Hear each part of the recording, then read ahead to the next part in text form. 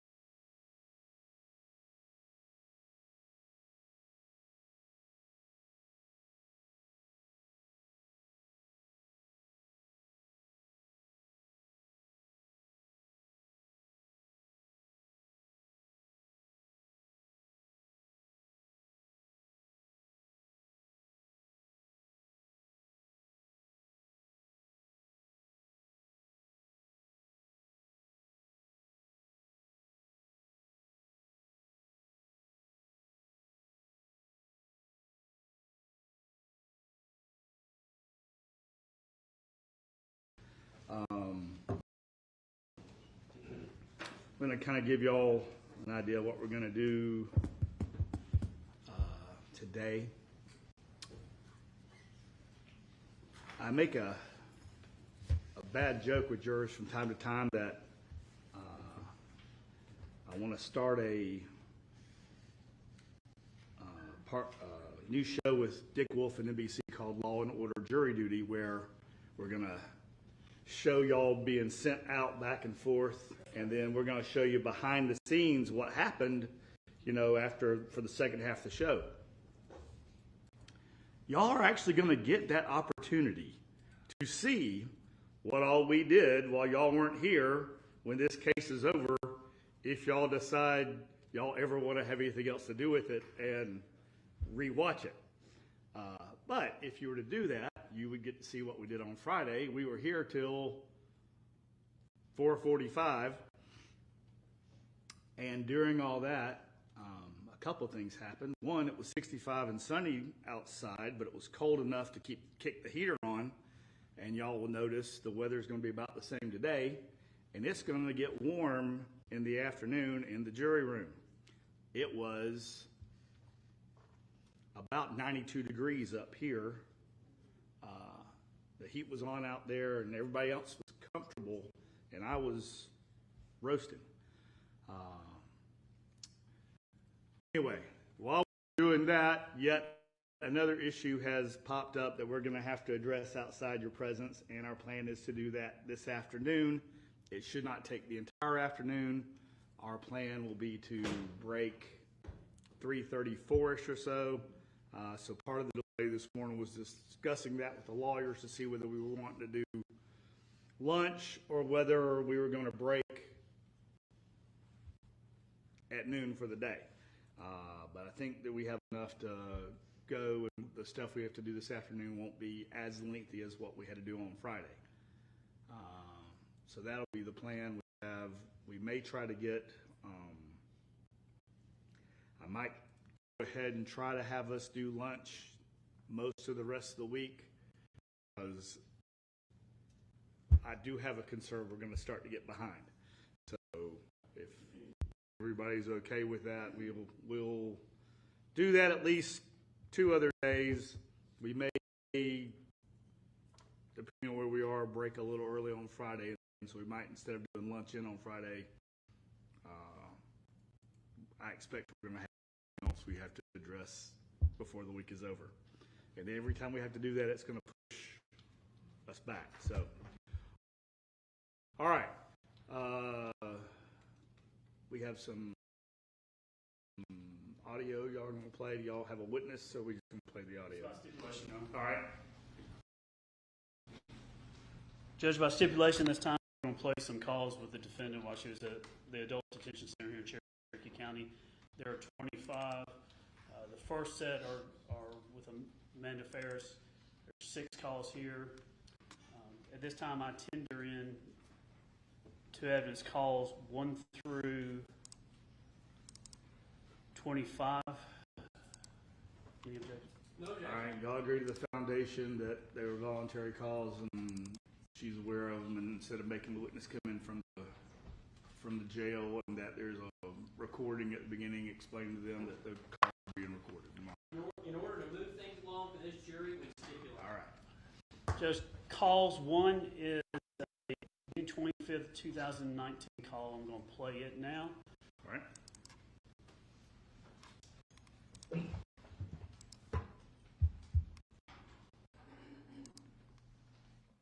Remain on the line. Hold for acceptance.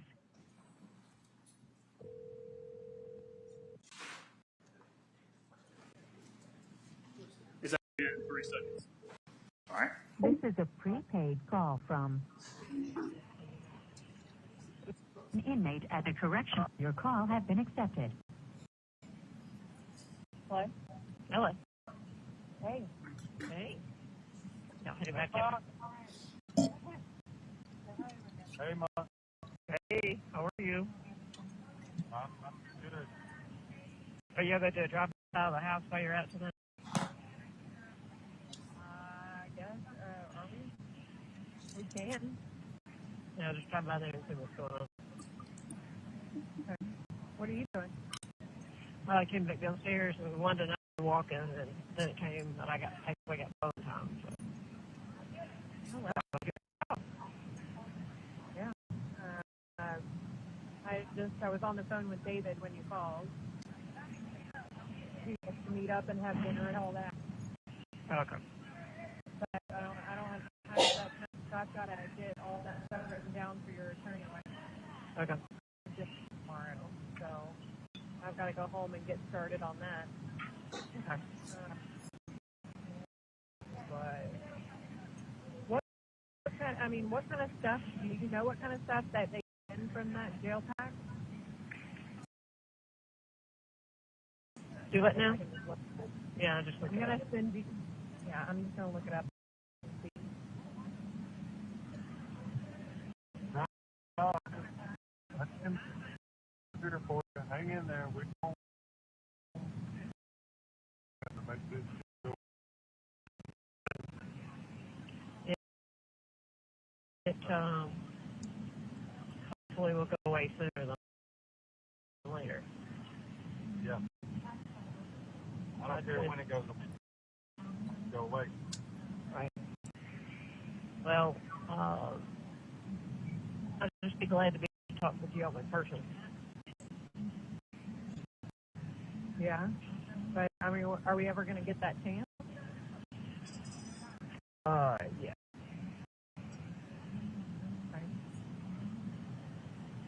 Okay. Good. Just watch your back. We definitely will.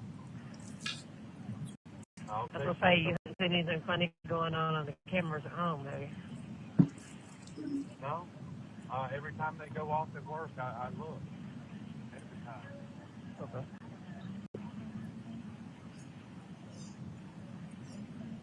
Well, is Martha Jane keep a check on Chris on Facebook? I don't know. She hasn't said anything, but I figured I'd call her at some point. Okay. And see if she's heard anything. But you said something about a picture? Chris posting a picture? What? I don't know, a picture of you to the paper? Yes. Have you seen it? No, I haven't. I just heard about it. I couldn't find anything. I don't know what it is. Well, I don't know if it was on the news or in the paper. I figured they'd just copy everything online. I thought. But I haven't seen anything yet. But all I do is I'll occasionally check online. I can't watch the TV or. Well, I know that one of them was on the news. I think it was. Well, I don't remember now what she said that it was. That said that the media said that it had been sold to them. All about that money. Exactly. Money, money, money. Yep.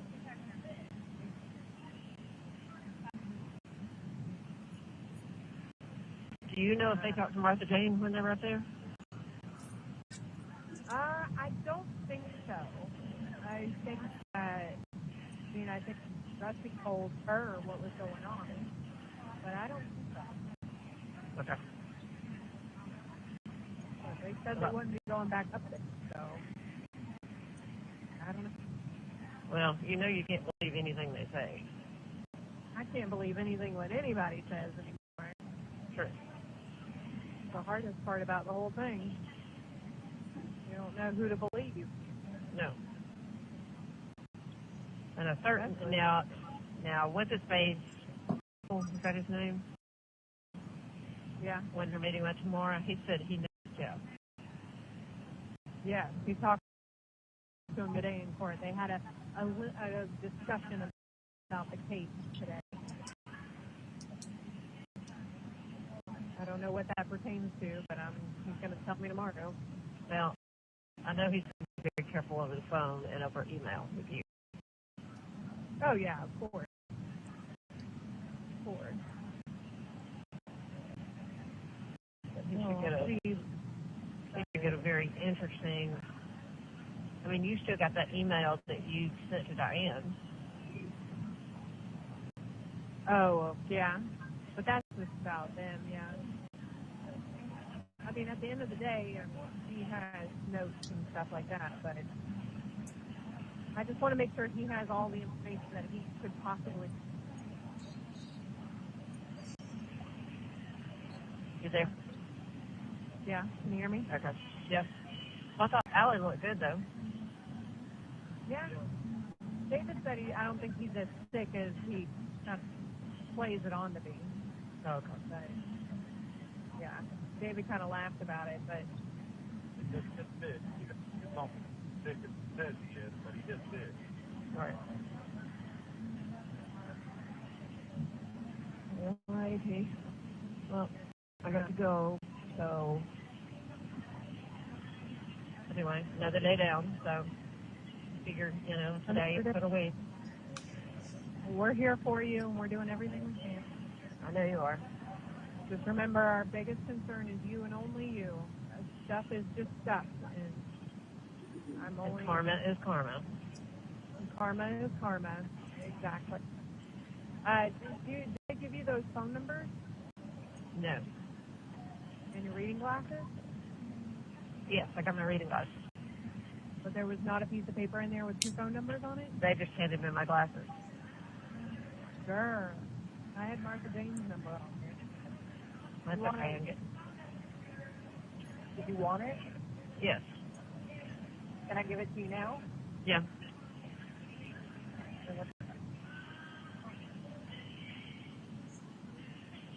You ready? Yes. 931 Okay.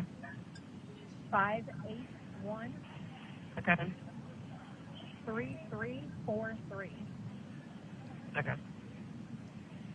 You can call her and talk to her. I'm sure she'd love Right. to hear from you. Right. All right, well, I guess just call me whenever you can, please, and I look I forward will. to hearing from you. Well, I'll just wait since I've only get it basically one call or 15-minute slot, and I'll call you tomorrow when I know that you will have time to met with him. How's that? That's good. That'll be fine. Okay. Talk to you later. Okay. I love you. Love y'all. Bye.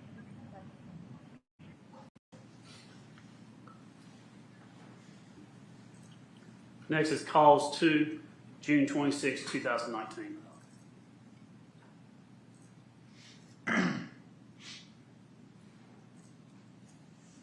Remain on the line. Hold for acceptance. It is 2 minutes and 9 seconds long.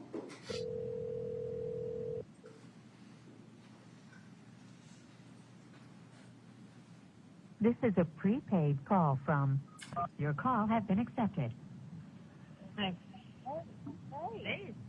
Hey. I spoke to your attorney, And? I mean, I can't say good things because obviously we're stuck in this situation, but everything is handled as can be handled. Make it quick because we're fixing to get a lockdown. All right, you're going to probably see a guy come to meet you tomorrow. You need to sign off saying that we're allowed in the house and that we're allowed to change the lock. Okay. Because Scott and I are getting the lock changed tomorrow evening. Okay. Because Scott told Elaine today at the showing that he had ownership over everything, and that it was his siblings' responsibility to make sure everything was theirs and protected and blah, blah, blah. All right. So we're getting that handled. So just sign that, and we'll get the locks changed on your house. And what? We're going to get the locks changed on your house. Okay. Because all of that stuff is yours. Every single bit of it. Every bit of it. Okay. So Pat and I are going to do everything we can to protect it. Okay. Did Rusty give you the list of things to get out of there? Yeah, he gave me a pretty good idea, and he's just going to have to remind me, but yeah, I do. Okay. So once you sign that paper, I'm going to go over there and I'm going to get that stuff. Okay. Well, I'm just going to keep a running list, and then that way I can get to him. So. Okay. Are you okay? I am. I'm good. Do you think it was a good meeting with him? Yeah. Yeah. Okay. Hang in there. Keep the faith. I will. Okay. I got to go. I love you. Love you. Bye. Next is calls 3, June 27, 2019. 8 Remain on the line. Hold for acceptance. minutes and 36 seconds long.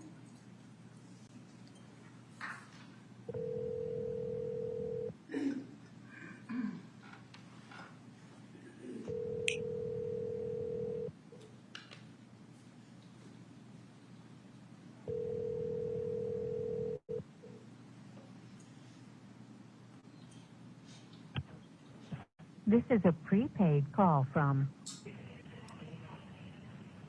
an inmate at the correctional facility. Your call has been accepted. Hello. Hello.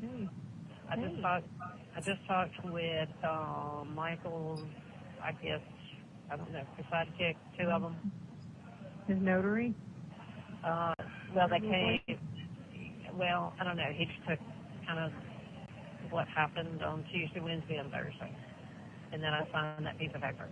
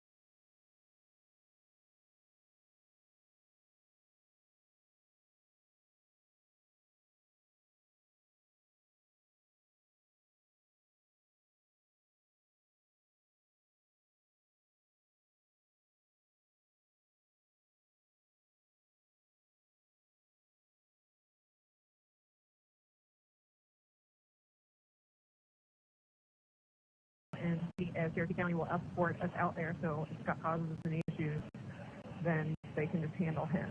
I don't want to be stuck in a bad situation. Right. But How bad did he get with Elaine? She said that he didn't show out. He wasn't like whatever, but he was very entitled. He said, this house is mine and my siblings, all of this stuff in it is ours. We're not letting anybody take anything out of it, and this is ours, you know, basically just taking ownership over everything. And Right. Elaine didn't want to say too much back to him because she didn't want to upset him even more than he already was.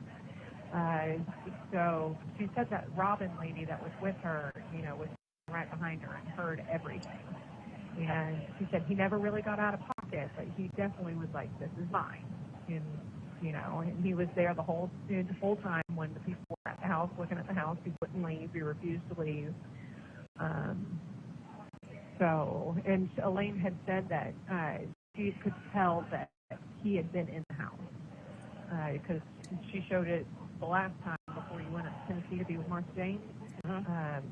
She knew kind of where stuff was, and she said that when she came back this time yesterday, things were moved and out of places. So she knew somebody had been in there and the door to the kitchen was unlocked.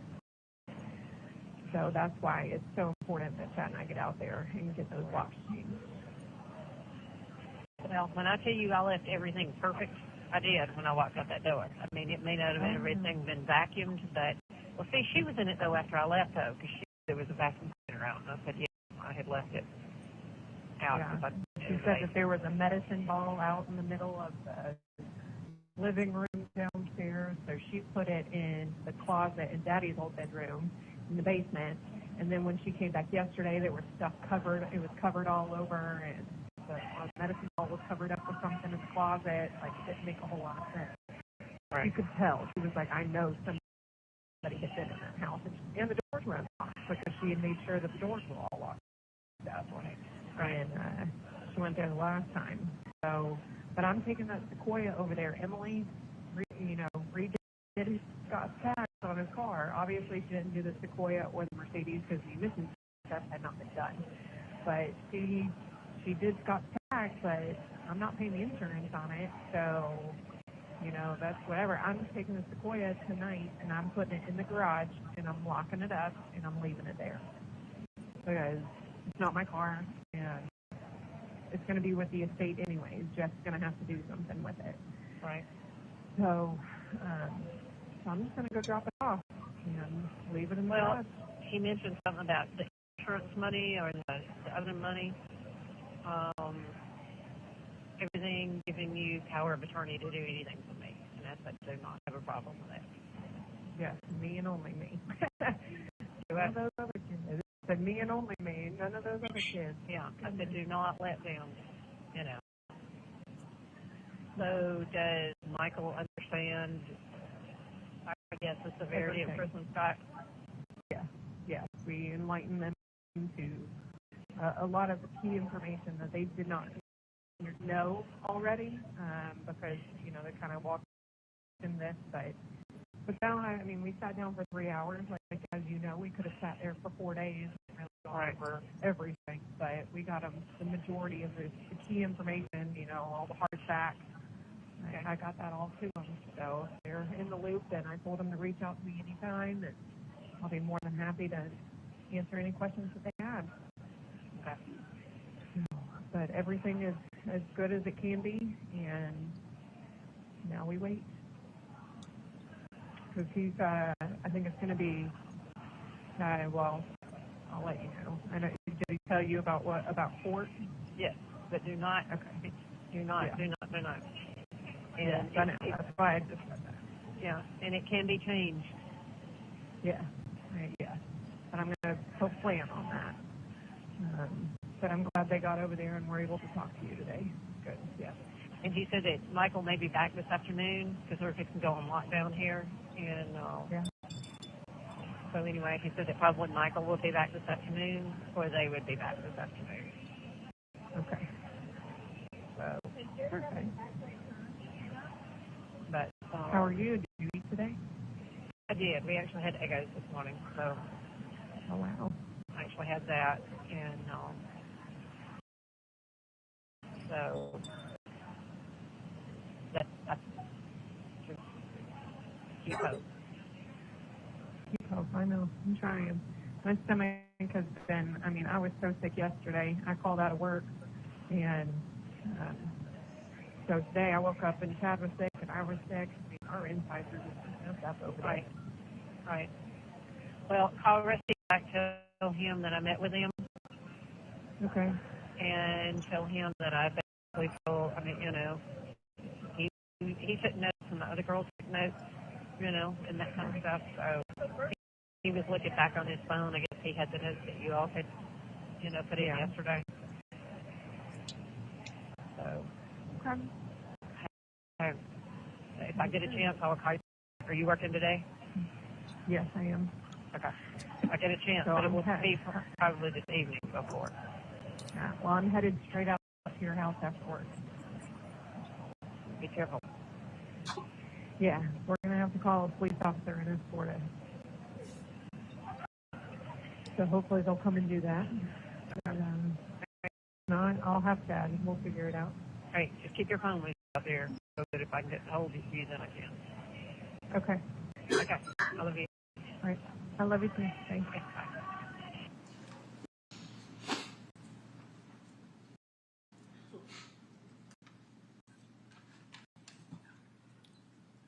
Next one is calls for July 5th, 2019.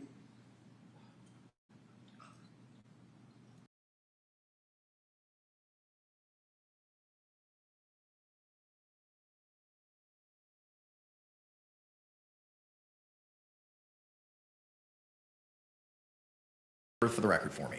Sarah Boone, 10-10-7-7. Ms. Boone is seated at council's table wearing a black jacket and a white multicolored shirt, looks like some splotching on it. She is in custody, however, she's not wearing any restraints, so we will be standing when our jury panel enters and exits. The parties may approach.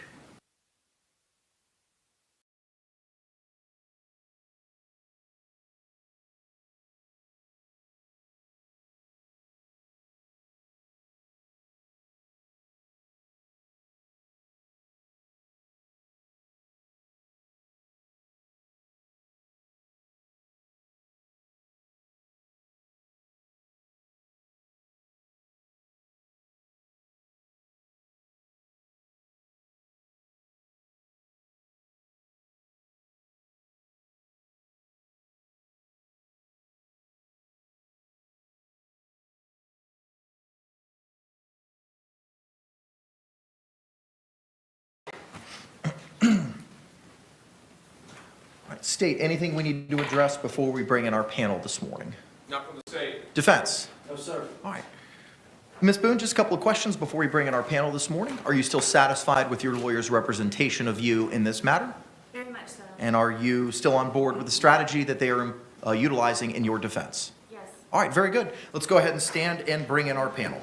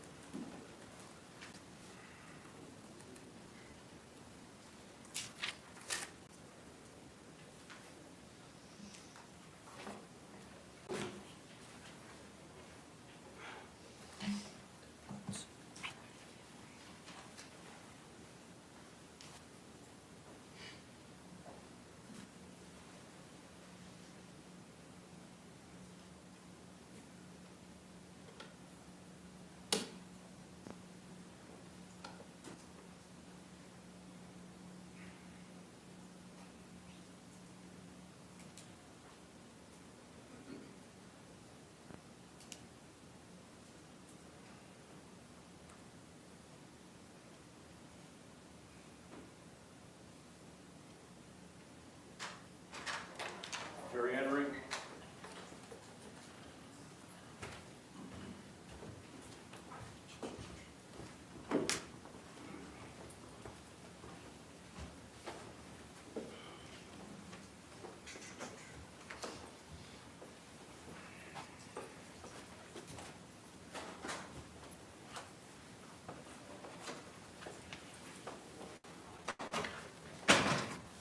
State, do you recognize our jury? Yes, Your Honor. Defense, do you recognize our jury? Yes. All right, everyone can be seated. Members of the jury, good morning. Welcome back to 12 Alpha of the Orange County Courthouse. I hope that you all had a restful weekend and enjoyed your time with your loved ones, your friends, and your family. Just if you could, I gave you a long instruction on Friday before we broke. If you could please confirm that you complied with the court's instructions by raising your hand at this time. Record reflect that all members of our panel have raised their hands. Now, members of the jury, I know the line to get in this morning was quite long. So the lawyers have reminded me that on the right side of the entrance of the courthouse is a jury-only line. So if you can make your way all the way to the far right side of the entrance, there's a jury-only line. Yes, sir. Juror number 2 in the back. Huh? It was still quite long? Okay, thank you. Just wanted to bring that to your attention if you did not know. Obviously, if you're stuck, we're waiting on you. So don't feel anxiety or anything if you're stuck in that line. We can't start till y'all get here. And I appreciate, again, your sacrifice and your attentiveness in this process. With that, State, you can call your next witness. State will call Dr. Sarah Zadovich.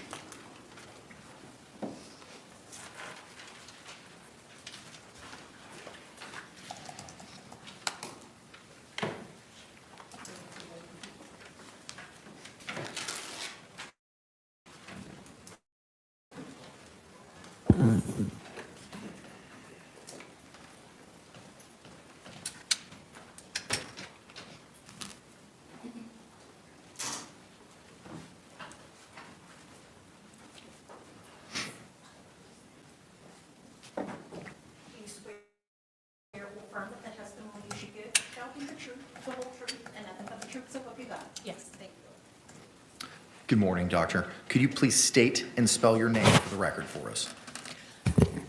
Sarah Zadovich, Sarazydowicz. Thank you.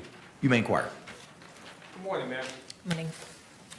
Can you tell us, what do you do for a living? I'm a forensic pathologist. And who do you work for? I work for Orange County. We cover Orange County and Osceola County. And how long have you been a forensic pathologist? I've been at this office for about 12 years and then 1 year in Tampa, so about 13 years. And what type of educational background do you have to be a forensic pathologist? So I have a bachelor's degree in kinesiology from the University of Wisconsin in Madison. I went to medical school in Kansas City, Missouri. After that, I went to Cleveland, Ohio to do a 1 year rotating clinical internship. After that, I went back to the University of Wisconsin. I did my residency in anatomic pathology and clinical pathology. I have 2 fellowships or subspecialty training. One is in cytopathology from Northwestern University in Chicago, and then I did my forensic pathology fellowship in Tampa. Is continuing education something that you must maintain in order to hold your position? Yes, I have to do continuing education for my board certifications, which is in anatomic pathology, clinical pathology, and forensic pathology. And I also have to do separate continuing medical education to maintain my medical license for the state of Florida. So tell us, what are your duties as a medical examiner? So we're involved in what's called the medical legal investigation of deaths, and that just means that we investigate certain types of deaths. And there's a Florida statute or a Florida law that states which types of deaths that we'll be involved in investigating. And in general, they're deaths that are not natural, so accidents, suicides, homicides, or deaths that are natural but maybe unexpected. Those are the types of cases that we're involved in. And again, that Florida statute lays out exactly which types of cases that we'll be involved in. And the reason we're involved in that is our goal is to determine cause of death and manner of death in those individuals that we're investigating. Could you tell us what an autopsy is, generally speaking? So an autopsy is also called a postmortem or after death examination. And there are kind of 2 main parts to it. The first part is what's called an external examination, which is just as it sounds. So that's making observations about an individual. So hair color, eye color, height, any sort of unique markings like scars or tattoos. And at that time, we're also looking for any external signs of diseases or injuries. After that, we go to what's called the internal examination. So that means that we open the body cavities, we remove all of the organs, and dissect all of the organs. And again, as we're doing that, we're looking for any signs of diseases or injuries that might help explain why that person died. And we can also add ancillary tests or other tests, so things like toxicology, microbiology. It's a little bit dependent on each case, but we have options for other testing as well. Can you tell us, what is the cause and manner of death, and is this something that you document? Yes, so cause of death is either a disease or an injury that ultimately results in an individual's death. Right? So it's very individual and unique to that individual.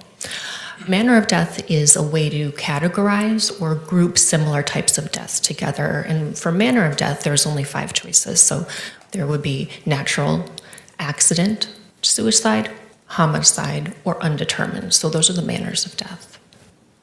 In your career, approximately how many autopsies have you performed? Around 3,000. And have you previously testified as an expert witness in court? Yes. How many times? Between 75 to 80. And in what areas have you testified as an expert witness? Forensic pathology.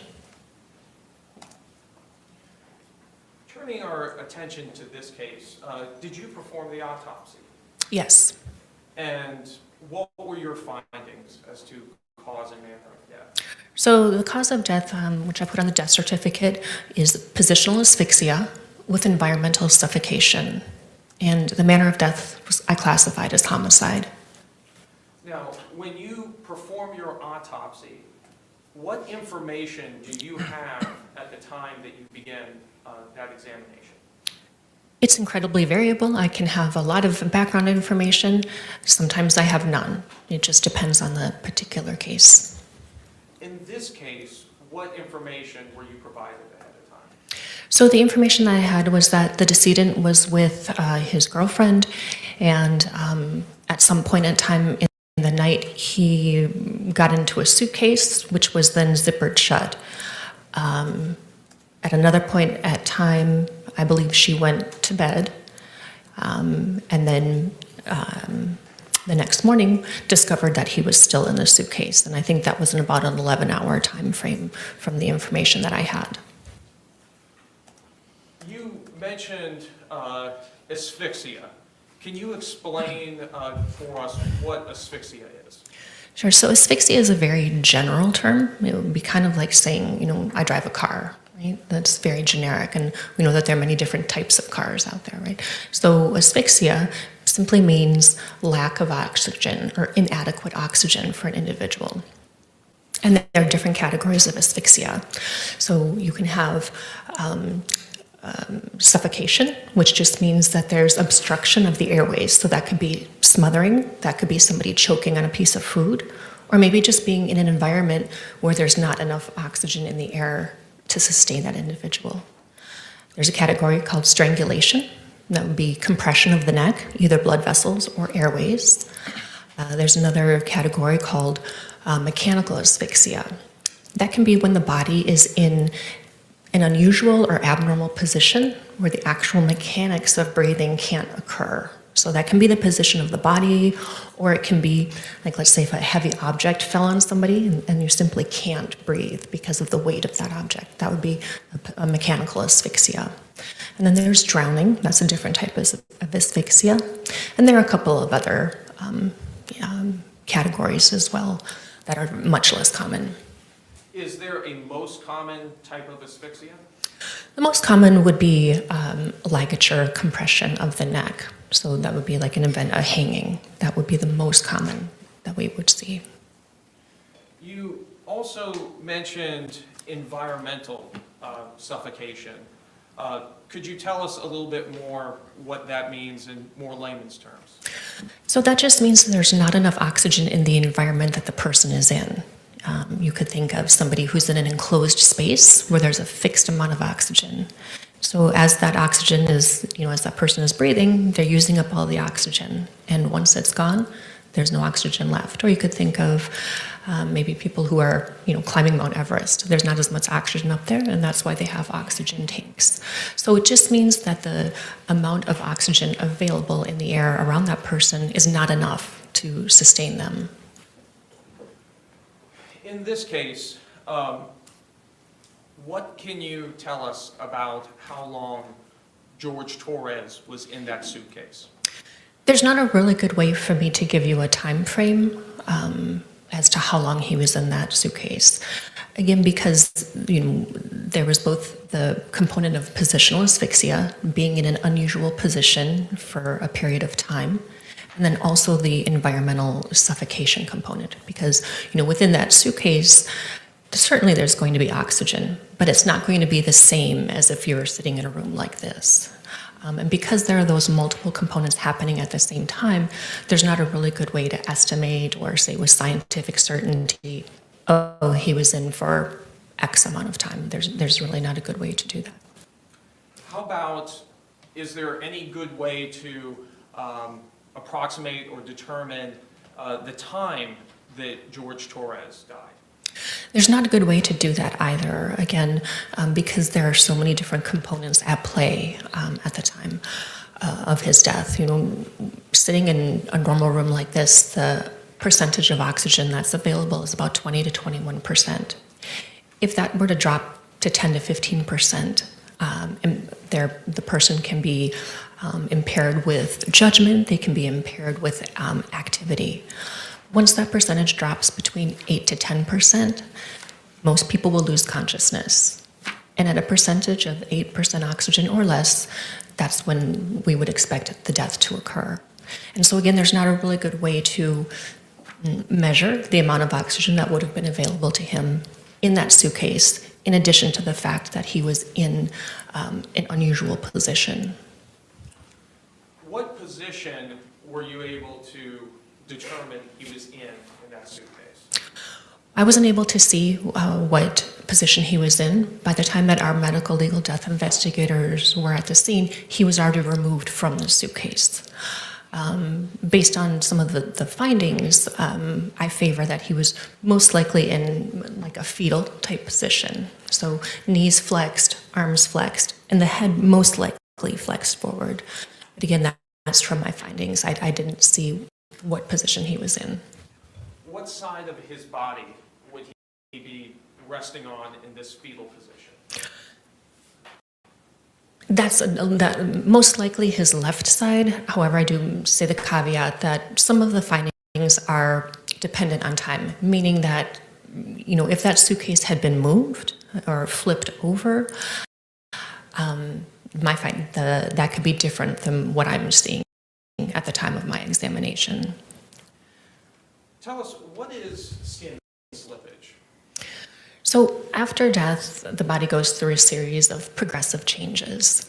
And one of those changes is skin slippage. And what that does is it tells me that that person is a little bit further away from the actual time of death.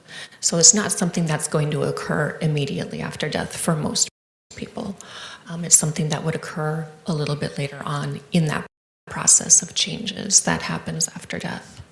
And tell us, what is rigor mortis? So rigor mortis is also called the post-mortem stiffening of muscles. And again, that's one of the changes that occurs after death. Most of the times that will occur before we see skin slippage. But these changes are very variable from individual to individual. And it also depends a lot on the environment the person is in. So for example, those changes that we're going to see happen more quickly in a warm environment. Somebody who maybe is engaged in a physical or violent struggle, those changes are going to occur more rapidly. And then it also depends on the person themselves, their relative size, their relative health. Those things can all impact the changes that we see after death. How does skin slippage and rigor mortis inform your findings about how long George Torres was likely in that suitcase? So again, the time frame that I had was about 11 hours, just from the last time that he was known to be in the suitcase versus the time that he was found. So I'm basing it off of that. So about an 11-hour time period. When I did my examination, the rigor mortis was already dissipating or leaving. Also, there was some skin slippage. And so if he had not been in the suitcase, if he had been out of the suitcase, I would not expect that advanced amount of change. It's compatible with him being in that suitcase for a longer period of time. It would have been warmer. And also if he had been, struggling to get himself out, engaging in that physical activity, those are things that are going to accelerate or speed up that process. So my findings at the time of the examination are compatible with that 11-hour time period or, somewhere around there. Additionally, did you note any injuries to the body of George Torres? Yes. These injuries that you noted to the body of George Torres, did you document them on what's called a body chart? Yes, the diagram on a body chart, and we also take pictures as I'm going through my examination.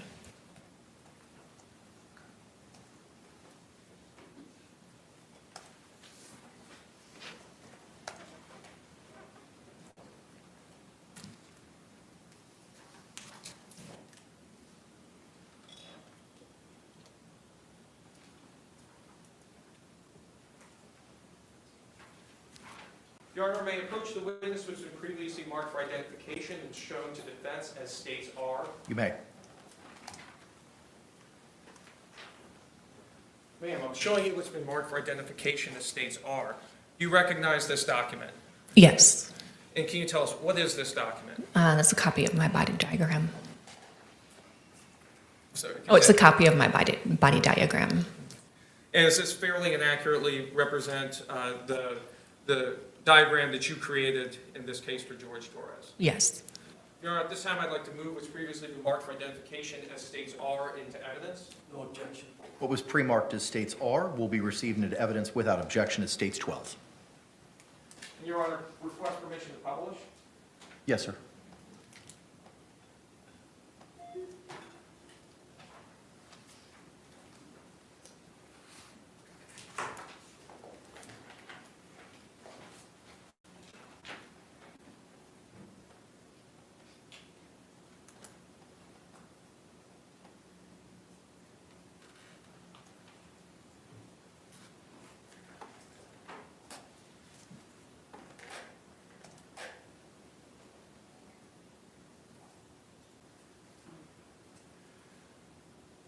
So, ma'am, on this body chart, can you describe for us and point out what was the first blunt impact injury that you identified?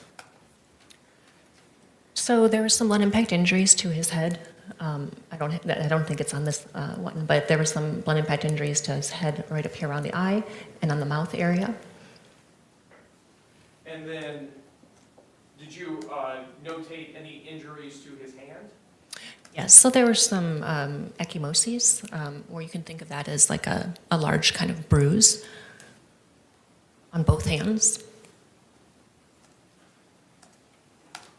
What other blunt impact injuries did you identify? So there was a series of ecchymoses on the left side of the back, which right about here. And any others? There were some on the forearms as well. And you use this body chart, you say, in addition to photographing the injuries that you document, correct? Yes.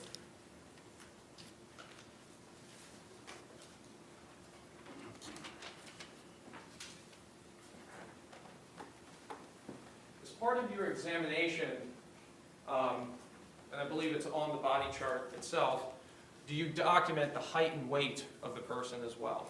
Yes. And what was the height of Mr. Torres? So technically for us, it's length. Height is the measurement that's taken while someone is standing. So his length was 62 inches, and his weight was 103 pounds. In regards to these blunt impact injuries, how is it that you come to the conclusion that these injuries were the result of blunt impacts? So these are typical wounding patterns for blunt force trauma. And when I say blunt force trauma, that can mean something striking a part of the body, or on the other hand, it can be the body striking an object. And that causes injury to the skin, and to the soft tissue, and sometimes the deeper tissues, depending on how severe or how strong that blunt force trauma is. Are these injuries consistent with a person being struck with a baseball bat? They could be, yes. Are they consistent with a person being pushed down a flight of stairs? They could be, yes. Can you say whether or not these injuries occurred while George Torres was in the suitcase? No. Why is it that you cannot say that? So all of these injuries seem to have occurred around the same time, meaning that they're relatively acute or new. They're not things that are healing or something that happened last week. So they all occurred around the same time. But you can't really look at a bruise or a contusion and say, oh, that happened 2 hours ago. There's not a good way to do that.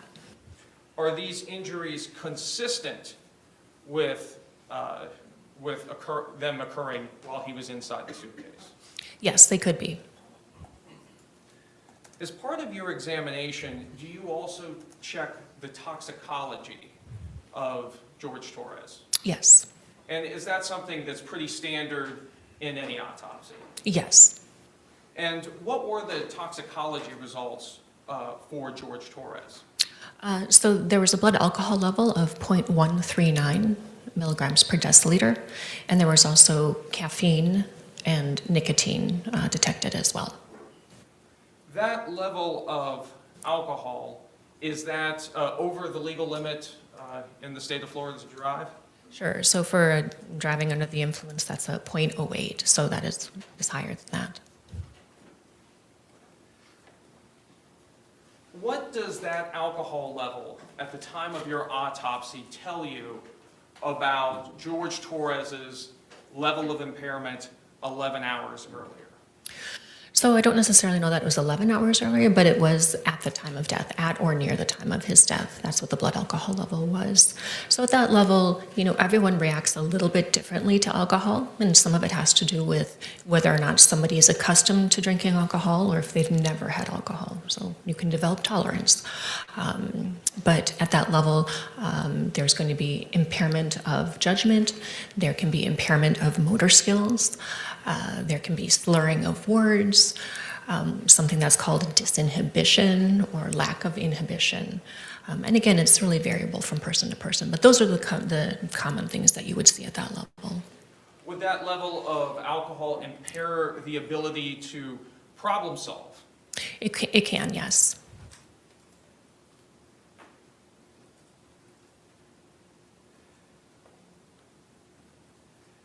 You also stated earlier that you document your autopsy findings also photographically, correct? Yes.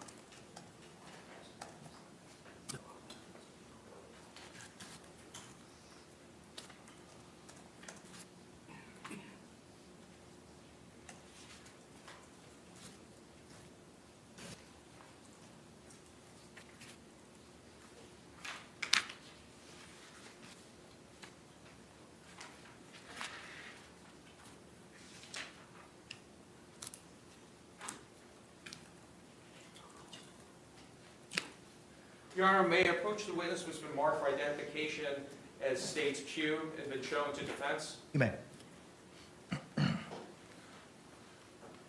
Ma'am, I'm showing you what's been marked for identification as States Q. Could you take a look at this composite of photographs to yourself and then look up once you're finished?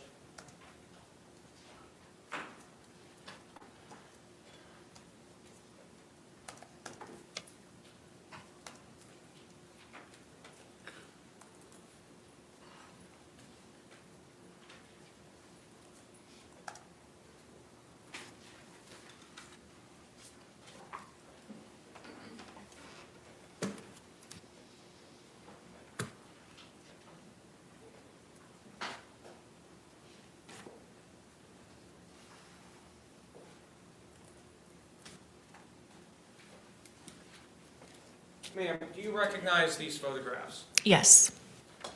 Are these photographs a portion of the photographs that you took in your autopsy of George Torres in this case? Yes. Do they fairly and accurately represent how he appeared and how his injuries appeared to you at the time you performed your autopsy? Yes. Your Honor, at this time I'd like to move what's previously been marked for identification as States Q into evidence. No objection. What was pre-marked as States Q will be received into evidence without objection as States 13. And Your Honor, request permission to publish. You may do so.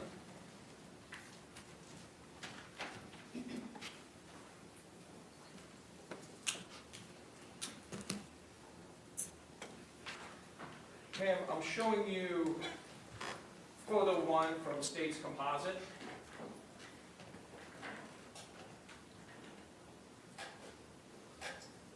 Tell us, what is this a photo of? So this is the identification photo that's basically just showing from about the level of the collarbones up. And this is George Yes. Did you note any signs of injury in this photo? Yes. So there's some ecchymosis around the left eye. This picture, it's a little bit hard to see, but I think there's another one coming up. There's also an area of ecchymosis up here on the left side of the forehead with also some swelling associated with that. The lips have some contusions and small lacerations. And then on the left shoulder here, you can see a little bit of some ecchymosis here, or again, ecchymosis are kind of like big bruises.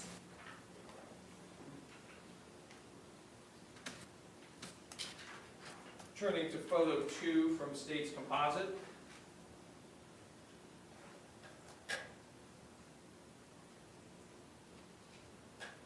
What are we looking at in this photograph? So this is his right arm near the elbow. And right here you can see this kind of darker area. So this looks similar to an abrasion, but it's actually, it's what's called drying artifact. And again, this is one of the reasons that I think that he was in that suitcase for a little bit longer. Most likely that was a pressure point where part of that suitcase was resting on his elbow in that area. And then after death, that tissue dries out, and that's the discoloration that you're seeing there.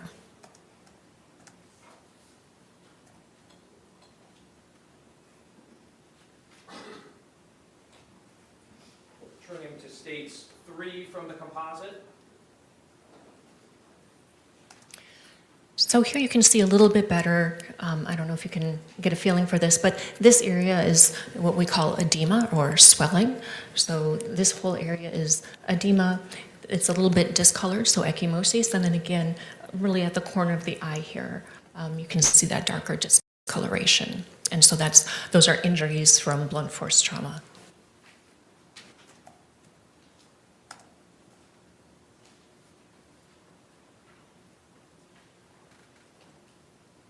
States 4 from the composite.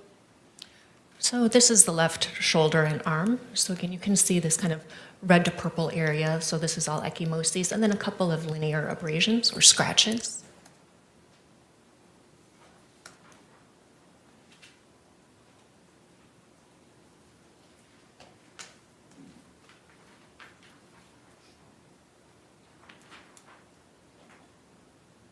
States 5 from the composite. This is the same area, just a little bit closer up, so you can see this whole area of ecchymosis. It's a little bit variegated, differential in color, but again, that's all blunt force trauma. And what part of the body is this we're looking at? This is the left shoulder.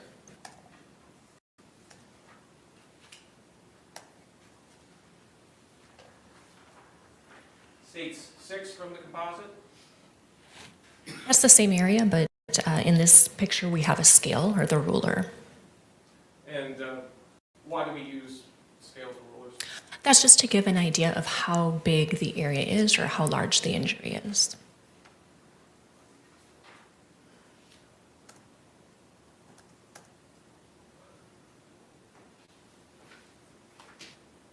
States 7 from the composite.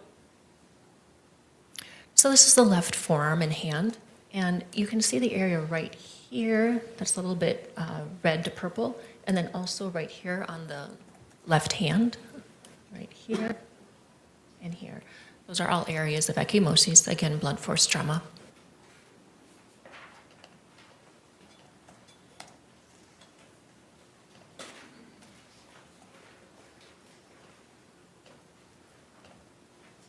States 8 from the composite. Again, the left arm. Just from a little bit of a different angle, so you can see, and a little bit with the elbow too here, but you can see all these areas, ecchymosis.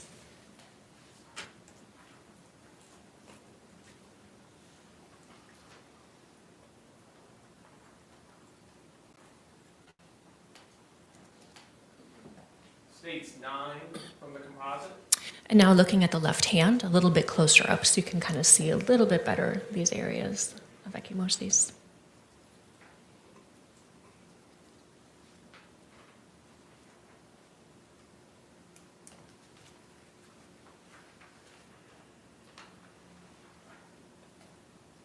States 10 from the composite. And again, the left hand just closer up.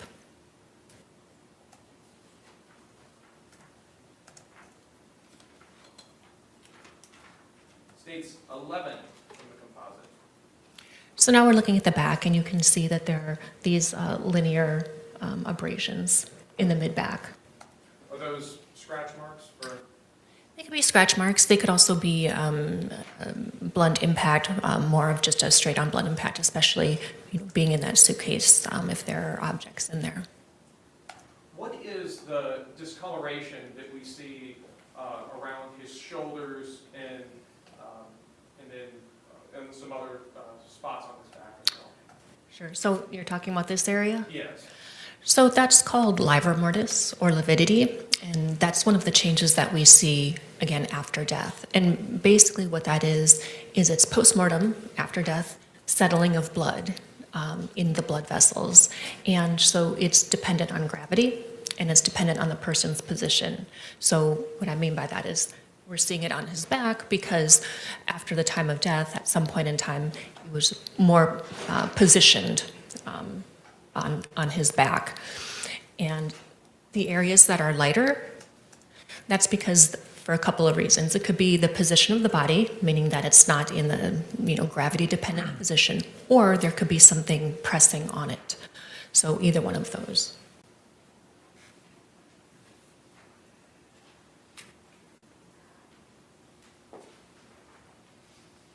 Stage 12 from the composite. So those are those linear abrasions just shown a little bit closer up.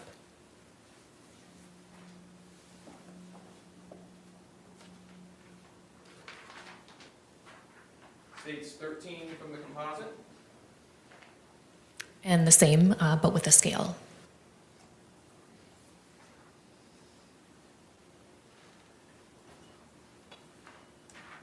Stage 14 from the composite. So now you're seeing the left side of his back and also the back of his left arm. And you can see these areas here of ecchymoses, and these are a lot darker than some of the others that we've seen. One of the things that I did is I looked underneath the skin in these areas because they're so much darker and so much more dense. So I wanted to see if there was injury of the deeper tissues.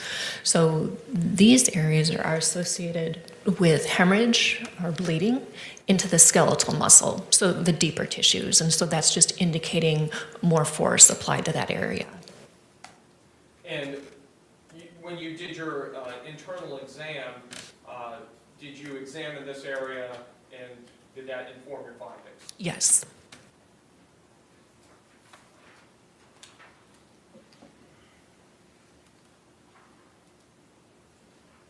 Stage 15 from the composite.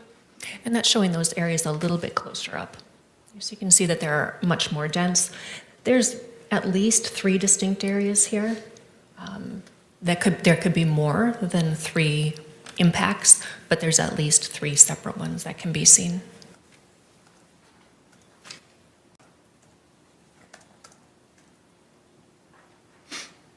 Stage 16 from the composite. This is just showing the upper back and the back of the neck. We've got a linear abrasion right here on the back of the neck, and these were the ones shown in the earlier pictures.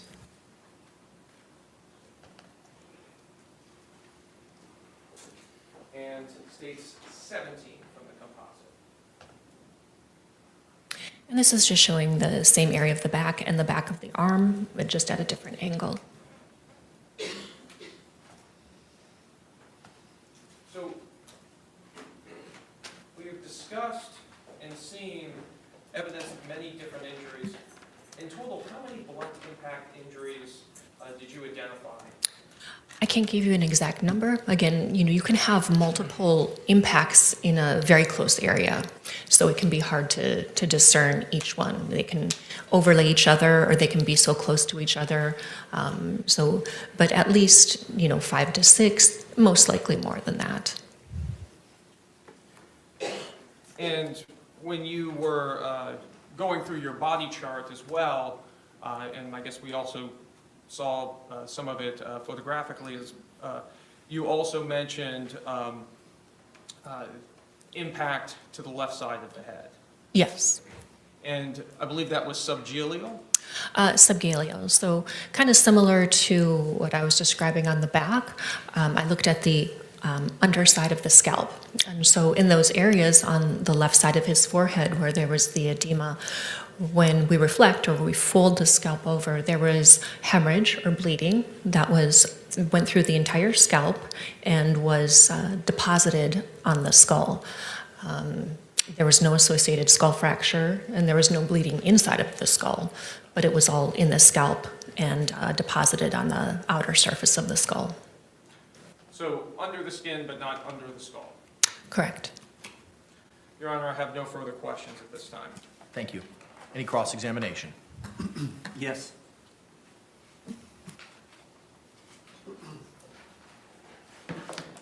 Doctor, good morning. Good morning.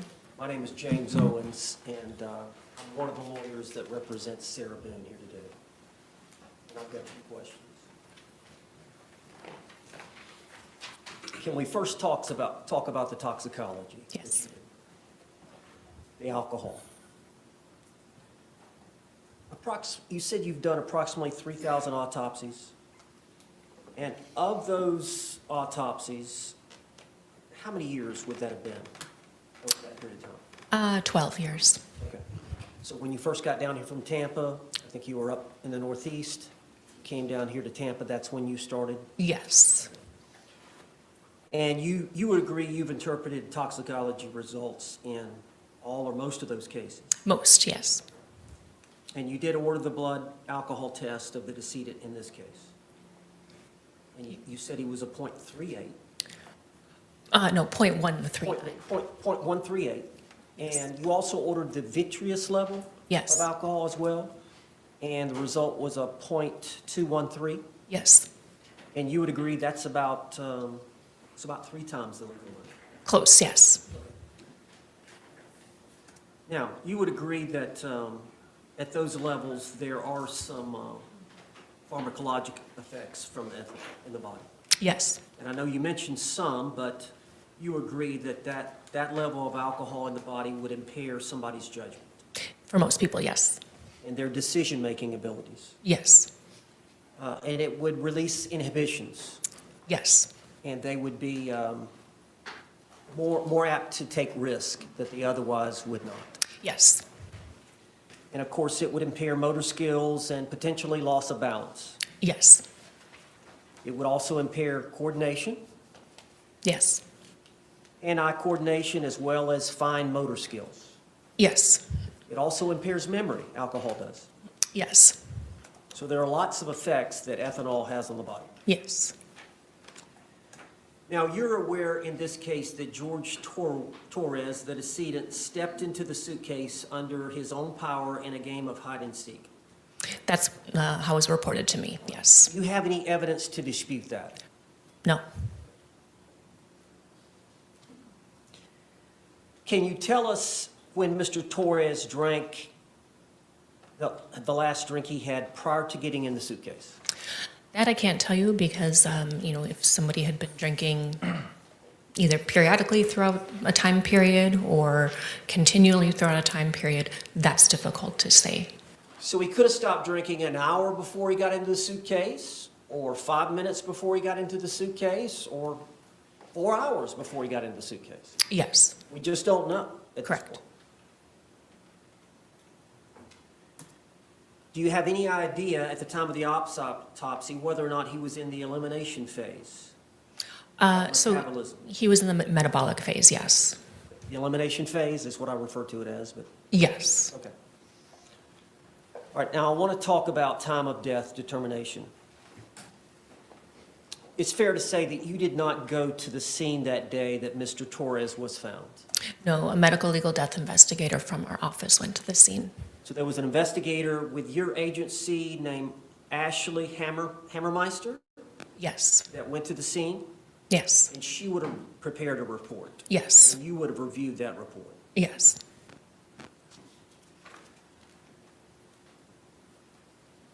Do you agree that Fire and Rescue assessed Mr. Torres at 1:07 p.m. on that date, February 24th of 2020? Yes. Does that sound about right based on your case file? Yes.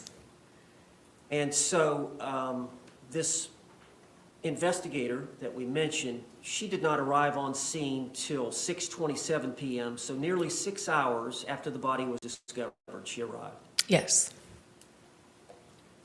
And the body was laying supine, stretched out Yes. in front of the suitcase. Yes. Now, you examined and assessed the body of Mr. Torres at the time of the autopsy, Yes. and you said that the body was ambient temperature. Yes. Is that the normal air temperature we're in today? Whichever environment you're in, yes. So the body was not stored in a cooler for 24 hours? No, the body was stored in the cooler, but in the mornings when we get there, the bodies are brought out of the cooler. Okay. How long had the body been out of the cooler before it was examined by you? Do you know? Most likely an hour to an hour and a half. Now, you said that the lividity was in the back, correct? There's lividity in the back and also on the left side of the body as well. And you agree the body is stored at the morgue on its back? Correct.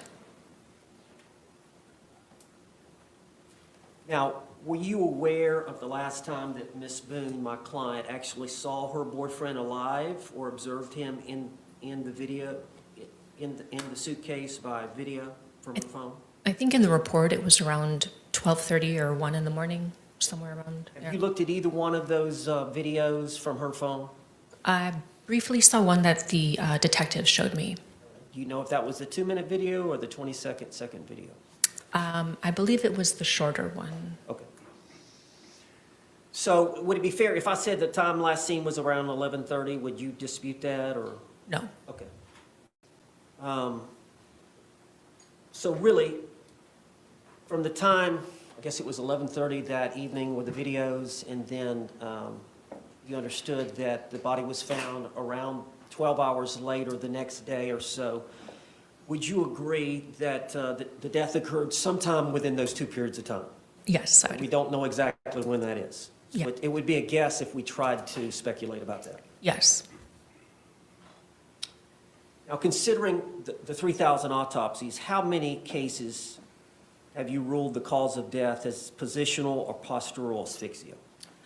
A handful of times. It's not very common. So about 5 times or less? Yes. And we're going to talk about environmental suffocation in a little bit, but let's talk about this positional asphyxia component. What was your ruling in those 5 cases that you ruled that it was positional asphyxia? What was your ruling in terms of your diagnosis? Your Honor, I'm going to object as to relevance. Approach.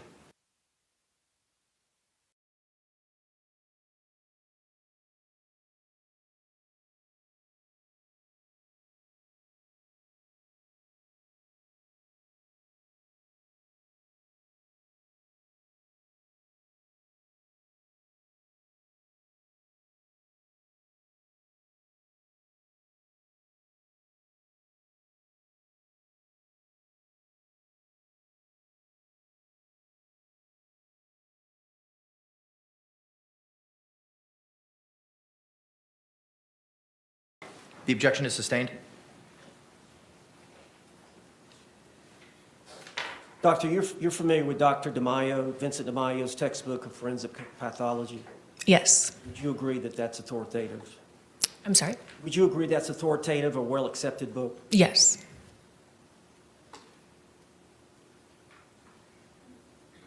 Environmental suffocation is a lack of oxygen, you would agree? Yes. Now, how many of those cases of the 3,000 that you've done where you found environmental suffocation? Probably 2 to 3. So very few? Yes.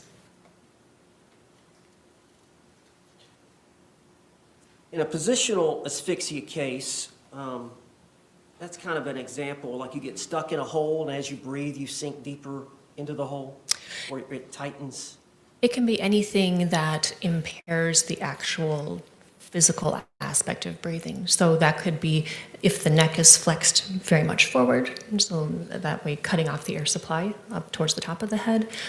That could be something compressing around the torso, so not being able to take a full breath. So those are examples of Or another example may be falling out of a tree stand and getting suspended upside down, Yes, or the majority of the blood gets in the top half of the body. yes. Would you agree in those type situations that the deaths occur fairly quickly, usually within an hour? They can. It depends, again, on the situation. Now, you said Mr. Torres was 5'2" and 103 pounds? Yes. Do you know how big the suitcase was that Mr. Torres was in? I don't have the exact measurements with me. So if I told you the measurements, you wouldn't know one way or the other what they were? No, I think they were described to me, and I saw the pictures from the scene, and I was able to review crime scene photos to see what the actual suitcase was like. Okay. Do you know the crown to rump length of Mr. Torres? No. Did you do any demonstrative study on the suitcase to determine what kind of spacing he would have inside that enclosure? No.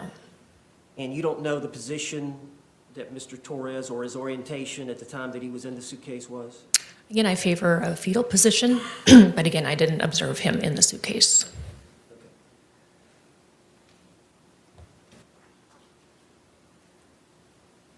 But you don't know exactly what the positional component was that caused, or what led you to believe caused his death? Correct. I mean, based on his stature and what the suitcase was, he would have had to have flexed at the hips and knees to be able to fit into the suitcase. So based on what you've said, you would agree you didn't know how much Mr. Torres would have been able to move and stretch his various extremities inside the suitcase, do you? No. So you would agree that his repositioning inside the suitcase would have been easier if he didn't have so much alcohol in his bloodstream? I don't know that I would agree with that. Excuse me? I don't know that I would agree with that. Well, you said his fine motor skills would be impaired by the alcohol. Oh, okay. I'm sorry. I thought you meant his ability to just move. To reposition himself inside this, that would be limited to some degree by the alcohol he consumed. It could be. I mean, that's not really a fine motor skill. Okay. Or the use of his hands to unzip the suitcase would Sure. be affected by the alcohol that he had consumed. Sure, that could be. Okay.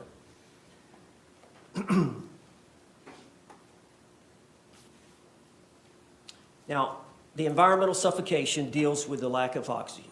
Yes. Correct? And due to that insufficient oxygen that we breathe in the air, so you essentially run out of the oxygen in the space. Yes. So I guess years ago, how this sometimes would occur was a child would somehow get into an old refrigerator and it would be enclosed, so it was airtight. And eventually you would run out of oxygen. Yes. You would agree with that? Yes.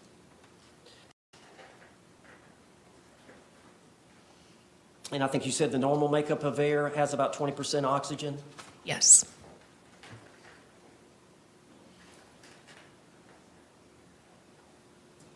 So we had either a decrease in the oxygen levels or a low concentration of oxygen? In the Yes. Yes. And also, keep in mind that while he's in there, every time he's exhaling, he's pushing out carbon dioxide. Okay, so again, whatever oxygen is there is most likely diminished because it is an enclosed space. It doesn't have to be no oxygen, but it's decreased from, what we would have in a normal room. But every time that he's exhaling, there's more carbon dioxide that's in that space as well. So that displaces any oxygen that might be there too. So what volume of air do we inhale and exhale in a normal breath at rest? Well, it depends. I mean, you can take a deep breath, you can take a shallow breath. It depends. And then there's also the rate at which people breathe. So that's variable. So if it was average, would you say 500 milliliters on average? Depends on the person. Well, would you agree that at rest, you take a normal number of breaths per minute of 12 to 14? That would be considered the normal range, yes. Okay. So 6 to 7 liters per minute Yes. at rest? Do you know the volume of room air contained in that suitcase? No. Do you know how porous the fabric of that suitcase was? No. Did you run any tests on the suitcase? No. Were you aware that the suitcase, the lock on it or the zipper on it was broken? The pull handles were broken? Yes, I did know that. Do you agree if there is a portion of the zipper that's open, that air can travel in and out of that space? Yes. Do you know what the anticipated exchange of gases would be through that fabric? No. Do you know if, the suitcase was out in the rain and it rained, do you know whether or not rain or the liquid would pierce the interior? I don't know.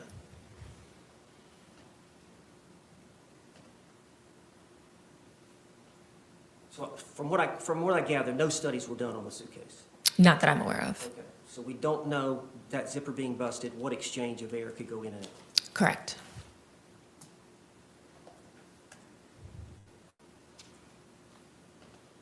I think you said there are physiological effects once the value or percentage of oxygen is decreased from the norm.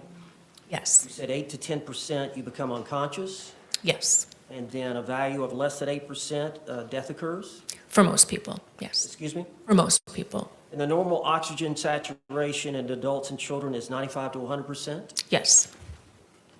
So if it decreases, the oxygen decreases less than 10%, someone would lose consciousness and die within less than 30 minutes. So that's hard to give a time frame on that. Studies that have been done shown if the oxygen content is anywhere from 4 to 6, unconsciousness can occur in less than a minute, death within minutes. But those have been empirical studies. So, and I know that's kind of, maybe you tell me, is that kind of why you gave the two different diagnoses, the environmental and the positional, is because the environmental may have had an effect or the positional may have had an effect, you're not sure, so you listed them both? It's not that I'm not sure. I think that both mechanisms were at play at the same time, and that's not unusual in deaths, is there can be multiple factors occurring at the same time. But you don't know the percentages, 50% for one or 70% for one, 30 for the other, you don't know? No. But you would agree in concert, if these two causes, the positional as well as the environmental, if they were acting in concert, that would render a relatively short amount of survival time. I can't say. You just don't know. No.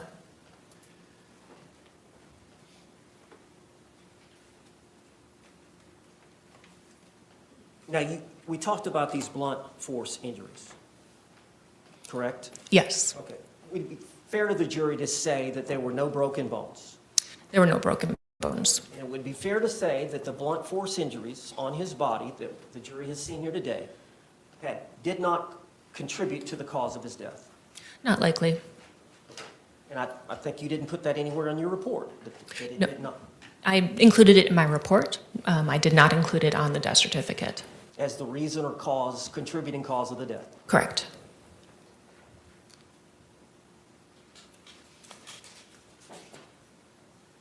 Judge, can I put up a couple of those exhibits?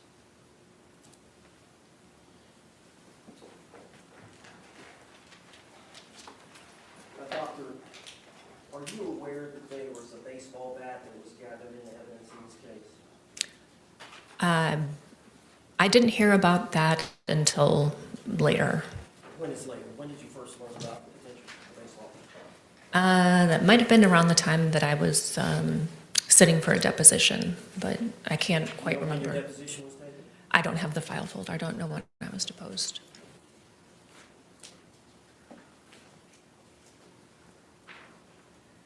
I'm going to show you this exhibit. This is it's number 14. And this composite exhibit is state's exhibit, I believe, number 13. And this is picture number 14. Do you see the, you said they were circular type injuries?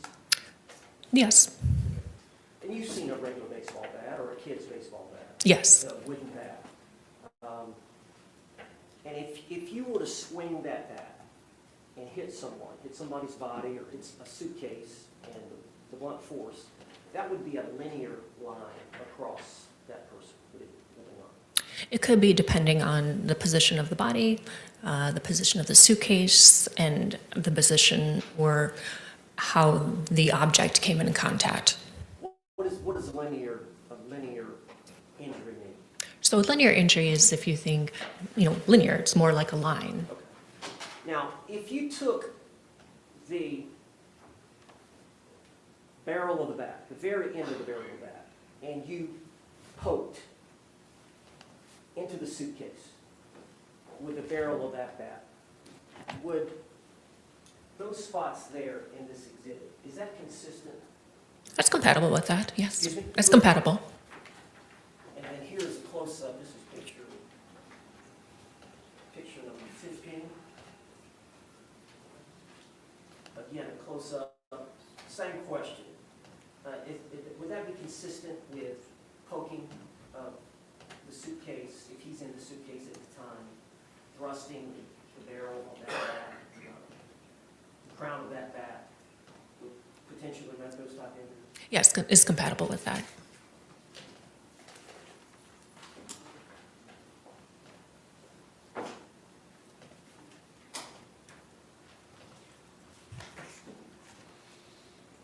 Now, I want to draw your attention to the cardiovascular system. Do you have your report? I do. Okay. You describe the proximal third of the left anterior descending coronary artery having greater than a 75% narrowing of the lumen due to its centrically placed firm yellow-white fibrolipid atherosclerotic plaque? Yes. And is that pretty much verbatim with what you said in the report? Yes. Okay. And that terminology is synonymous with a single vessel high-grade atherosclerotic coronary artery disease. Yes. And in that location, it's kind of a classic location for what people refer to as the widowmaker. Yes. Because of the location in that vessel that supplies most of the circulation to the left ventricle. Yes. If you had a spasm in that artery, that could nearly totally obstruct the lumen and cause a fatal heart attack, could it not? It could. It could cause a dysrhythmia, yes. I'm sorry? A dysrhythmia or an abnormal beating of the heart. But that could kill him. It could. The lumen is the inside space of the tubular structure? Yes. Of that, and so that was blocked, over 75%. It was. But there was no evidence of myocardial scarring. So when the vessels become blocked, you prevent blood from getting to the muscle of the heart. So there was no evidence that there was any scarring. There was no evidence that there was anything that happened acutely. When that happens, we can see changes in the actual muscle of the heart. So there were no changes suggestive of that. Well, let me ask you something. If he were to get out of the suitcase on his own, and he would have passed out or fell asleep on the couch, and she would have woken up the next day about that time and came down, and he was dead on the couch, and you did this autopsy, would it be fair to say that in your ruling on cause of death, that single vessel coronary artery osculosclerosis would be your probable cause of death?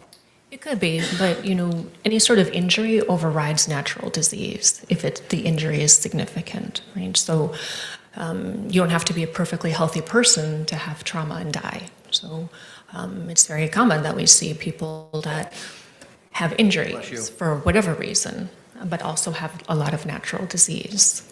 But we look at it as the injuries override the natural disease because especially atherosclerotic disease, that's considered long-term, right? So that's been going on for years and years.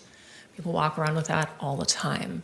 So what's different is that we have trauma, and so that overrides natural disease. And sometimes natural disease can contribute, but again, it depends on the individual, it depends on the circumstances. So absent the positional asphyxia or the environmental asphyxia,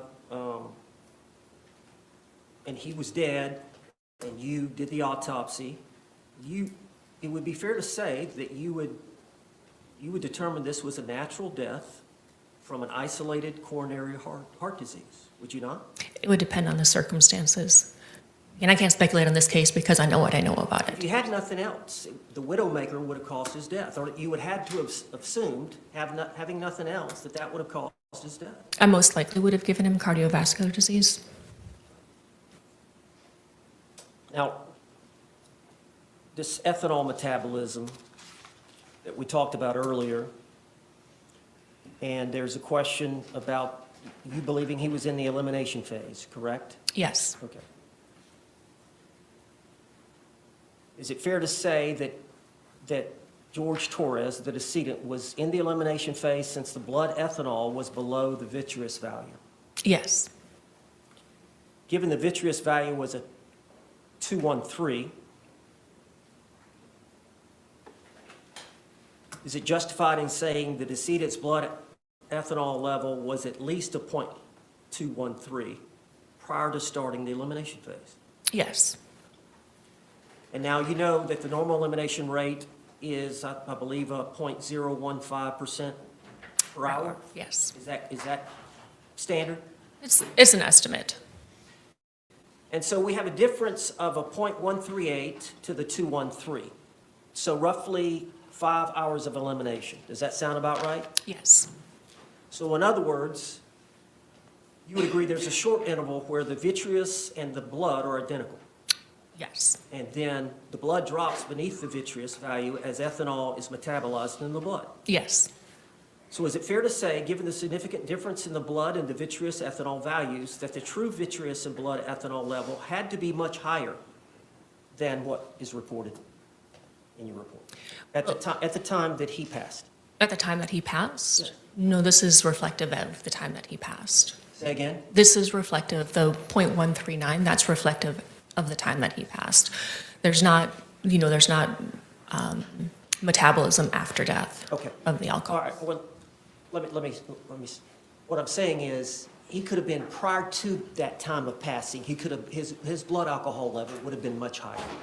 It was at least at the same level as the At least the vitreous. two, Yes. at least the 213. Yes. So it could have been much higher. It could have been, yes.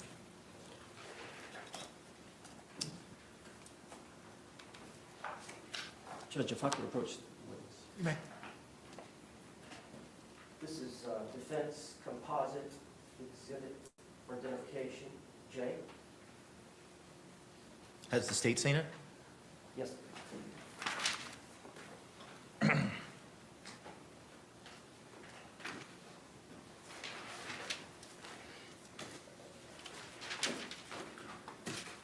We stipulate J into evidence.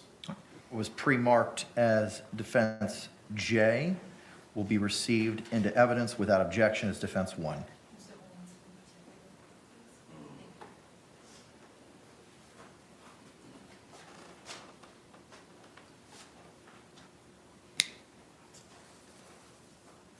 Judge, can I publish these? You may. Ma'am, there's 5 photographs. I'm just referring to the autopsy. The first one is number 5. What does this depict? So that's the left hand.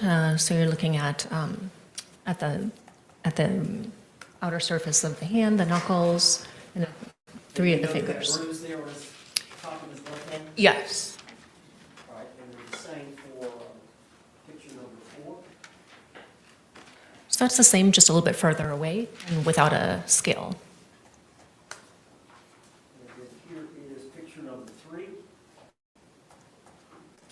So now you're looking at the thumb and the index finger? And then it shows some bruising on the hand. Yes. And here's picture number 2. So what you're seeing here is, from the scene, our investigators put brown bags over the decedent's hands. And that's, we collect evidence at the time of the autopsy. So at the scene, brown bags are put on the hands to preserve any evidence. And so that's why you're seeing this, because this is a picture that we take. We cut the bag open and we take a picture to show exactly what the hands look like. You agree there's the bruising here on Yes, the back there. of the hand, and also up around the knuckle area? Yes. The fingers, and also on the section here? Yes. And then here's the last picture, number 5, which, again, is the left hand, Yes. showing the bruising on the top of the hand as well as the knuckle area. Yes.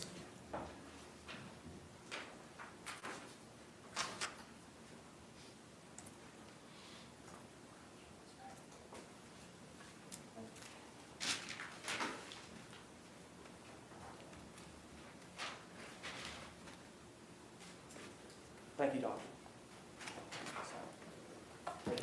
Any redirect examination? Yes, Your Honor. You may proceed.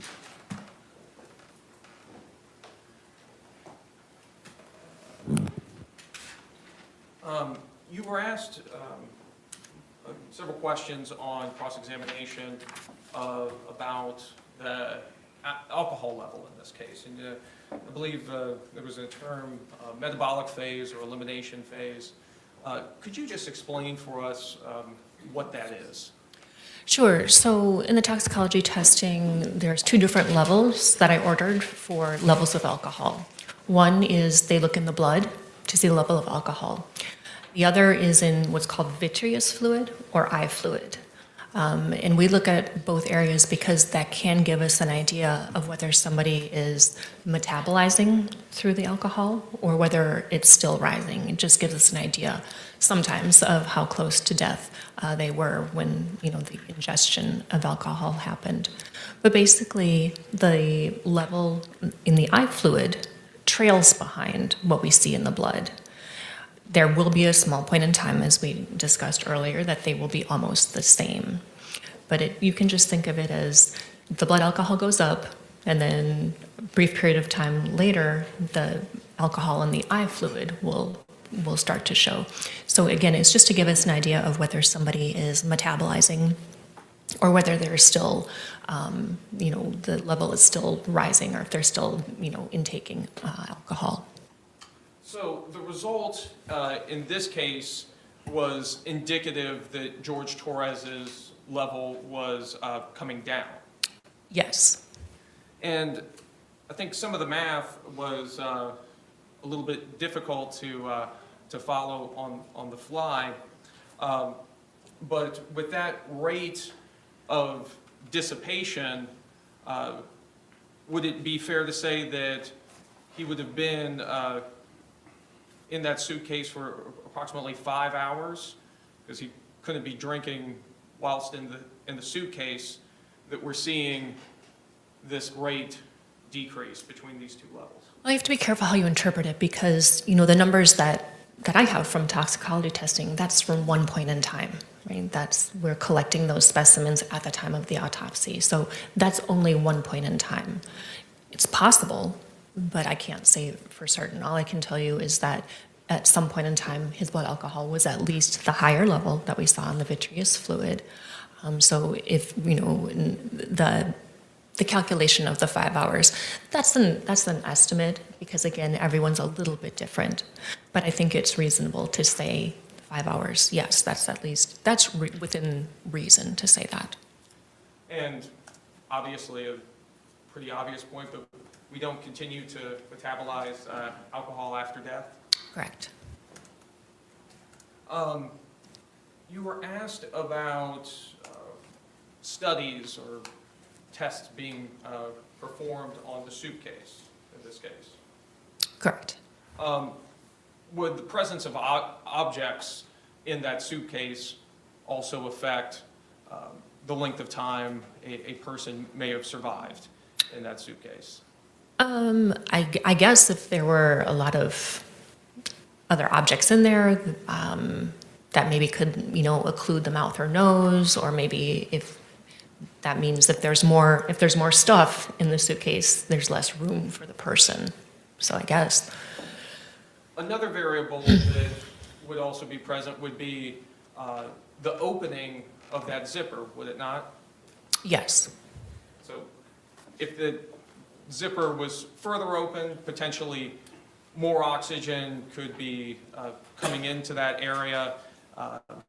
Would that be fair to say? Yeah, there could be more oxygen coming in, but that's always the question is, would it be enough? Right? Because you can still have oxygen there, but it may not be enough. Again, for kind of the factors that I talked about before. And there would be no way to know exactly how far that zipper was potentially forced open. Correct.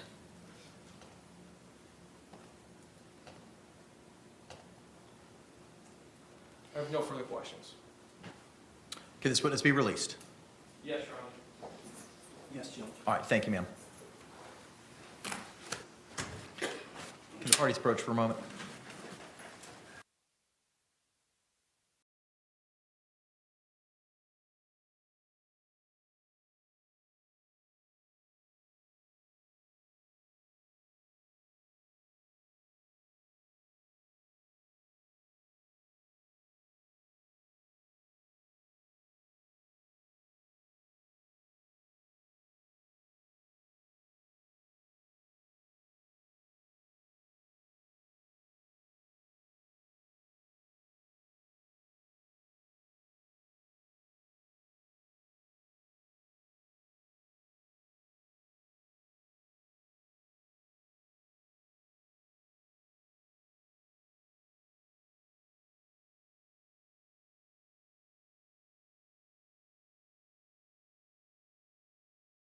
Members of the jury, it's 11:01. We did get a bit of a later start this morning due to those security issues. Do any of y'all need to take a break at this point in time?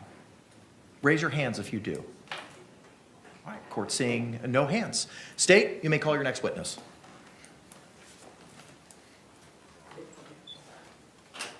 Your Honor, may we approach one more moment? Yes.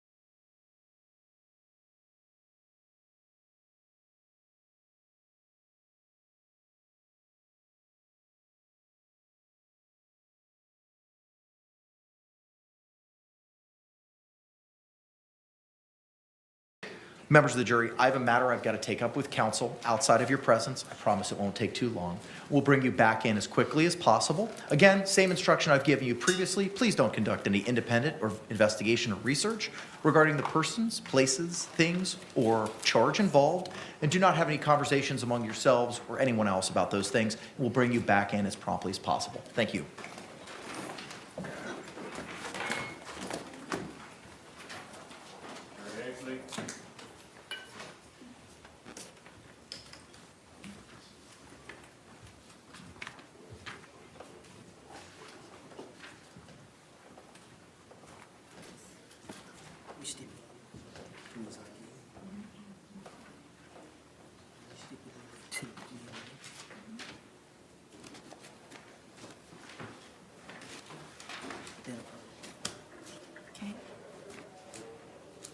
Y'all may be seated. Thank you.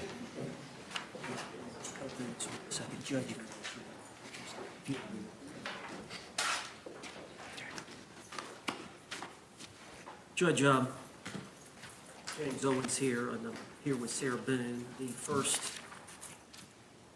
exhibit is State's Exhibit F for identification. It is the titled Stipulation Victim Identification, and it is signed by Mr. Cacciatore, Sarah Boone, and myself, October 2nd, 2024. Okay. And the other stipulation? The other is a stipulation of FDLE report, again signed by Dave Cacciatore Jr., Sarah Boone, and James Owens. It is it's listed as identification, for identification, State's Exhibit N. It is a two-page FDLE laboratory report generated June 3rd of 2020.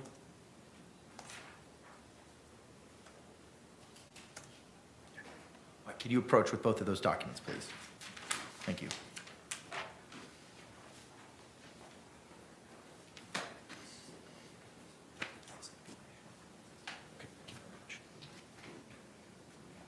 State, anything else to add over and above what Mr. Owens identified? No, Your Honor. All right.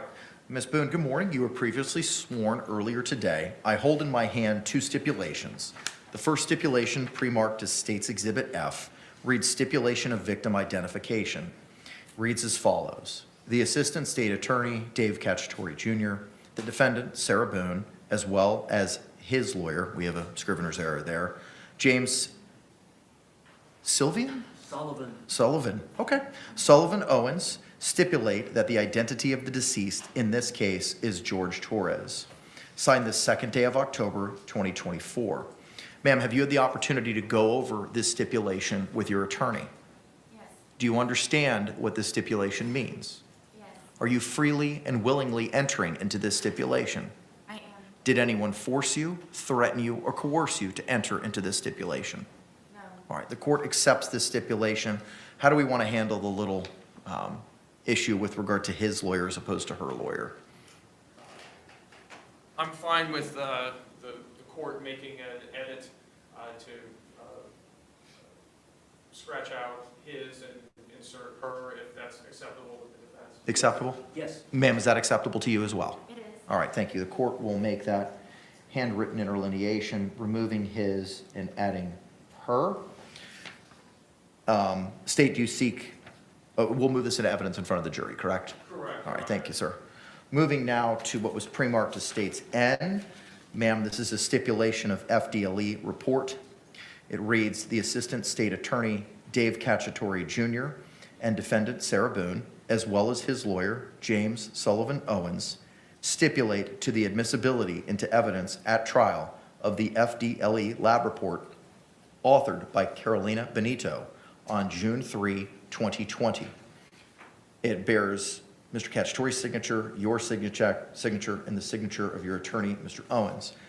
Have you had the opportunity to review this stipulation with your attorney? Yes. Have you had the opportunity to review the two-page FDLE report that will be attached to it? Yes. Do you understand what this stipulation means? Yes. Are you entering into this stipulation freely and voluntarily? Yes. Did anyone force you, threaten you, or coerce you to enter into this stipulation? No. All right, the court accepts this stipulation. Any issue with striking through his and adding her state? No, Your Honor. No, sir. All right, the court will make that interlineation as well. Anything else we need to address, state, I will return these to you for the purposes of moving them into evidence with regard to these two stipulations. Yes, Your Honor. So nothing else? Nothing else. Okay, thank you. Defense, anything else? All right, thank you very much. Anything else we need to address before we bring back in our panel? No, sir. No, Your Honor. All right, let's go ahead and stand and bring back in our panel. Thank you.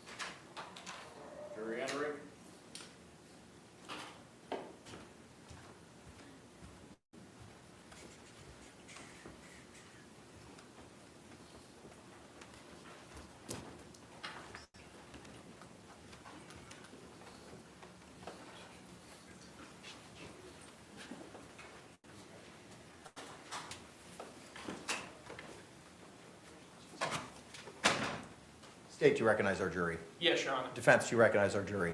Yes. All right, members of the jury, thank you. You can be seated. Members of the jury, Ken, if you could, just confirm that you complied with the court's instructions during that short break by raising your hands. Record reflect that all juror members have raised their hands. State, you may proceed with your evidence and testimony presentation.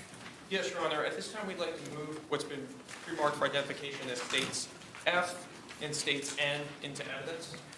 Any objections? No objection. All right, what was pre-marked as states F will be received without objection as state 14.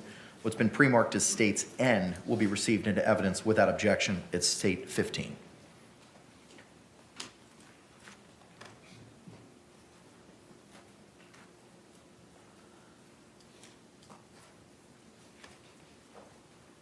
And Your Honor, we would request that they be published.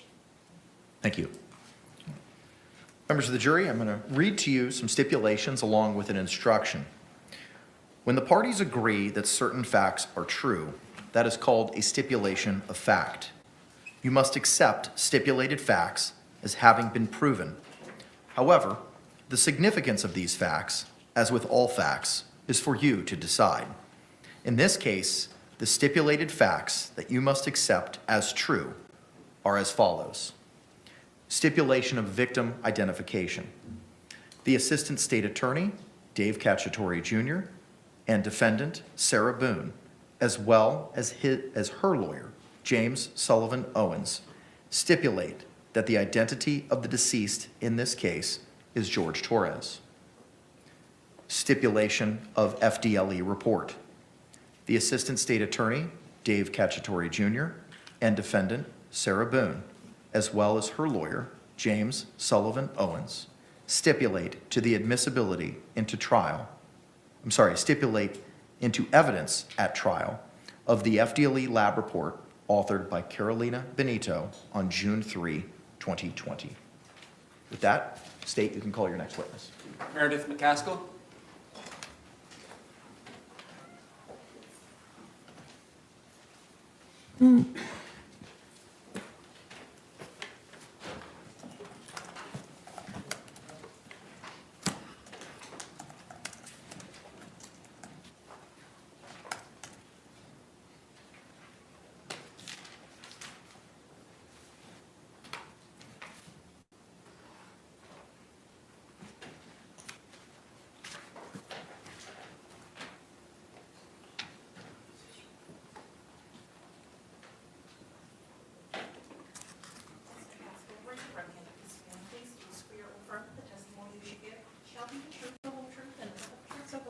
I do. Ma'am, good morning. Could you please take a seat and state and spell your name for the record for us? My name is Meredith McCaskill, and it's spelled MEREDITMCCASKILL. Thank you. Mr. J, you may inquire. Thank you. Where do you work, ma'am? I'm employed at the Florida Department of Law Enforcement, the Orlando Regional Operations Center. And is that also called FDLE? Yes, it is. And what do you do for FDLE? I am a senior crime laboratory analyst in the biology DNA section. And what is your educational background? And we'll get into training and experience as well, but what's your educational background that allows you to do that job? I have a Bachelor of Science in Biological Sciences from Clemson University and a Master of Science in Biomedical Forensic Science from the Boston University School of Medicine. And when did you first start working for FDLE? I started at FDLE in April of 2011. Did you have any prior work experience as a forensic examiner of blood or biological or DNA evidence? No, I did not. So for the last 13 years, your experience has been with the FDLE? Yes, that's correct. And do you have any sort of in-house training and then continuing education that goes on as an employee at FDLE? Yes, so when you become a crime laboratory analyst, you have to successfully complete a training program. This training program takes about 1.5 to 2 years.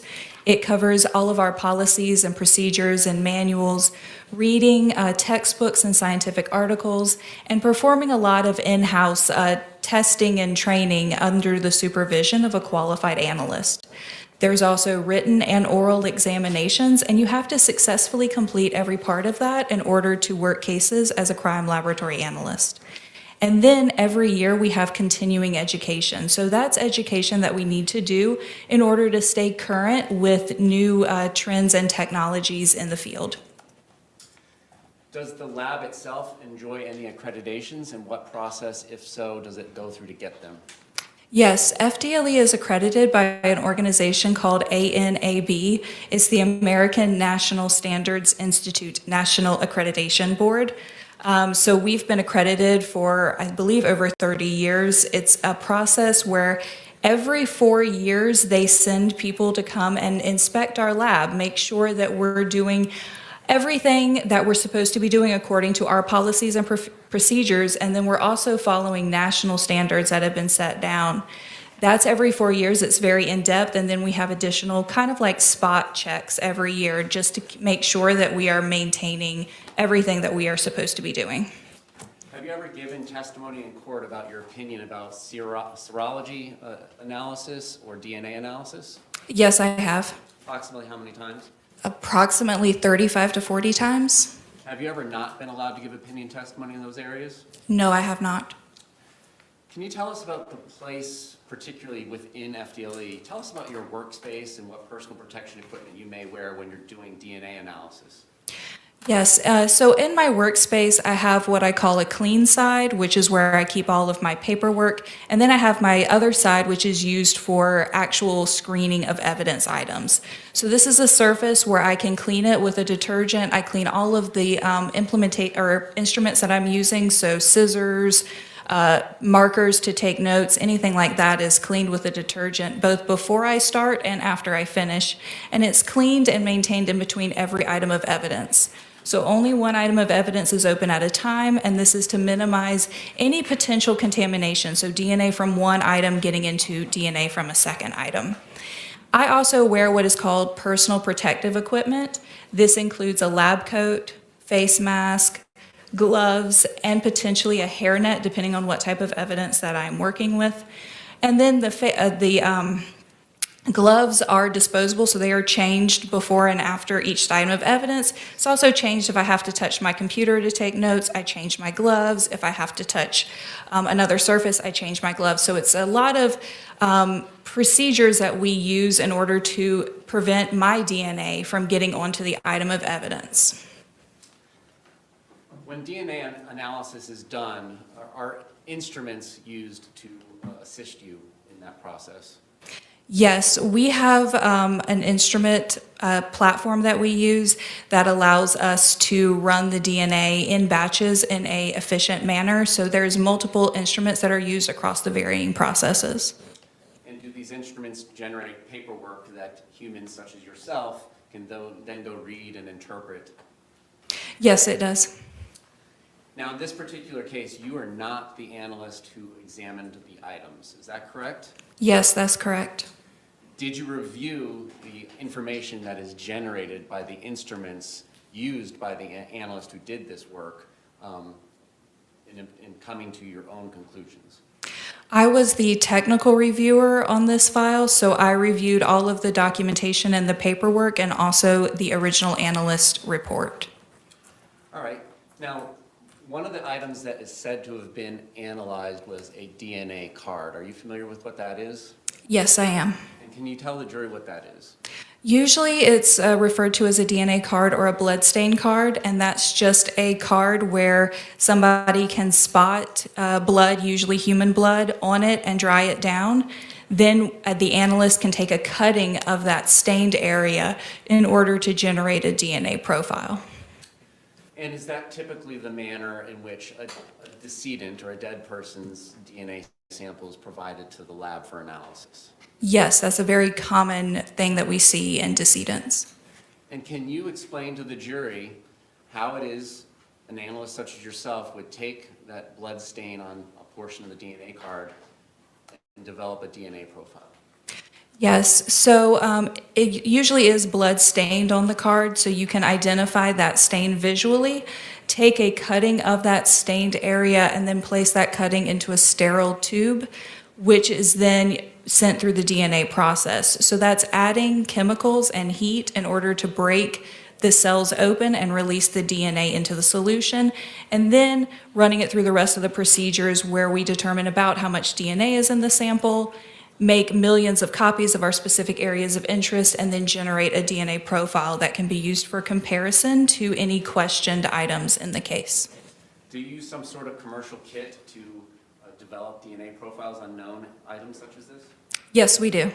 Approximately how many locations back in 2020 would have been tested on this DNA card? In 2020, it was 21 locations. All right. And in going through this process, is there a process that amplifies the amount of DNA? Yes, there is. Can you describe that? Yes, so we need to amplify or make millions of copies of the specific areas of interest that we're looking for. We don't want to make copies of the entire DNA molecule. We're just wanting to isolate those specific 21 areas and make copies of those specific areas in order to generate the DNA profile that we use in forensic DNA analysis. And do you know what a short tandem repeat is? Yes, I do. What is that? Short tandem repeat, we also call them STRs. That's just what we're looking for in the forensic DNA analysis. There are short areas of repeating DNA pieces. So, for example, at somebody's DNA profile at a specific location, you can have a set of 16 repeats and a set of 17 repeats. And that's just this one little piece of DNA, and it repeats 16 times. And then you have a piece that repeats 17 times. And it's the number of repeats that is different from person to person. And you said you might be a 16 at one spot and 17. Let's just be clear what we're talking about. On one particular location, well, all of them, do you get DNA from mom and dad? Can you explain that?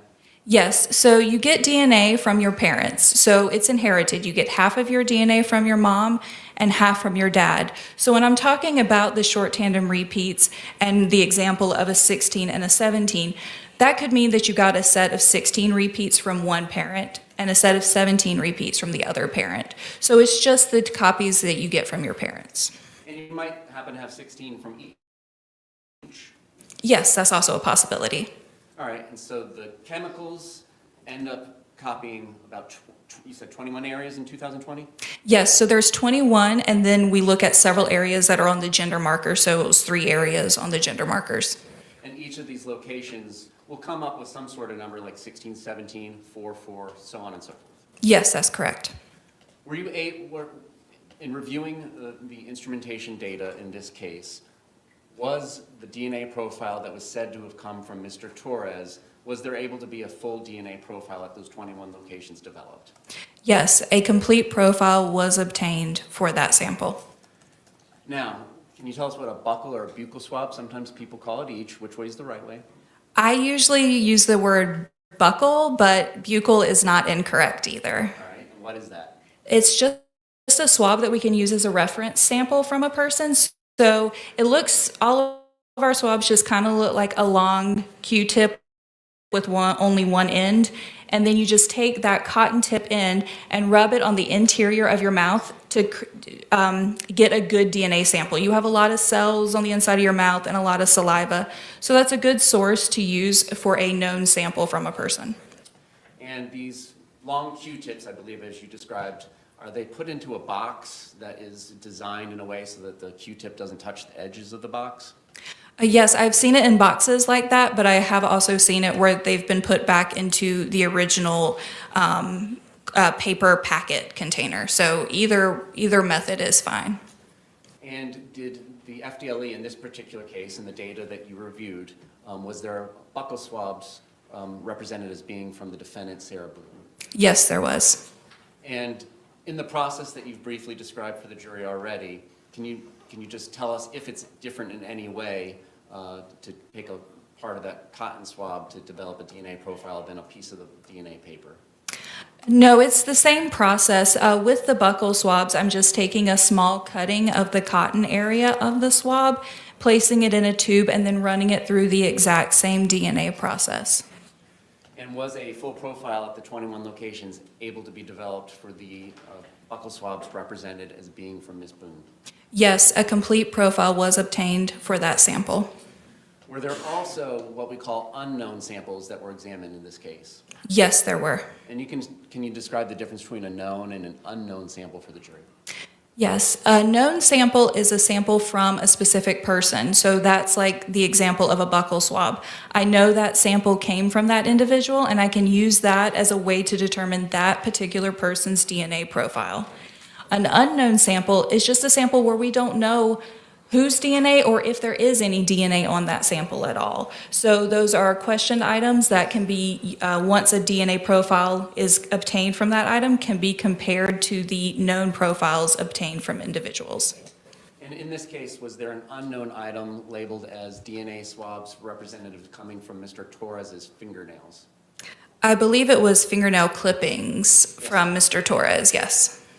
All right, and typically, I know you didn't do the work on this particular case, but in reviewing the notes and in your experience, do these DNA samples from fingernail clippings come in as swabs, like a buccal swab? So sometimes they can come in as swabs, but other times they come in as just fingernail clippings, so taking the clippers and just cutting off the ends of the fingernails. And then I've also seen it where they've been scraped using pointed sticks. And so if there is a swab that came in represented as being from the fingernails, then that would go through the process of as you previously described for the buccal swabs? Yes, that's correct.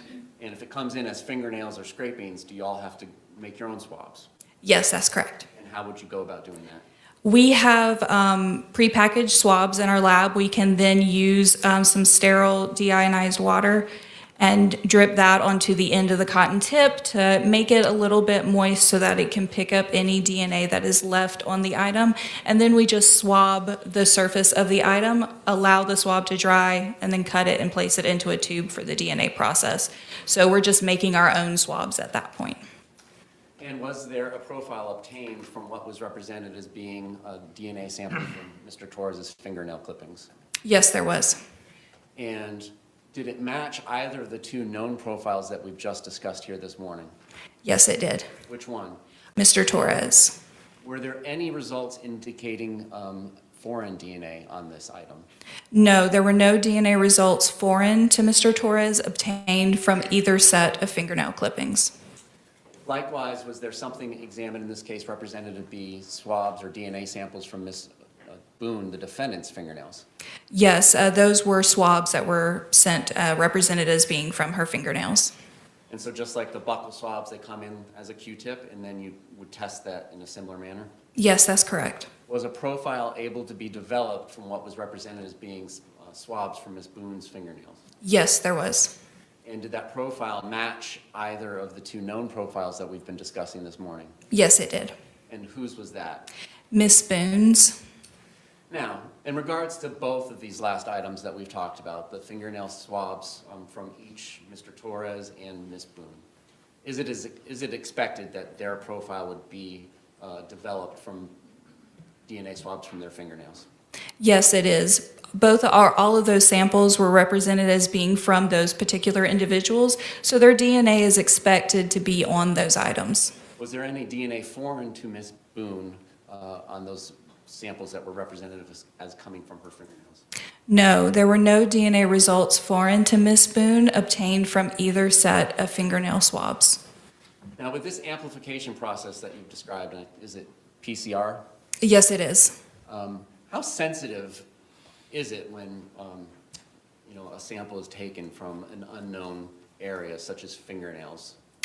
The PCR process is pretty sensitive, and over the years, as the science has evolved and testing has changed, the process has become even more sensitive over the years. And hypothetically, if two people are living together and are intimate partners, quite frankly, would you expect the intimate partner's DNA to show up on swabbings from their fingernails? Yes, it's possible that their DNA would show up if they're in close contact with each other.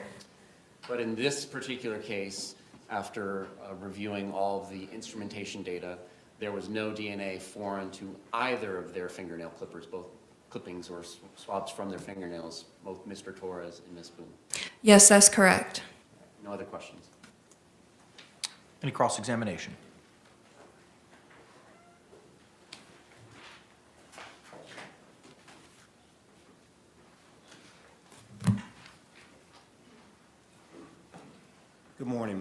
Good morning. Once you develop a profile, are you able to take that profile and compare it to other possible DNA on objects or items? Well, if it's a DNA profile that is obtained from a questioned item, we can compare that to profiles from known individuals. And in this case, an example of that, if an object from an unknown source, you could take that and compare it to a known profile. Is that correct? Yes, that's correct. And if you get a match with that comparison, what can you take from that? Just that is the DNA profiles are the same. So if it's an object, let's say like a bat, and there's a DNA profile that's obtained from the bat, and it matches a known profile, could you make the conclusion that that person touched or handled that bat from the known profile? No, I can't. There's nothing in the testing that we do at FDLE that will allow me to determine how any DNA ended up on an object or how long it's been on that object. Now, you said that in this case, what was sent for DNA comparison? In this case, there was a blood stain card or a DNA card represented as being from Mr. Torres, buccal swabs represented as being from Miss Boone, fingernail clippings from both hands represented as being from Mr. Torres, and then fingernail swabs from both hands represented as being from Miss Boone. Those are the only items that were sent to your lab for comparison. Those were the only items sent to the DNA lab, yes. Thank you, ma'am. I have no further questions. Any redirect examination? No redirect, she can be excused as far as the state is concerned. Defense? Yes. All right, ma'am, you're excused. Thank you very much. All right, thank you.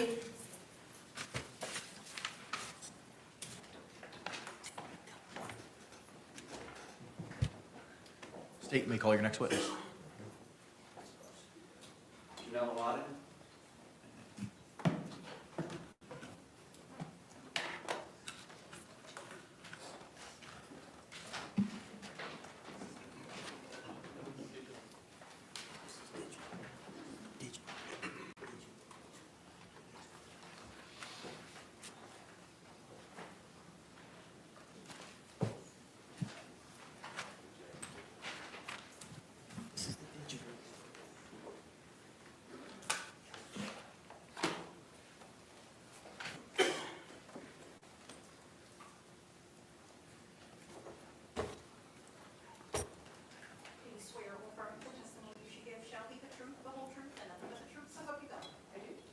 Ma'am, good morning. If you could take a seat, state your name and spell it for the record, please.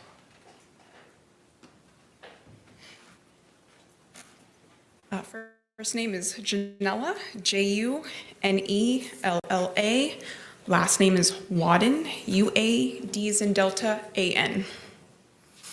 May it please the court? May proceed, sir. Where do you work, ma'am?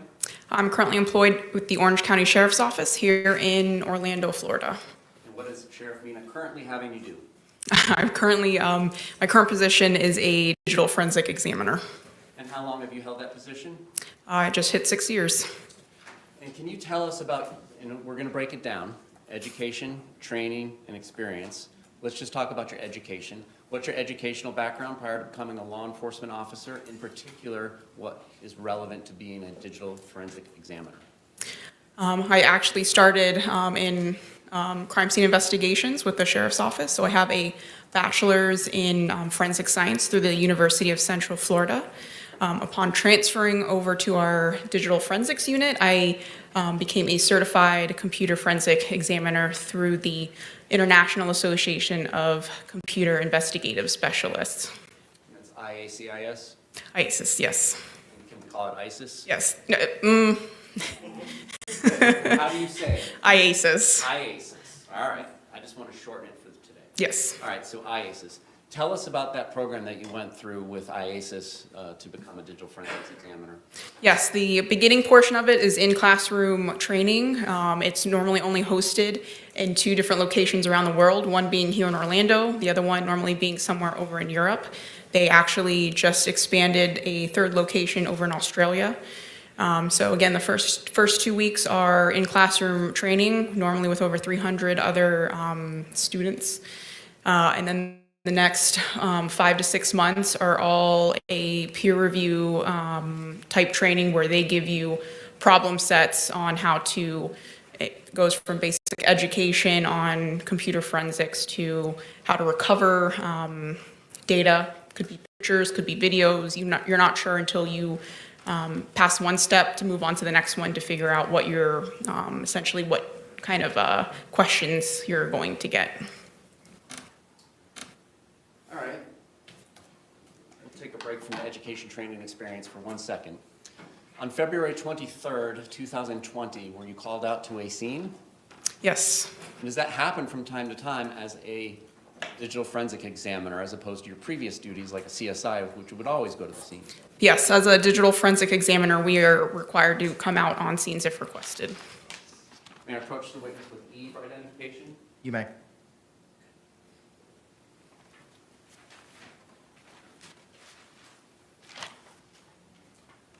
Showing you E for identification, you recognize states E for identification? Yes.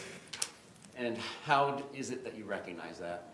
I recognize the front label or the portion filled out on the envelope with my handwriting, as well as evidence tape sealed, also initialed with my initials. And the information on it includes like your case number and some of the other information that you just answered? Yes, case number, date of collection, and the item description. And what is said to be contained inside of that envelope? An Apple iPhone Model XS with a pink case. All right, and if I am not incorrect, I believe there's 2 sets of evidence tape on that item? Yes. Can you tell us about each set? The first set, which is the red tape here, initially when I collect or sometimes when we receive items from crime scene investigators, the packaging necessarily doesn't have to be sealed, just because the phone might have to be kept charged on prior to us receiving the phone. So in this case, I did collect the item from the residence. I brought it back to our office. And then once I was done with my exam, it later gets sealed, again with my initials and dates. And if there's a, later on an evidence review or somebody needs to review the item again, if we need to do an additional examination, the package might be reopened and then resealed again, hence the blue tape here at the bottom. All right, other than the blue tape, is that item and the packaging substantially in the same condition when you were done examining what is said to be contained inside? Yes. May I approach the witness? You may. If you would, could you open up this package and, without showing it to the jury at this point, see if you recognize what's inside of the envelope?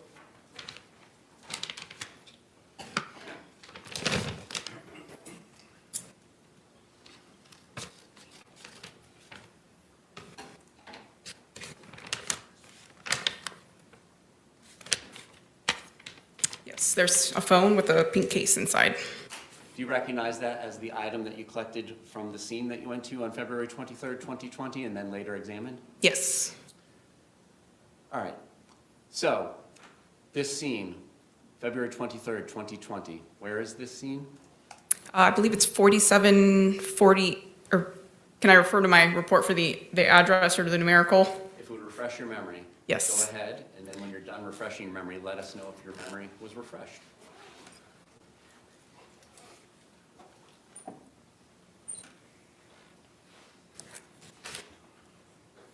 Yes. Your memory refreshed. Yes. What is your answer? 4748 Franz, not sure if I'm saying that correct, court, apartment number 3. Now, I know you work for the Sheriff's Office in Orange County, but I still need to ask, is this in Orange County, Florida? Yes. All right. Now, you collected that item. May I move E for identification and evidence at this time? Any objections? No objection? What was pre-marked as E will be received into evidence without objection. The state 16.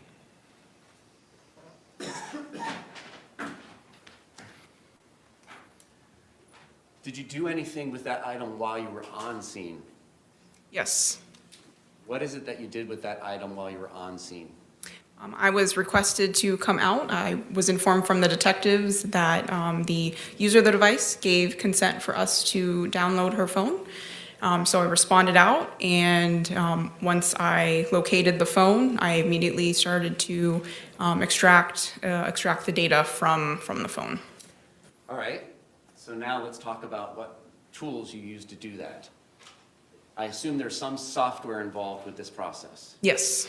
Can you tell us about your familiarity and the training that you had in regards to using that software back in the time of February 2020? Yes. One of the main tools that we use for data extraction is called Cellbrite.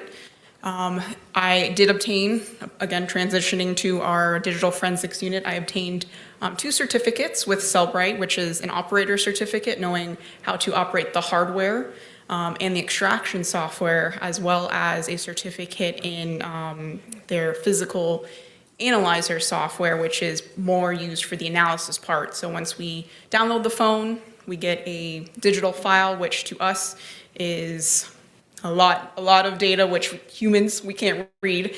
So their software basically makes it more readable for us humans, which we can then generate a report in different formats for review.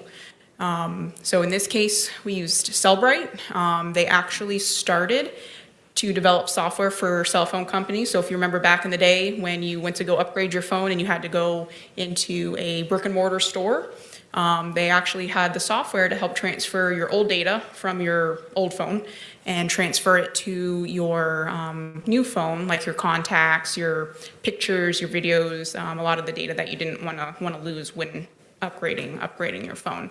But they are now a predominantly digital forensics company, and they provide the software that we use to extract data off of digital devices. And is there any hardware involved to use this software? Yes. Tell us about that. Yes, in this case, and especially at that time, we had 2 options. There was a portable tablet. In this case, you can still use a computer, and they have sister software that mirrors the exact same software that's on the portable tablet. So in this case, I had my call-out laptop with the extraction software installed on it, and just like you would to connect your phone to, let's say, your computer to export photos or take photos off of your phone if you want to save them, we're doing essentially the exact same thing in the field where we're connecting it to our computer, and we're letting the software pull all that data or the contents off of that phone. When you were told that you had Miss Boone's password to her phone device, do you do anything to try and make sure that the data cannot be manipulated or destroyed from the outside world? Yes, it's standard protocol. Like once we receive a phone, hopefully somebody did it before it's handed to us. But again, if we're responding out to the scene or we're the only ones that are interacting with the phone, we for sure try to, if we are given a passcode, we try to confirm the passcode. And then the phone is immediately put into airplane mode, which will disconnect it from any outside network. And we also try to ensure, because not always, once you place your phone into airplane mode, it doesn't always turn off your Bluetooth and or Wi-Fi connections. So we may go in and make sure that those settings are also disabled before we extract the data. All right, take us through this extraction process. I understand that there are many different levels of information that you can get depending on a lot of things that you'll tell us about. Can you tell us the level of extraction you were able to do on site with this cellular phone device? Yes, for this specific phone, we were trying to minimally get the user data, again, the stuff that you guys can see when you're looking through your phone, your calls, your messages, your pictures, your videos. And in this case, that's the level of support that the on-scene software that we're able to use is able to download from the phone, especially with having a password or passcode. All right, so I think we're all familiar with Windows. I think Mac has its own special iOS operating system as well. Can you tell us about the operating system that was on this particular cellular phone device?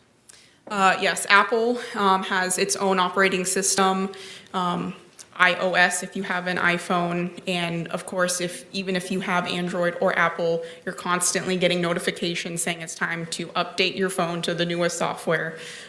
So in this case, it's an iPhone, so it's running their shortened version of iOS. Can you also extract data that has been quote unquote deleted from the operating system? And can you just tell us all about that? Yes, it is sometimes a possibility. It's not always guaranteed, but we sometimes have more advanced tools that can potentially pull that data from the device, and then later, once we get that download, we can put it into that software, and normally will give us indications on whether or not data has been deleted. And so if a particular photograph or a Word document or some sort of file has been deleted from the operating system, may it still remain on the phone device or computer device? Yes. It may still be locatable with your software tools? That is the hope. Again, not always guaranteed, but again, that's why we're trained to go in there and look for that the data behind the scenes to see if we can recover those artifacts. Yes. Did you later do another extraction of this phone device back in the office? Yes. And tell us if it is different in any way, how your software or hardware was different in doing it at the office. Yes, in this case, we use, again, a more advanced tool, which is able to capture, the technical term is a full file system. So we're capturing that whole filing cabinet, you would say, of the data stored on the phone, with, again, the probability to not only collect possibly deleted data, but also your systems information, application data, like your social media, messaging apps, everything aside from your normal user data, like your calls and messages and pictures and videos. And what level of capture, and if you answered it in that, I'm sorry, what level of capture were you able to do? Again, in this case, I was able to do the full file system back at the office.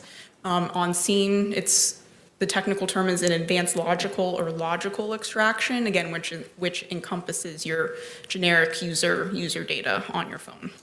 And the level of extraction you did at the office, does that encompass data that is outside of the operating system or in unallocated space? It can include that data, yes. Okay. Now, what kind of information can be generated by this computer software tool that you used to make it presentable for a human such as yourself or the members of the jury to review?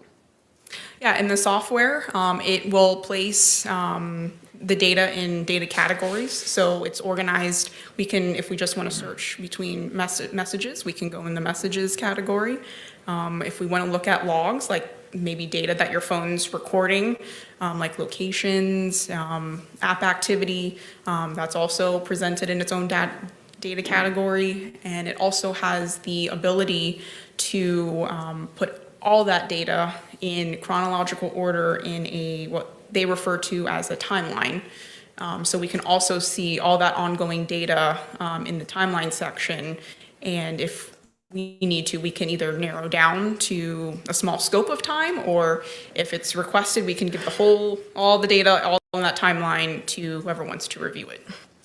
And for instance, if there's an entry on the timeline that says, April 1st, 2016, photograph ABC was taken. Are there separate folders that are generated by the software tool that has all the images, such as that still photograph, generated?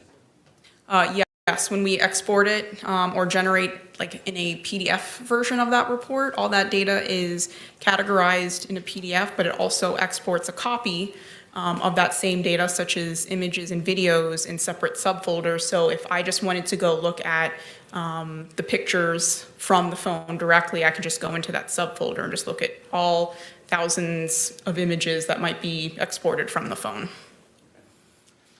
And is there identifying information such as an IMEI that is generated by this software tool? And can you tell us what these things are?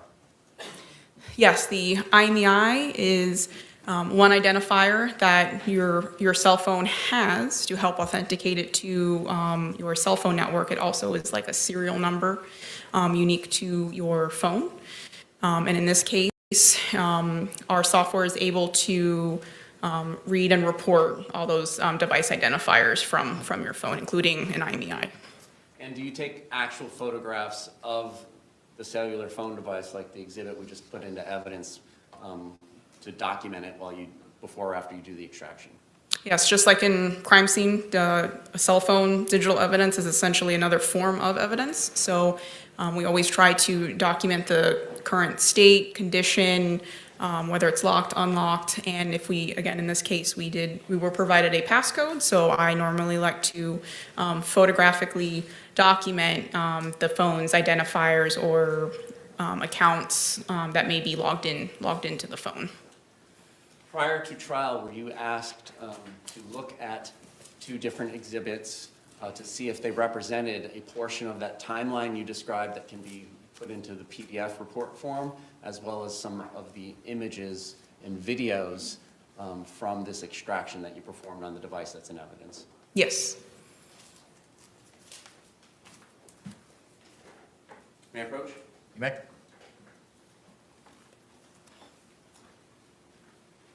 What I'm showing you first is O for identification. Did you have an opportunity to review that this morning to make sure that the portion of the PDF and the images in a separate folder there were part of the extraction that you did on this device that we're talking about? Yes. And was that accurate? Yes. P for identification, is that another carve out of the PDF timeline as well as videos and photographs from that device? Yes. All right, this time the state will move O for identification into evidence and reserve on P. With regard to states O. No objection. All right. What was pre-marked as states O will be received into evidence without objection as state 17. Permission to publish? You may.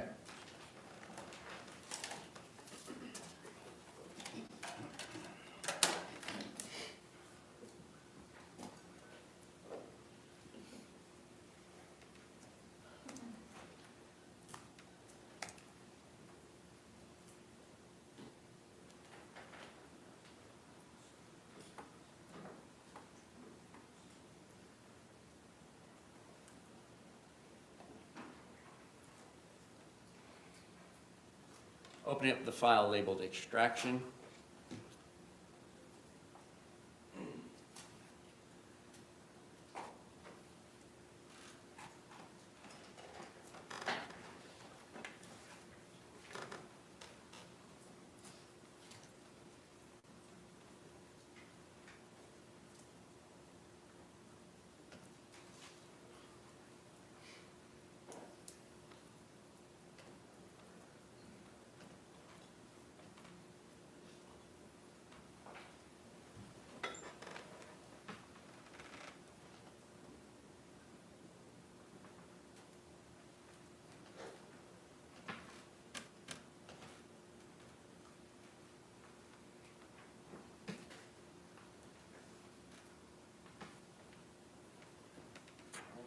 Guess we don't get that monitor.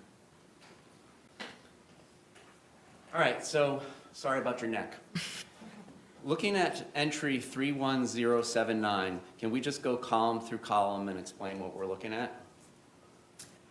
Yes, the first column normally is just an assigned number, just like a line item number for the report, because again, this is an excerpt. There could be thousands and thousands of line items when you're looking at the entire timeline. So the far left-hand column is just a line item number, followed by again, the data category for whatever data you're looking at. In this case, there's a couple listed as application usage and then location data. Let's talk about the column that has dates and times, and can you explain to us what UTC -5 means? Yes. Another column, again, we're looking this at a timeline, so we want to know dates and times. So we'll include the date and time of the data that was recorded onto the phone. And this report was adjusted for our local Eastern Standard Time here in Orlando, Florida, so UTC -5. And going up to the top line there, 31075, that indicates that there is a start time for the application com.apple.camera, and then going back to our original one, 31079, that's the end time. Can you tell us what that means? Yes, so Apple is very good about recording activity on the directly from your device. When you open up a certain application, such as the camera, Apple is making note that you, in this case, it's indicating a start time. So you opened up your camera at 10:21:36 p.m. And then you stopped using it, maybe closed it out or stopped recording at 10:21:38 p.m. And in this portion of the PDF timeline, there does not appear to have been any videos or photographs captured while the camera was open. Is that accurate? Based on that excerpt, I don't see a recorded media file. All right. In the surrounding entries, can we just talk about what I would unfairly probably call spam of locations? What is going on there? Again, if there's usage, application usage, or you're just in a really good location, or your device is just set to record locations wherever you are, your phone is also recording that data as well. And in some cases, like, again, your phone, if you have it set for your camera to record your location when you take a picture, again, like when you reopen that picture, it'll show you, hey, you were located at, 2500 West Colonial Drive. That's that data that's being recorded in the background while you're using that application that it might have that permission to record that data.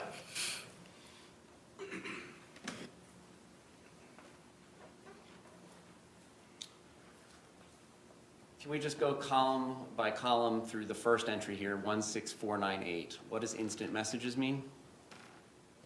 That's referencing text messages. Second column, outgoing. Does that indicate there's an outgoing communication? Yes, it'll reflect outgoing or incoming depending on the recipient or sender. The next column, there's a 1. What does that mean? That just might be like one entry, one message. I don't see the header for the column, so that one I'm not sure of. All right, and the date and time we've already explained. Let's talk about the from, paren owner, and then the participants. What does this all mean? So the from section, again, if we're looking at the first row of data, it's indicative that it's a text message because the sender, it's listing the phone number being used to send that message. And then for iPhone devices specifically, if you're communicating with another Apple device, it may also list the phone number as well as your backup, which is your Apple ID. So if it can't transmit that message through your phone number, it might default to your iCloud account. And in this case, it's listing both. All right, and if, for instance, the outgoing recipient or the incoming sender of the text message is in the contacts, would it show up with the person's name, such as Wancho? Yes, our software will display your contact name as how you save it. And if there's no contact name, it would just show the phone number? Phone number or, again, Apple, your iCloud account.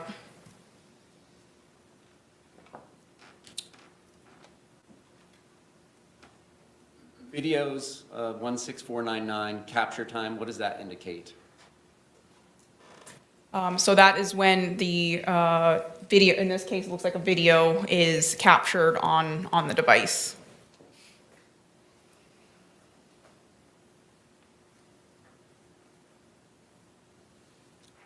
Let's specifically talk about entry 16520.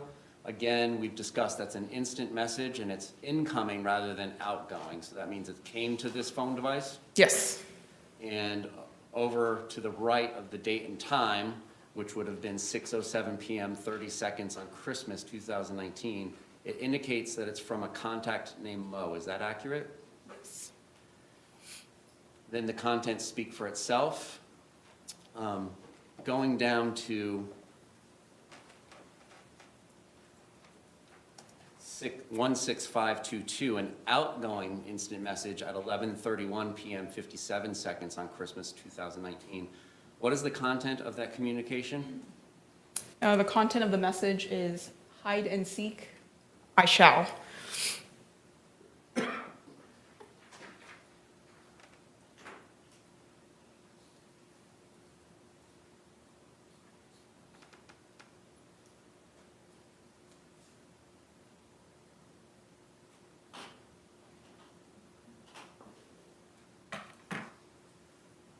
Turning down to 17167, it's an instant message that indicates it's outgoing from this device on January 13th, 2020, 5:01 p.m. 41 seconds, and it's from what is paren owner. Does that mean it's from the device?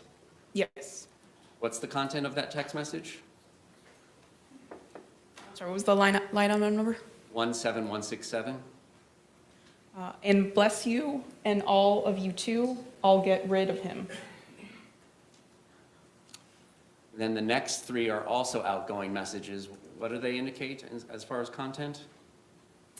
Starting with 17168, then I'll be better, followed by 17169, ugh, and 17170, Torres.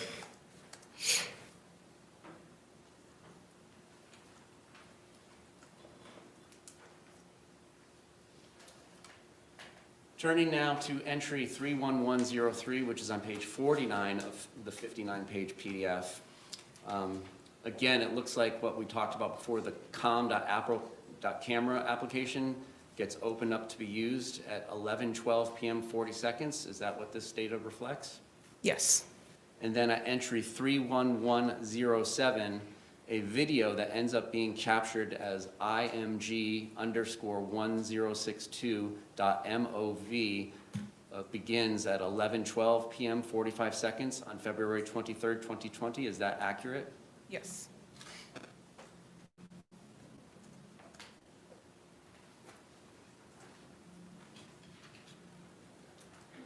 And then there does not seem to be any intervening closing of the camera application before we get to 31113. In that portion, I don't see that information. And then at 11:23 p.m. 03 seconds on February 23rd, 2020, in entry 31113, a second movie is generated by this device labeled IMG_1063.mov. Yes.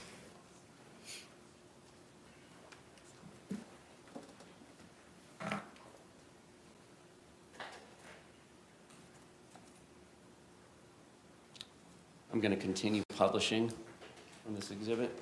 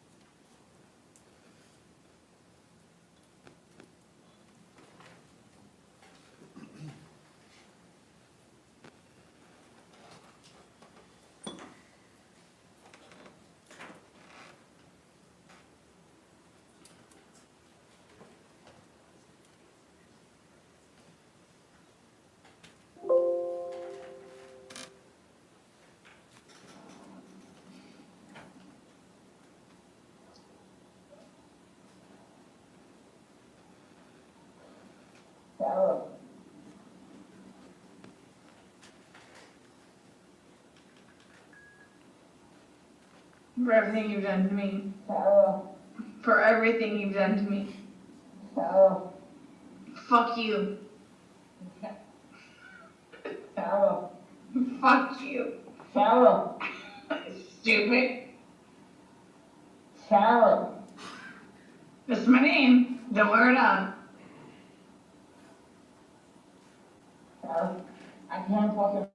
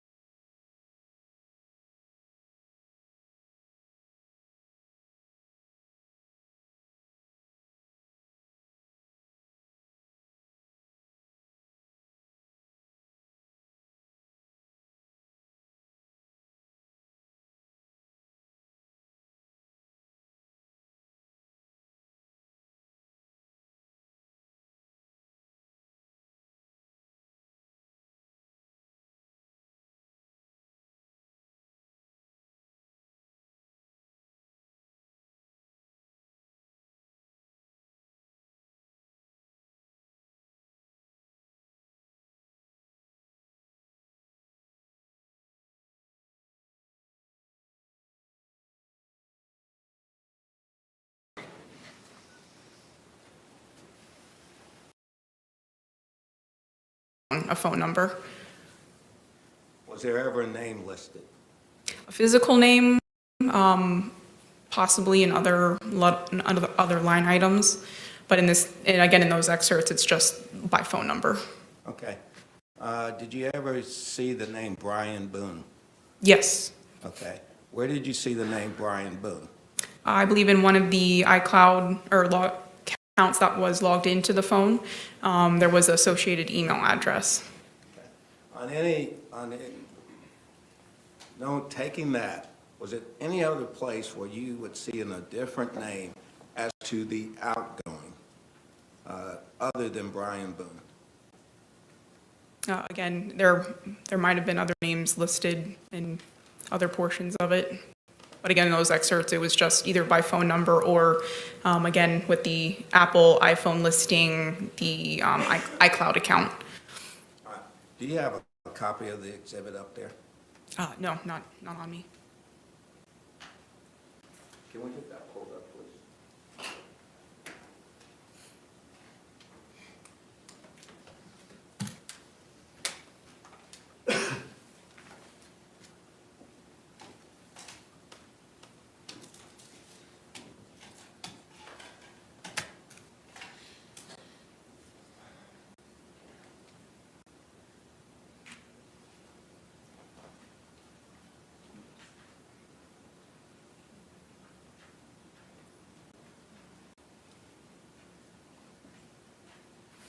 Are you able to see that? And no, this monitor's not working. May we approach? Yes.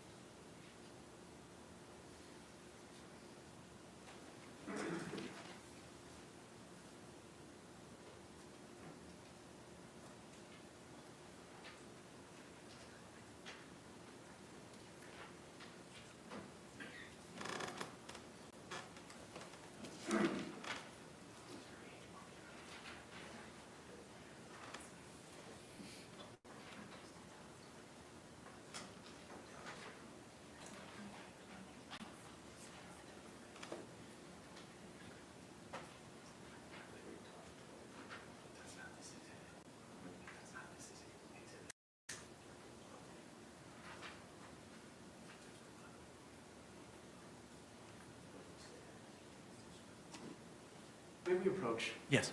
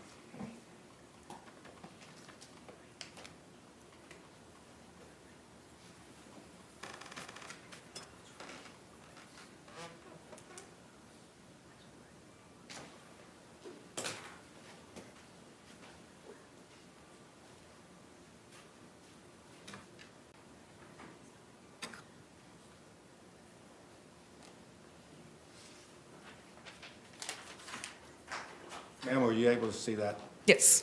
There's a entry on 12/25/2019. Is that correct? And are you referencing like the instant message row? Yes. Yes. All right. Does it, as far as participants, what does that show you? What does it tell you? So it's listing the owner in reference to we'll say the first phone number, 8684. It's referencing that phone number as well as the Gmail account or iCloud account associated with the phone, and then it's listing a physical name of Brian Boone. Okay, so it's showing Brian Boone as being the owner of the phone. Is that correct? For that phone number and or one of the participants in that message conversation. Did you recall seeing any other name associated with that phone number other than Brian Boone? I'm not sure I'm understanding the question. All right, when you did the analysis of this, and you would look for the participants and get that information, match it up with the phone number, then in certain cases, they will show you the owner name because you said Apple is very detailed in some of their applications. So did you ever see another name associated with this account other than Brian Boone? There was another iCloud account logged in on the physical phone. Okay. But there was no name attached. There was no name attached. Okay. Bless you. Now, when you're identifying these sources as being either outgoing or incoming sources, and is that basically telling you what device is being used? No, it's not indicative of a specific device other than we know outgoing. Obviously the source is the phone that we extracted that data from. In incoming messages, it does not let us know if the message was made through a Samsung Galaxy or another iPhone. Okay. What identifying information do you get at that time? In regards to receiving a message? Yes. In this case, or what's displayed there, it's going to give us the content of the message. It's going to give us the date and time that the message was sent or received. And again, like in your phone, it does depict either through a small notification arrows indicating ingoing or outgoing. So it's just displaying that version in text up there. Okay. And then from there, it's basically telling you the number that it came from. Is that correct? Yes, like in reference to that top row, it's saying that that message came from that phone number. Again, the top line item, last four digits is 8684. And then it's also listing the message participants. It's not telling you the person who sent the message, is it? Correct, just that it's originating from a phone number. So if two people or more people had access to a phone, you wouldn't, from this information, you wouldn't be able to tell who actually sent the message on any given time. Is that correct? No, I'm not a fly on the wall and I can't see who's physically typing out messages. Thank you, ma'am. No further questions. Any redirect examination? Other than just your subjective interpretation given the context of conversations. Yes. And if photographs or videos are taken during these conversations, that could be indicative of who is behind the phone device as well. Based on sound and visuals, that it does help. Thank you. Can this witness be released? As far as the state is concerned, yes, sir. Yes, Your Honor. All right, ma'am, you're released. Thank you very much. Thank you. State, any other witnesses or evidence to call at this time? Not for the morning presentation. Okay, all right. Members of our jury, it is 12:21. At this point in time, we're going to go ahead and take our lunch break. I'm going to ask you to report back here at 2 o'clock at 12A, the Orange County Courthouse. I'm going to give you a similar instruction, same instruction I read to you last week. Jurors, you must not conduct any investigation on your own.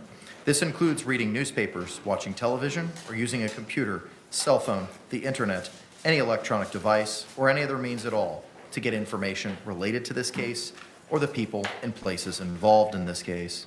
This applies whether you are in the courthouse, at home, or anywhere else. You must not visit places mentioned in the trial or use the internet to look at maps or pictures to see any place discussed during the trial. Jurors do not watch local news or read local newspapers. Jurors must not have discussions of any sort with friends, family members, or even your fellow jurors about the case or the people and places involved. So do not let anyone make comments to you or ask questions about the trial. I want to stress again that just as you must not talk about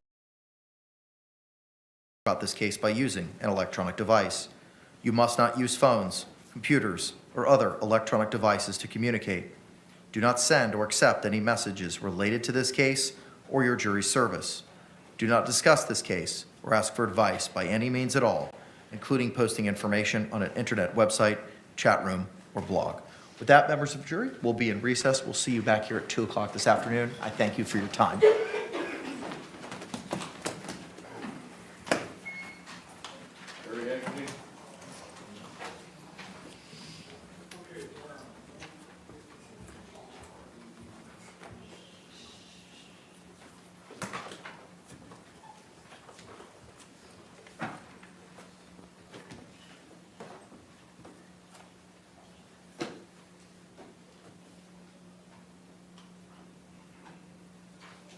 Y'all may be seated. Thank you. State, anything we need to address before we adjourn for the lunch hour? No, sir. Your Honor, just briefly, as far as the scheduling of events this afternoon, the next witness we would be intending on calling would be Detective Capsule. Capsule, I apologize. Just the publication of the interviews in this case would be approximately 3 hours in length, not to mention any direct testimony and cross-examination testimony. So that's likely to take us beyond the 5 o'clock hour. I don't know if we can work late to accomplish it all. I'm inclined to work late. It's just if they're on board with that. Okay. If we need to go after 5 o'clock due to that presentation, we can. How long do you anticipate going? If you had to ballpark it.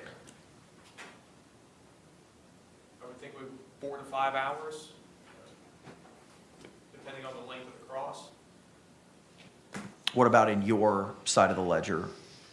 I think my direct exam questions will probably be 30 to 40 minutes. Okay. How long do you anticipate your cross-examination being, Counselor? Mr. Henderson? Judge, not too long, 30, 35 minutes. Okay. If that, but here's the only concern that I have. Yes, sir. We have one juror who has said and told us during voir dire, as long as we're getting out of here at 5, my scheduling is okay. After that, that causes a problem. That's the only concern I have. Okay. So if we could, let them know early, if that's the plan, so she might be able to make some arrangements. And probably need to do that. Judge, in the other component, we've got some people flying in, and we've got experts that we're trying to coordinate, so the sooner we know the logistics of when they're going to rest the case. We talked late last week that we felt like they were going to end their case at the end of business today, but it sounds like it may get pushed to tomorrow. I think step one is conferring with our jury if they're amenable to working past 5. I do recall the one juror with child care concerns. If we go slightly over, and we'll have to address that when we get closer to it, and maybe a situation where cross-examination may have to be left for tomorrow, but that's something that we'll need to discuss when we get closer to it. Yes. Anything else, State? No, Your Honor. Anything else, Defense? All right, we'll see you all at 2 o'clock. Wait, yes, sir. The state had been using CDs, I believe. We've got flash drives to admit into evidence instead of CDs. We didn't bring the capability to transfer those to CDs. Response? Is that a declaration, or is there mean, it sounds like that's what Mr. Owens' intent is for the purposes of submitting evidence. The one reason I would suggest not introducing USBs is because they're rewritable and they can be manipulated and destroyed by the jury, or not that anybody would do it intentionally, clerks of the court. Any sort of issues can happen when something is not locked and put onto a physical burnt piece of wax. Mr. Owens? We'll see what we can do here locally. There's a FedEx. I don't know if they would be able to do that. The FedEx is a block away. We'll check with them at lunch. I would check with them. I agree with the state's concerns as to manipulation or editing of anything that may be contained in a USB drive. Not to say that that's going to happen, but it certainly preserves the evidence moving forward rather than it being in a editable form, be it in a USB drive. We'll go talk to them. All right, very good. Okay, thank you all very much. We'll see you at 2 o'clock. Court's off the record.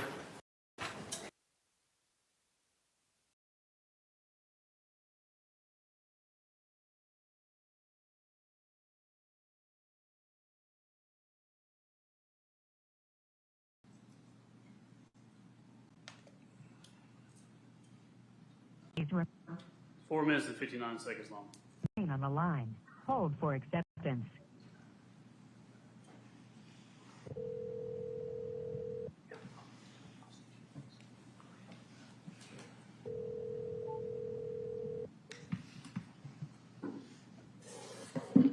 This is a prepaid call from an inmate. Your call has been accepted. Hey. Hey. Let me caution you not to say anything. I know. Sherry tried to hug me as we were leaving. That didn't go very well. See, I never did. He told me do not look back that direction. So.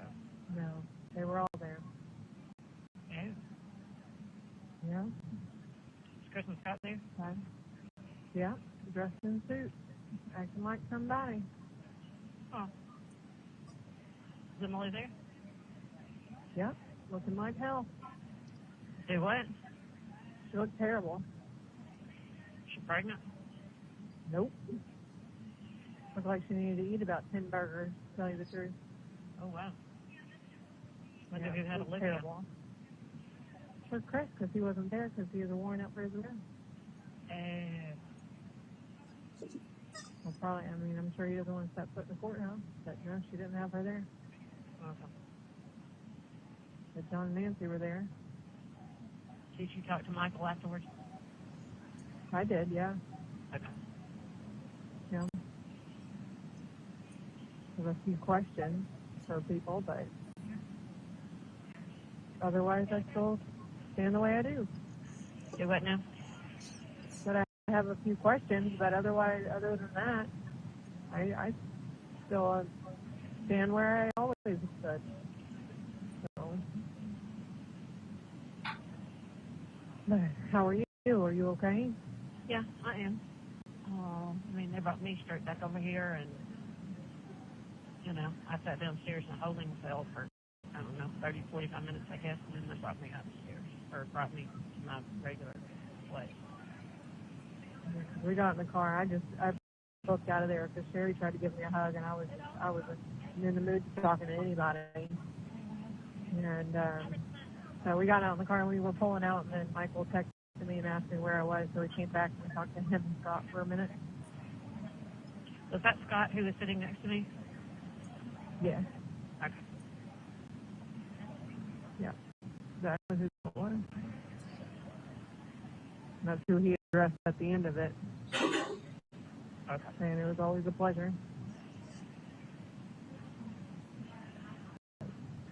So about the carpet Yeah. on the stairs, Uh-huh. I mean, really? I mean, I figured that's when Motley did it. But I It don't wasn't. know.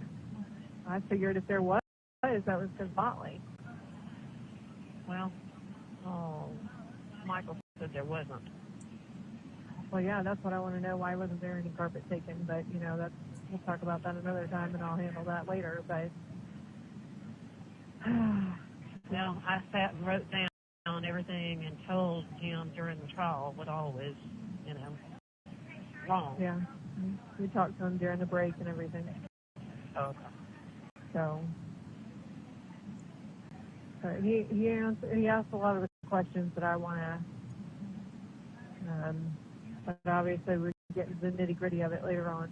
Right.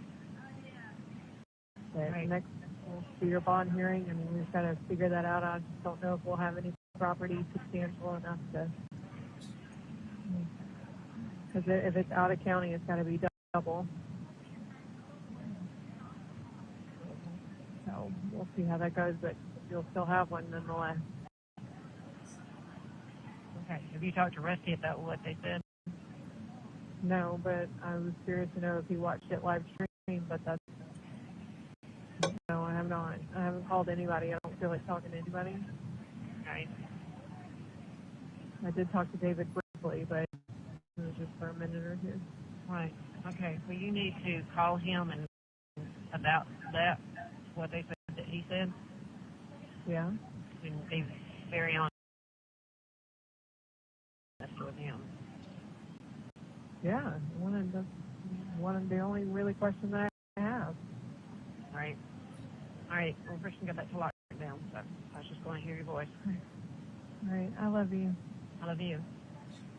We'll figure it out. Okay. All right. Bye.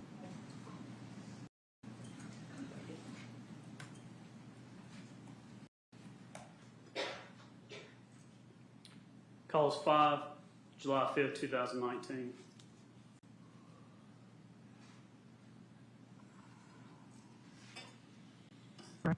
Five minutes and 19 seconds. Remain on the line. Hold for acceptance.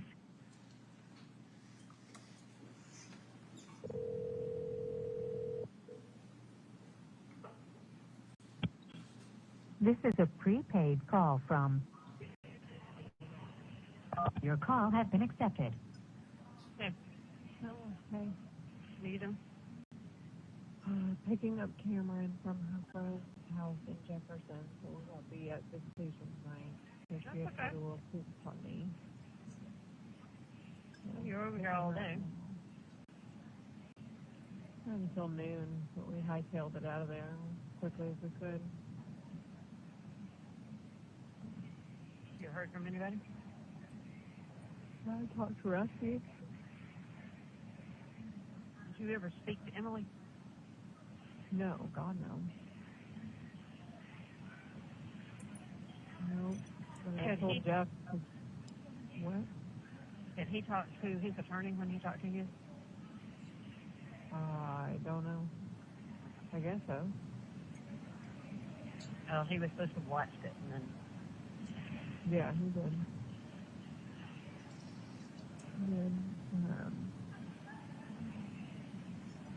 But yeah, I mean, it's all very unfortunate. Well, I guess I just didn't realize that you could sit up there and lie. Well, I mean, he's under oath.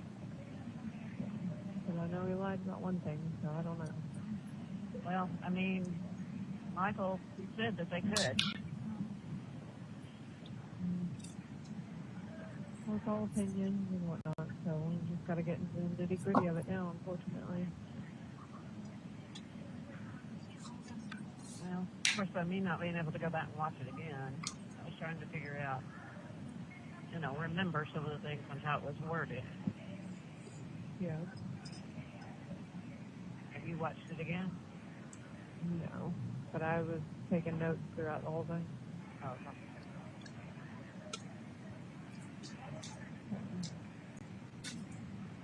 Yeah. Was We just Patricia went back Steve home there? for a little while. No.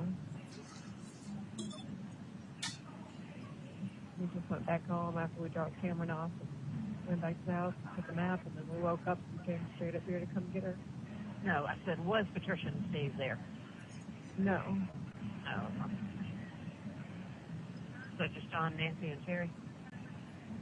Yeah. Well, And then Jenna and Chris, Emily and Scott. oh, okay. So Jenna was there.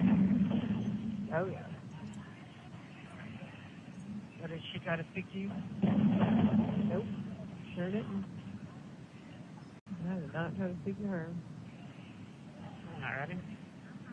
But I told her, because I talked to Jeff again today, and I was like, listen, I am not meeting them out there. I'm not going to be around them.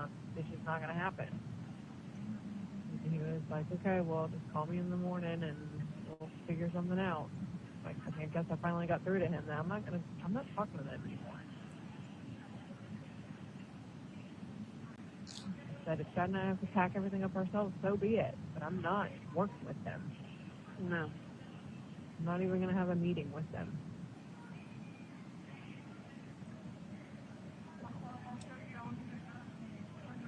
I'm going to jump that hurdle and wait, unfortunately.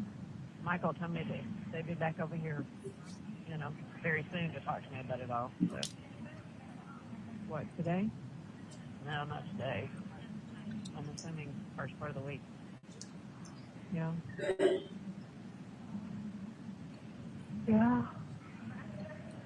I should get everything. He said there's going to be a lot of stuff to go through, so it's going to take a while. Well, it sounded like they did not have a lot of the test results back. Yeah, exactly. Got to get that all, and then he said if he needed to hire anybody to go over anything, no, it's just going to take nothing but time. Alrighty. I just wanted to hear your voice. Yeah, I'm glad you called so I could forewarn you that we weren't going to be there, man. I didn't want you to think that we Well, weren't showing up. actually, I didn't think that you would be. I mean, just because you've been over here earlier today, and it's storming over here now. So. It didn't even really, it thundered at our house, but it never really rained, but it looks like it came a pretty bad storm up here in Jefferson. There's a lot of leaves down and things. So, never truly stormed. Alrighty. So I guess just call when you can. Alrighty. I love you. All right. No, I love you too.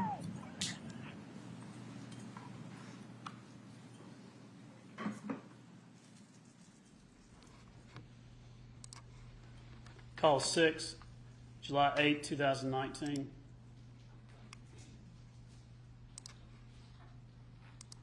Four minutes and 18 seconds. Please remain on the line. Hold for acceptance.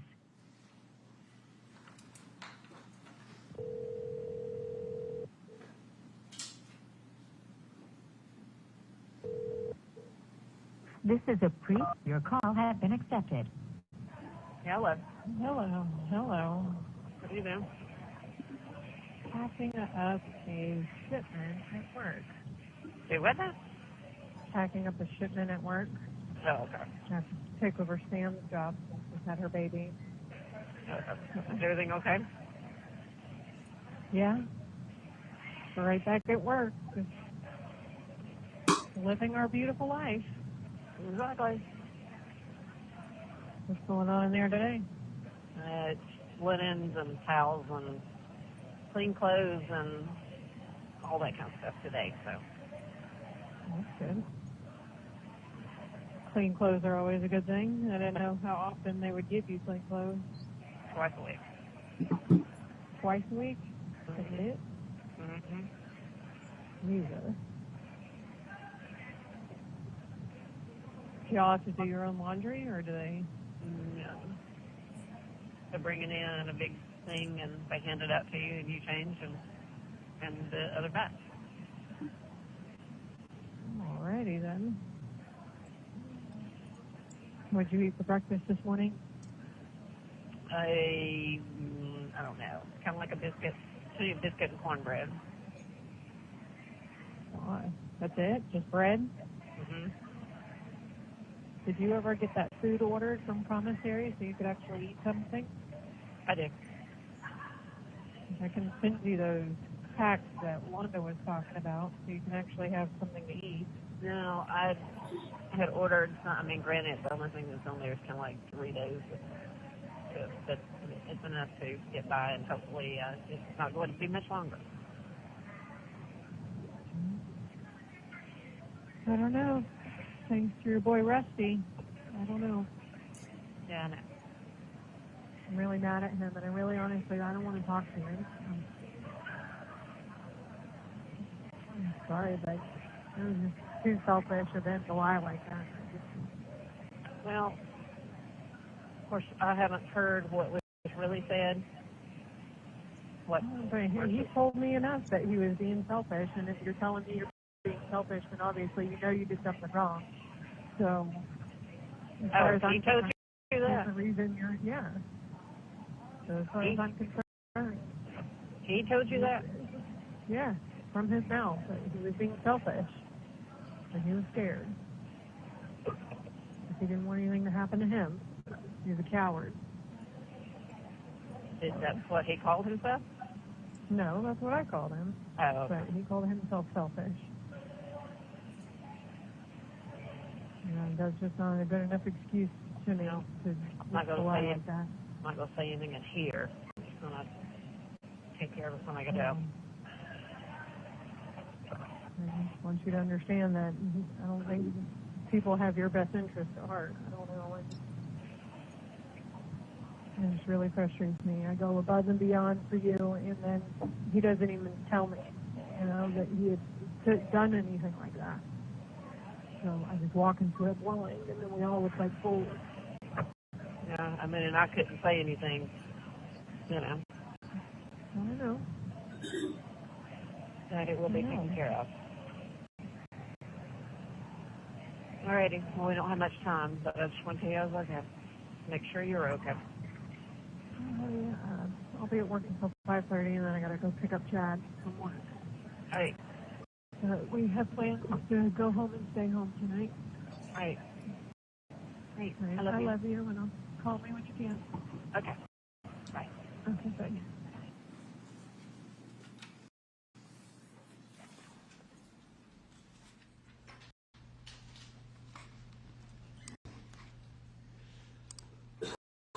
Moving to phone calls between the defendant and Rusty Barton.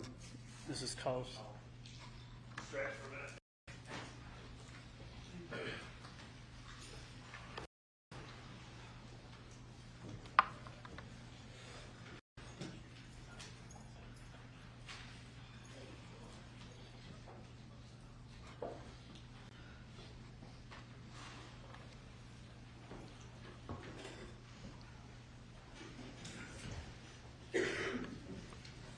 Call 7, June 22nd, 2019. 6 minutes and 17 seconds long. Please speak your name into the telephone. Thank you. Please remain on the line. Hold for acceptance.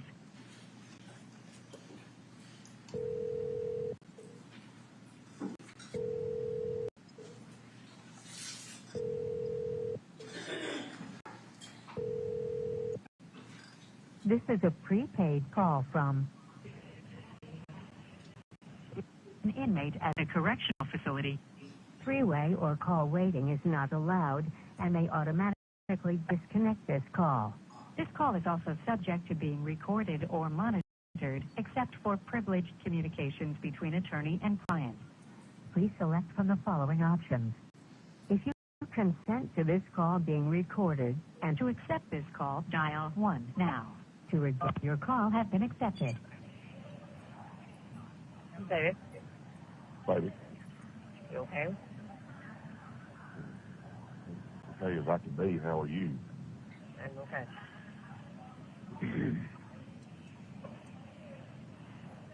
Amanda came and Chad came yesterday morning. I talked to her. Okay. She called me as soon as she got out. Okay. I talked to her.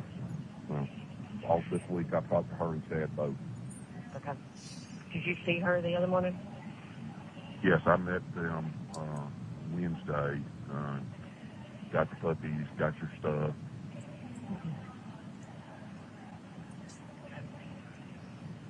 So we got everything. Okay. Or they did. Well, I went before the magistrate judge yesterday. It has been a media frenzy here. Okay, it's kind of hard for me to understand you. I said it has been a media frenzy here. I'm sure that's what she said it was at the court hearing yesterday. And it's, you know, I mean, you look on the internet and that's all there is. Yeah. Yeah. I guess the only good part about it now is, you know, Atlanta has so many things going on that it's one of many. So, but it's getting quite the attention. Oh, I'm sure. Yeah. Yeah. Yeah. Probably by design, though. Oh, it is. My cellmate, who is very nice, by the way. That's what Amanda said. Very, yeah. And she came in last night and said that at 10 o'clock last night that the media was still surrounding the jail out here. And she knows it's because of you. She does. And the others who had visitors and phone calls and that kind of stuff, of course, their family and friends and whatever had watched the news. Right. And she's trying, and she's put the word out to don't mess with me, don't, you know. Right. So far there has not been any trouble. Yeah. That's good. Hope and pray for no trouble there, that's for sure. Yeah. So I pretty much just, it's in a room that's kind of like, just like a dorm room, and it's got 2 beds and like a mat. And I pretty much stayed in there because I had a horrible cold. And it just felt like crap yesterday and last night. So Right. anyway, I just stayed in there. And in that way, you know. But Amanda's at work now. So Chad said that he put money in some account that where you could make phone calls. So yeah, he did. Well, so this thing shows up as Irving, Texas. Yeah, that's what Amanda said. I wish they'd have told me because I almost didn't answer it. Right. But then I said, no, I don't know what anything anymore, so I thought I better. Right, and I don't know that it comes up as that every time either. Right. So I'll just, whatever it is, I'll just answer it. Doesn't matter. Well, have you seen Martha Jane? I have. I've been to see her, I guess, every day. I didn't go yesterday, but I talked to her. Okay. I talk to her every day. But She I went okay? to see her. Huh? She okay? She's just devastated, you know. Do you still have a key or way in her Yes, house? I do. Right. They'll just go in there and empty out the garbage, and I think there was a wine bottle sitting on the kitchen counter, and they'll just throw that away, and, Okay. you know, that kind of stuff. Okay. Tell her I'm okay. But I will. I will tell her that I talked to you. right. Amanda's at work or should be at work, so call Chad and tell him that you talked to me, Okay. and then tell her I will try to talk to them tomorrow. I don't know how often that I can get on the phone. Okay. Yeah, they're going to try to come see you tomorrow. Okay. You know, tell her to I think see Elaine tried to come to see you yesterday, but you can only have one visit per day out of the way it's Right. planned on. Right. And she said, I'm gonna go see Mama again Sunday. Right. Okay. There's a time limit on this. I got to go. So I'll try to Okay. call you again as soon as I can. Okay. Okay. Paul. Love you. I love you. Paul. Paul. Did they tell you all? Do what? Did Amanda and Chad tell you all? They did. Okay. All right. Strong. Yes. All right. I love you. Okay. Bye. Bye-bye.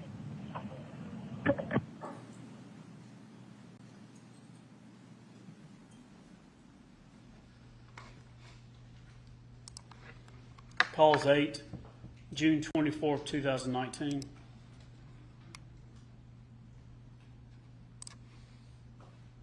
Remain 5 minutes and 50 seconds long. on the line. Hold for acceptance.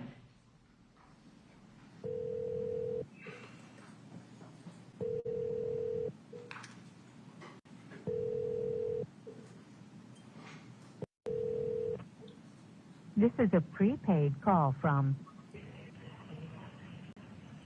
an inmate at a correctional facility. Three-way or call waiting is not allowed and may automatically disconnect this call. This call is also subject to being recorded or monitored, except for privileged communications between attorney and client. Please select from the following options. If you consent to this call being recorded and to accept it, your call has been accepted. David, Got it. what you doing? Just fixing to grill some steaks. Okay. What you doing? Everything, Got the phone working? We did. Oh, good. About time. I know. You okay? I am. Okay. Did you talk to Amanda last night? I did. Okay. Did you explain to her about a chess match? No. No, I didn't explain nothing. Okay. There's a lot going on.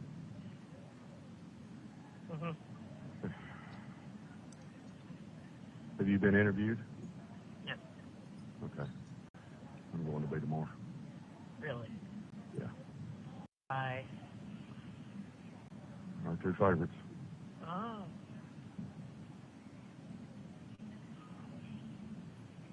Well, Amanda said her Wednesday, but I did not know who she was referring to. Said what? Amanda said she was on Wednesday. I thought she was meeting with the attorney on Wednesday. Okay. Well, I did not know who. Yeah. I think she's meeting the attorney on Wednesday. Okay. That's what I got. Okay. Well, there is a well-played orchestra.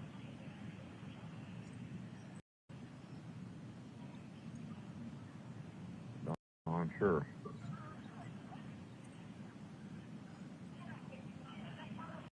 Did Amanda tell you about Chris? No, I don't guess. Okay. I'll ask her. Okay. She told me that Scott had contacted her, but I hadn't heard anything new about Chris. Right. Oh, Chris paid. To see you? No. Huh? No. Oh. Okay. Understand? Well, I'll ask her. Yeah.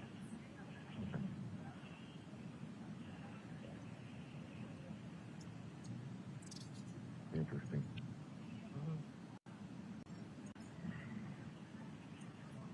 Yeah, we've been in lockdown all day today. Oh, have you?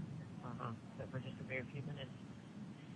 Amanda's supposed to be bringing my cellmate shoes over here. They told her that she had to have slip-on shoes to wear. So, as opposed to, we've got like rubber flip-flop kind of things that you wear with socks. But who had to wear slip-on shoes? You or her? Her. When she came and see you, she had to wear slip-on shoes? No. My cellmate does. Oh, okay. She hurt her foot. So, they're making her with Amanda's supposed to be bringing them over here tonight. Oh, okay. Okay. So she had to have them by 8 p.m. tonight, or they were going to lock her up in medical. Oh, so she's going to bring them up there tonight? Yeah. Okay. I won't see her. She'll leave at the front desk. Right. But anyway, I finally got my glasses today. Well, that's good. And anyway, I finally got a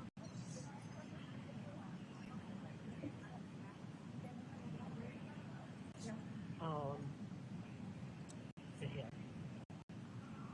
Well, just hang tough. I am. I know. I am. Have you seen anything on the media?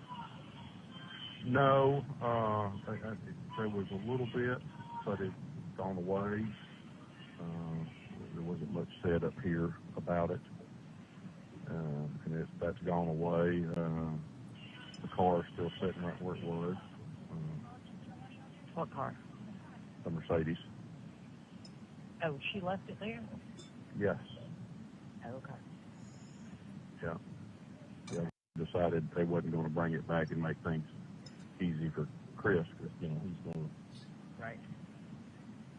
So it's still sitting up here. Okay. I got to go. Okay. Okay. Love you. All right. Love you. Bye.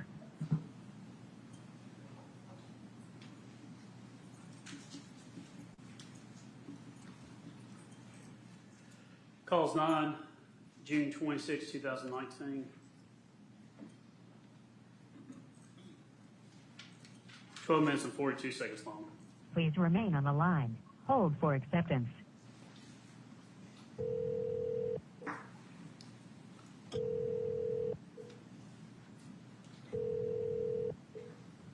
This is a prepaid call from an inmate at a correctional facility. Three-way or call waiting is not allowed and may automatically disconnect this call. This call is also subject to being recorded or monitored, except for privileged communications between attorney and client. Please select from the following options. If you consent to this call being recorded and to accept this call, dial 1 now. Your call has been accepted. Baby, Darling, you okay? I am. Sure? I am.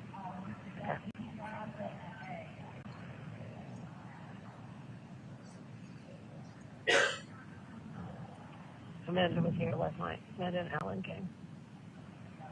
Okay. Good. Good. How's Alan? He was good. He was tanned and, thin, but he was going, I guess, this coming Tuesday for another treatment. Right.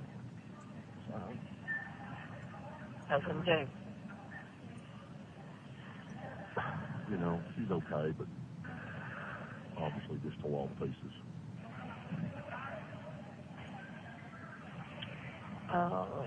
Does she need you to do anything for her? Because I don't think the others are going to.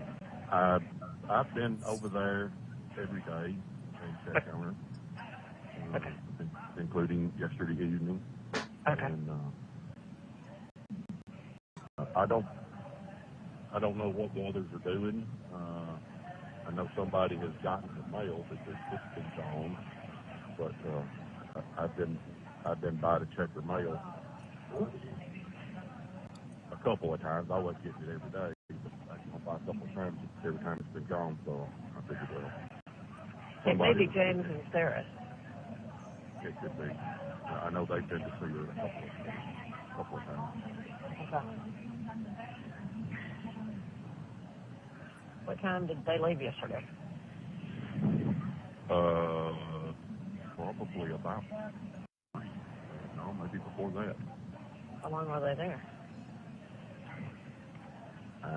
Hour tops. Oh. Okay.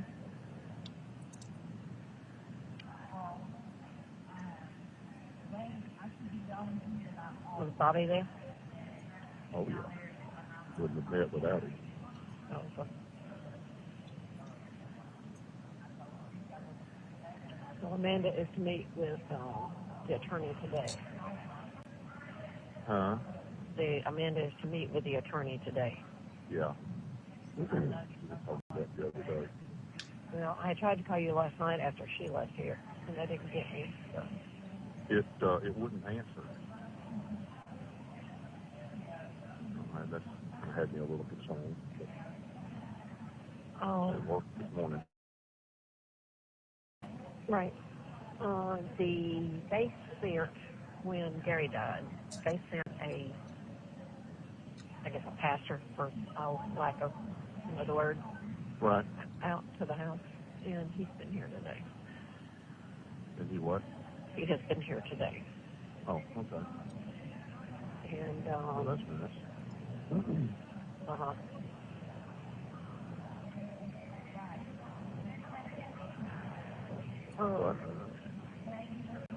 Well, let's just say the orchestra is playing well.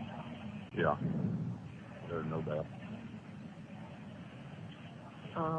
You need to explain that to Amanda, Okay. and you need to explain a chess match to her, Okay. and make sure she understands. Okay. She's supposed to meet with them today at 4 my time, so All right.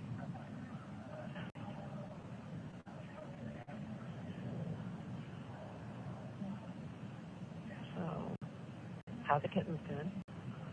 They're good. 2 are gone and 2 or 4 are still there. Oh, when will they leave? They left, I think, one Sunday and one Monday. Okay. Is everybody else okay? Yes. Did it make the news there? No. But didn't. There was something on in Nashville, but to my knowledge, there hasn't been anything in the Oklahoma news. Okay. What did they say in that? Just reported that somebody was, picked up here for all that. It was, wasn't that bad. I don't know that it was even on the TV. I think it was just on the internet part of it. Well, Alan said last night that he's been checking like all times of the day, and he said that they had done several retractions. That they had what? Done several retractions. Oh. Okay. So you can call him. Have you talked to him yet?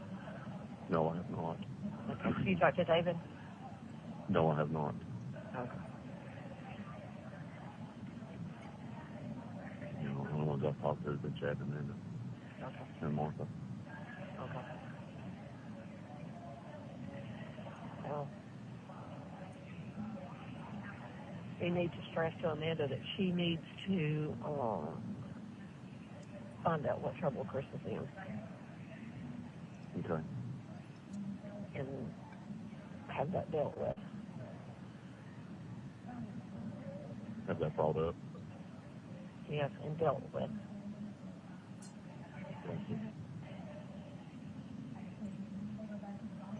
But, my donkey, as they call it, is very informative. Yeah. She's very sweet. Remember, it can go both ways. Very true. Oh, I know. Amanda said the kids were going to go get everything out of your house. Yeah, she's trying to have that stopped. So,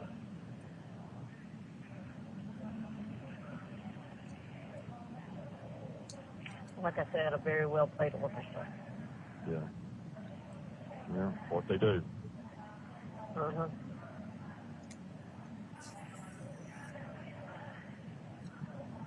Yeah.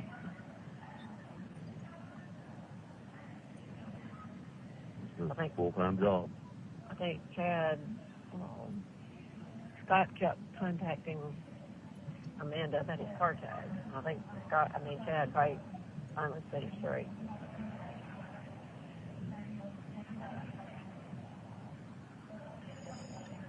Like, look, he still has to talk to the estate attorney. But Amanda said the only person that he's talking to is Chris.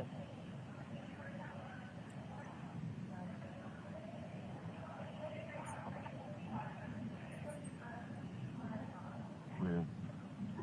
The stuff is not as important as you. True. And that's what Amanda said. She said, Mama, at the end of the day, you are what we've got to take care of. Yeah. That's the thing that's important. Right. They're not going to want anything sentimental thing. Yeah. And they'll make sure she don't get it, probably. Yeah. That concerned her, but she said,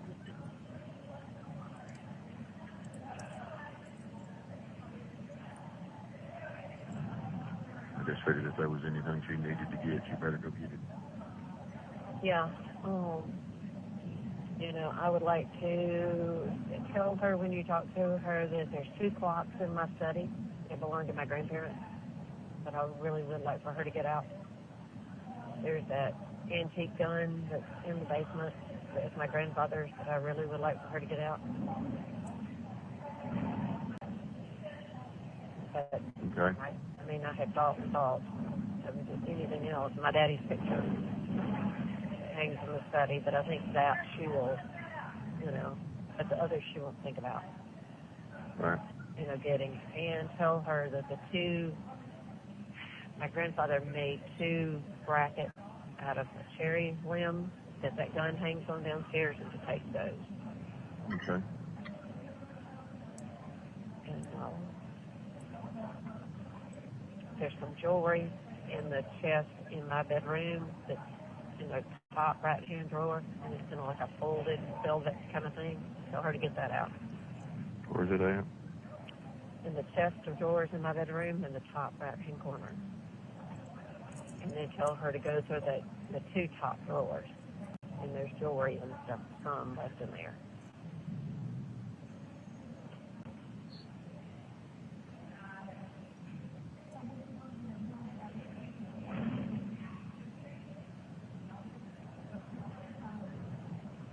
Okay.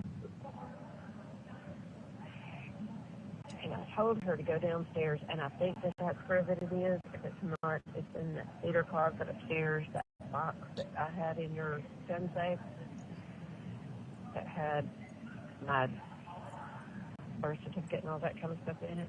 She needs to find that and get it. Like now. If they don't need my birth certificate and all that kind of stuff. Right. Okay. And, other than that, it's just stuff. Yeah, there's a lot of things I'd like to eat, but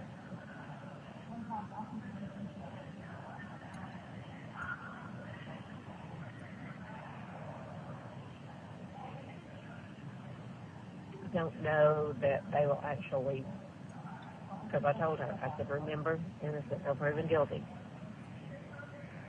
That's what the judge kept saying the other day. I don't understand, because I haven't done anything.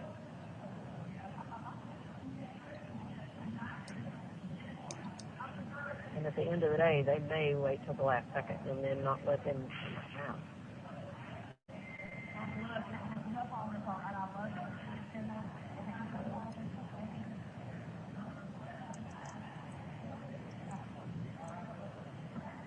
But at least they pull the media away from here.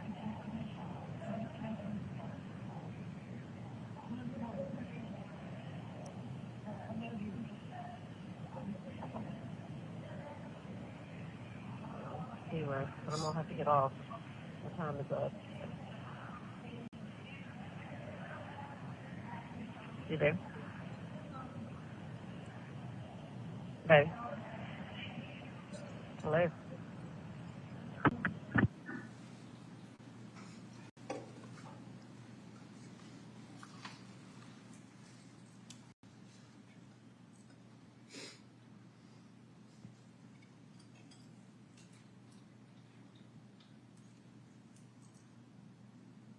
Remain on the line. Hold. It says June 28, 2019, and it is 8 minutes and 1 second long. Hold for acceptance.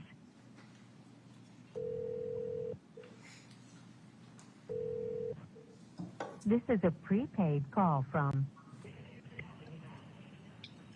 an inmate at a correctional facility. Three-way or call waiting is not allowed and may automatically disconnect this call. This call is also subject to being recorded or monitored, except for privileged communications between attorney and client. Please select from the following options. If you consent to your call has been accepted. Baby, Baby. you talked to Amanda last night? I did not. Okay. They went and changed the locks on the house. I sent her a text, but I never heard from her. Okay. I never heard from her. Apparently Scott had locked the gate up to where they couldn't get him. So they cut the lock off, or cut the chain off. And they had the lights changed on the house, and they moved a bunch of the tools from the barn over into the house and locked them up. And they had to call animal control because Scott has not been taking care of the animals.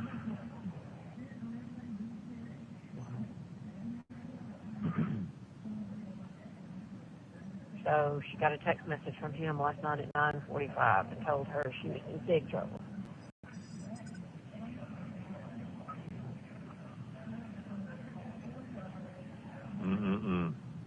So I have a feeling it's going to get real.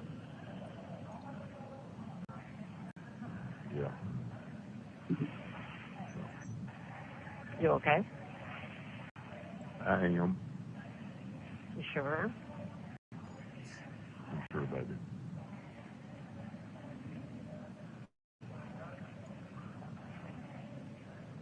How's everybody else? They're okay. They're okay. How about MJ? Yeah, like I told you yesterday or whatever, the day before, she's just devastated by it all. Because it's just, destroyed. Well, does she know what? Do what? Not, because it's destroyed your family and then the wash out to everybody else. Well, she does understand what Chris and Scott did, doesn't she? Oh, yeah. She knows what Chris and Scott, she figured out Chris and Scott on her. Okay. Well, I do know that Chris was talking to Pat pretty regularly. Yeah. Well, Chris has been talking to a lot of people, it sounds like. And, all he's doing is trying to get everybody to believe what he wants them to believe. Right. What him and Scott have done from the get-go. Well, yeah.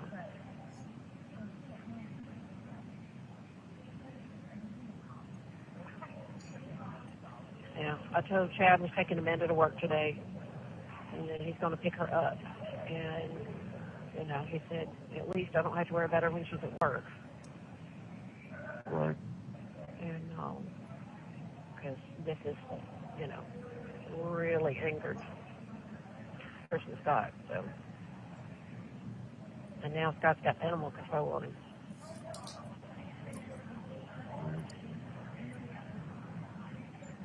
I truly believe that they're the ones that brought all this on everybody. Well, yeah. And I mean, all of it. Oh, I know, sir. That's got to come out. Exactly. Were you asked about them? Them? No. No. Right.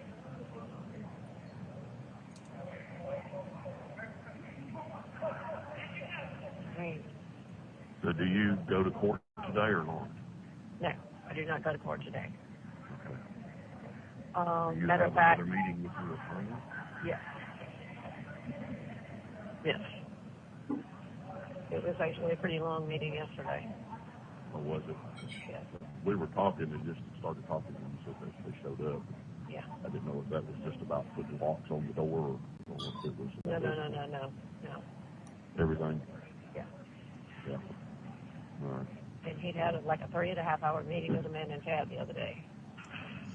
Oh, did it last that long? Uh-huh. Oh, wow. Oh, yeah. And, so, yeah, no court dates are discussed really openly. Right. Okay. So, well, talk to your attorney about it. And like I said the other day, just open and honest and yes. tell them the truth. Oh, I did. Yeah, good. But, like I said, the orchestra is playing well. Oh, yeah. Oh.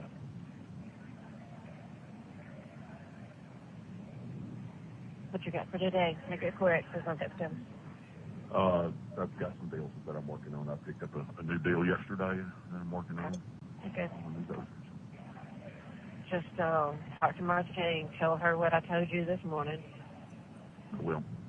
And I don't know how often Amanda's talking to her. I don't think too often, but I think she has. I talk to her every day. Either go see her or call her.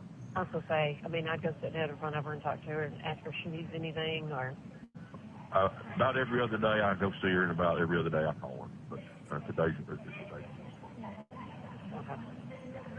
Yeah, just tell her I'm okay and that... See, I think things are... Forward. Yeah. Forward. Forward. Yeah. Yeah. All right. All, baby. Keep the faith. I got it. Tell her that, too. You too. Tell her that she is on the list of people that can go in my house. Martha Jane, Yes. Okay. And tell her about, and tell her she might want to call Amanda. Amanda won't get off until like 5:30 or 6 today. Right. But Amanda is coming here this evening, so it'll be later on before. Okay. Just make sure you talk to Amanda. I'll tell her to call you, but if not, touch base with her tonight. Call her. I will. Okay. Great. Oh. I love you. Love you. Talk to you in a little bit. All right. Okay, bye. Just can we take a break with that, Your Honor? I was gonna suggest that. All right, we'll take a short break.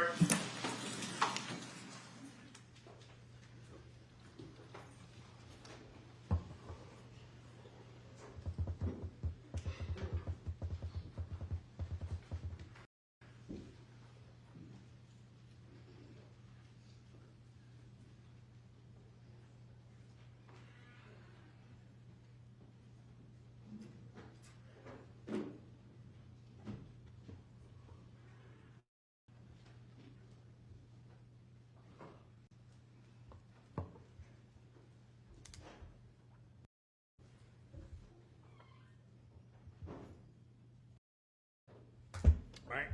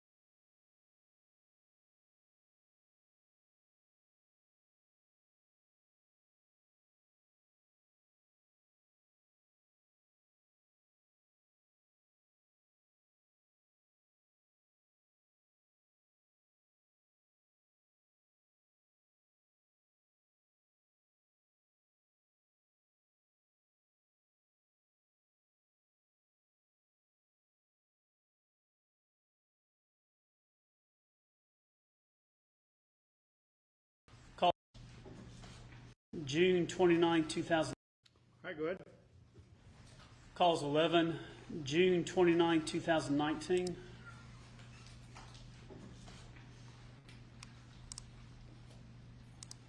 Five minutes and 5 seconds long. Please remain on the line. Hold for acceptance.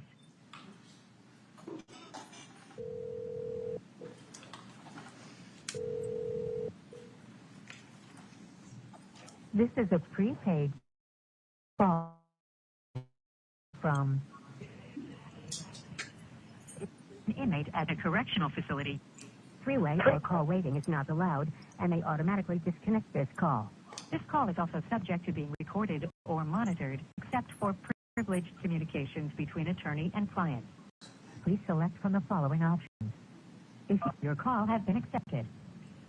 Baby, Darling, good. laying across the bed. You okay? Yeah. You know, bathroom, shower, lay down. Yeah. Bathroom, shower, lay down. Well, hey, today's Saturday, today's shower day. Oh, So I got to have a shower. that'll be nice. Mm-hmm. Shower helps everything. It does. Mm-hmm. You just get one once a week or what? Shower, yeah, no, I mean, a couple of times a week. So. Okay. That's good. But hey, Wanda had Lachel, so. Oh, that makes you feel better.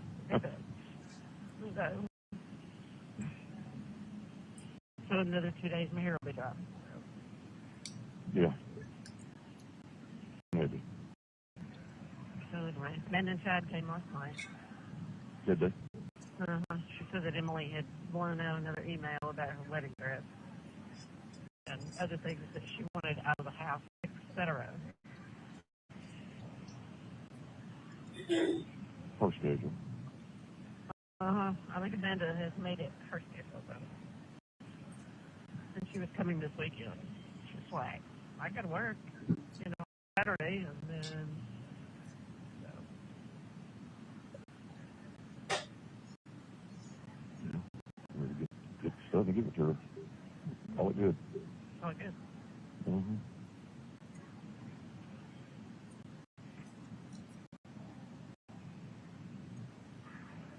Anything new in your world? No. How's your kids? They're okay. That's okay. Everybody getting along? Yeah, they're playing quite pretty. It's been kind of nice. I mean, not that they ever had any crosswords, but Right. went out to dinner together the other night. Just the two of them.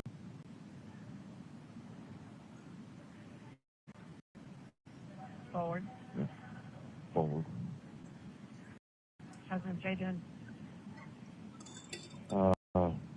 She's pretty crushed. Just thinking about you there. No, I'm okay. I mean, there's pretty much a set schedule every day because I pretty quickly, so. Have a calendar, you mark it off every day. Right. So, I do. I go see her. do what? I said I go see her and talk. Thank you. If she needs anything. You're welcome. I know this is not what you bargained for with her. Do what you got to do. If they come and got Right. Mercedes yet? No.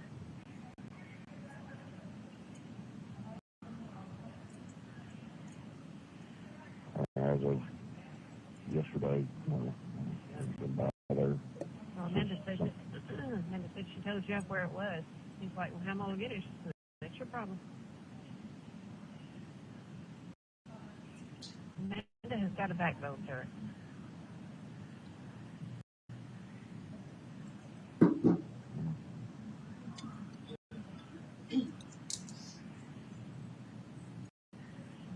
Don't blame her on that one. Yeah. I love you. I love you. I think we're going to be out this afternoon, so maybe I'll call you this afternoon. Okay. Okay. I love you. Okay. Be strong. I will. You too. All right. All right. Love you. Love you. Bye-bye.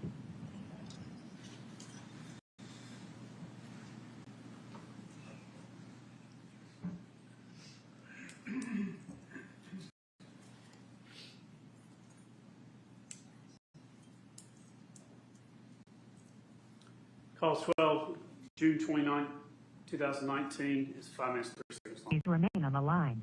Hold for acceptance.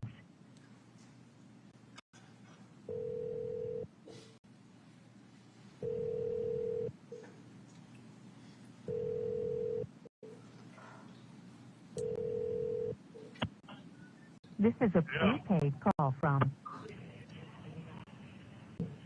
an inmate at a correctional facility. Three-way or call waiting is not allowed and may automatically disconnect this call. This call is also subject to being recorded or monitored, except for privileged communications between attorney and client. Please select the following options. Your call has been accepted. Hey, baby. Darling, What you doing? I'm upstairs so I can talk to you. Everything okay? Yep. Sitting outside the pool with a bunch of girls and a bunch of kids. Alrighty. Mm-hmm. What you do today? A whole lot of nothing. I did get my bow and all the stuff out for my bow to start practicing with. And actually worked on the deal today. I've really done a whole lot of nothing. A lot of fiddling stuff. Right. See MJ? No, I haven't seen her today. I actually come over to the other lesson place for a couple hours. Learned all about wax. Learned all about what? Wax. Still didn't understand you. Wax. Okay. Oh, okay. Yeah. Okay. I just talked to Amanda, and she said that she had gotten a email forwarded from Jeff today that he had sent Amanda and Chris and Scott, so that I had signed over everything to Amanda, and that they had to go through Amanda for everything. Okay. That'll go over like a lead balloon. I'm sure. No matter what you do, they're going to teach you about it. Yeah. I think that it's probably, Amanda said that they had gone by last night after they left here and watered the horses and checked on everything and locked some more stuff up in the garage and, that kind of stuff that Right. still, Scott hadn't done anything else. Yeah. He ain't doing nothing but working and drinking and sleeping. Mm-hmm. So they're going to come here in the morning because I got Cameron tomorrow. They're going to go get Cameron tomorrow afternoon. So I'm just going to stay with them the next few days. So Okay. and they were going to go by the house and check on things and kind of see Scott was there. All right. I said, well, please check on Lily. She is still, a living, breathing little animal. Right. So, and I said, if it doesn't look like he's taking care of her, then let Elaine take. Oh, and the email went out too that if, they continue to cause a problem with selling the house or anything like that, then action would be taken against them.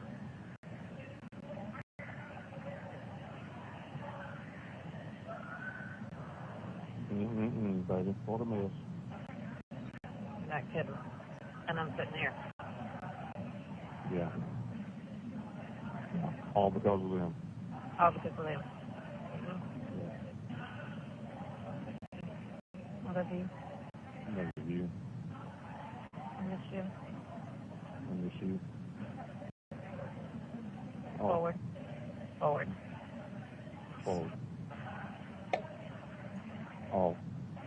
You okay?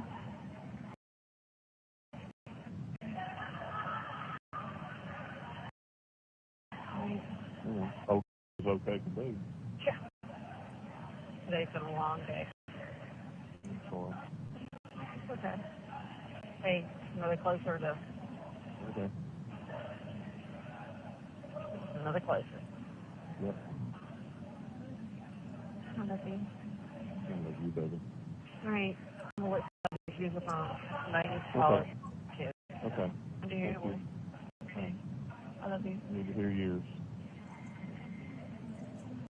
to hear your voice. Thank you. Okay. How's that go? Thank you. Thank you. Bye. All right.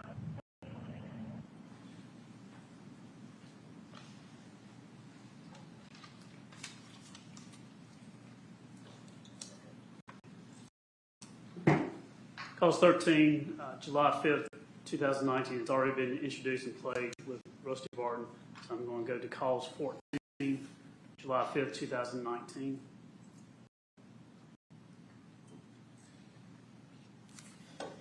It's 15 minutes and 4 seconds. Please remain on the line. Hold for acceptance.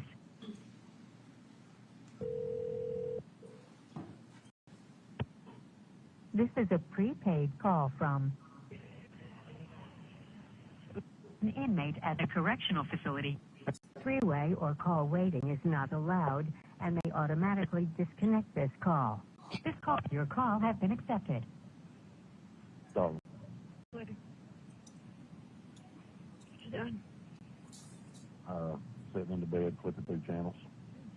Not ready. I didn't tell you earlier. Figured you were eating dinner. Yes. You know, 20 people over here. No, okay. You okay? They were having a surprise birthday party for a guy whose girlfriend had dumped him, trying to make him feel better, and at the last minute, he told him, and he didn't know it was for him. He told him he wasn't coming. Okay. Yeah. So anyway, all the small group bunch in there eating leftovers from yesterday. So they had yesterday. You okay? That's all. Yes, I am. Visit with Chad and Amanda. Chad did most of the talking. But it was a good conversation. Okay. Yeah. Yes, she sounded better when I talked to her earlier. Did you talk to her since I talked to her? Yes. Okay. Yeah, it was good and went very well, and they were very, very nice, and I was thankful. So they would stay in touch. Oh, have you talked to Bobby? Actually, just got off the phone.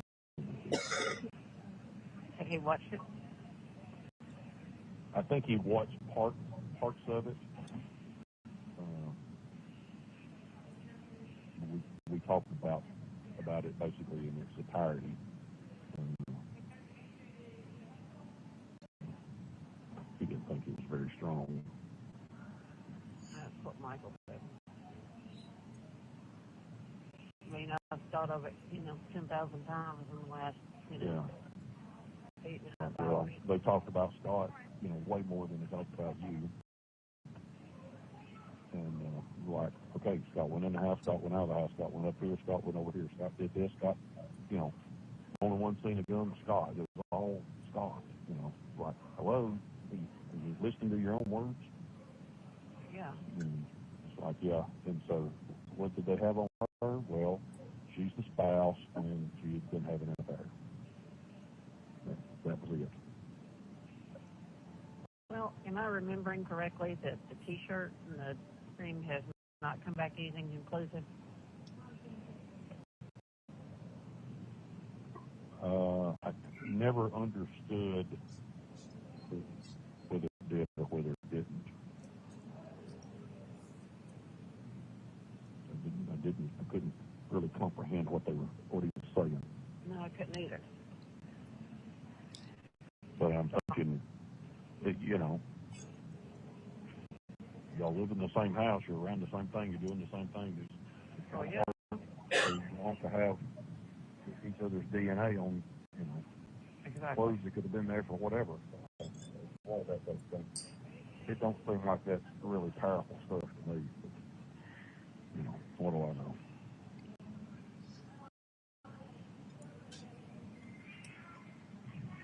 But it sounded like there's a lot of stuff that hasn't come back yet.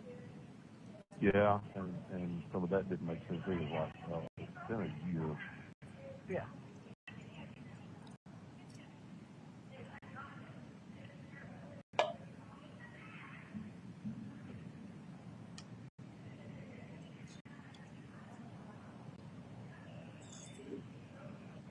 Off. You okay? I am.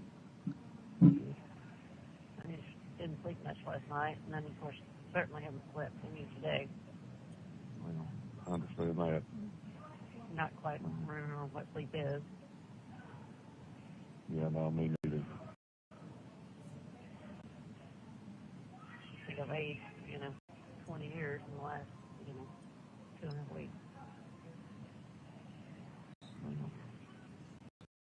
No doubt about that.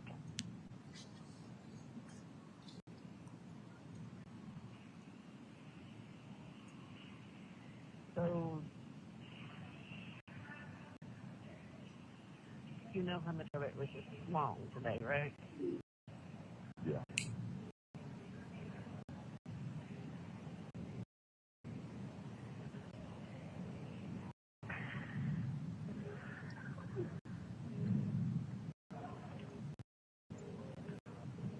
I do.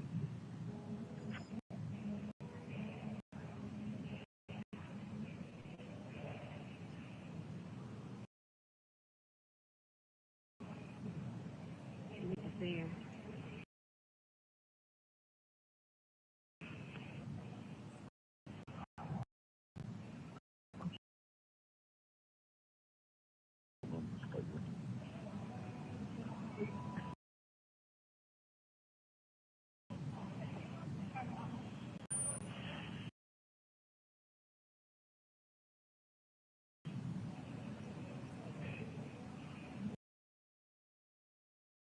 So I guess Michael or some of them will be back over here next week.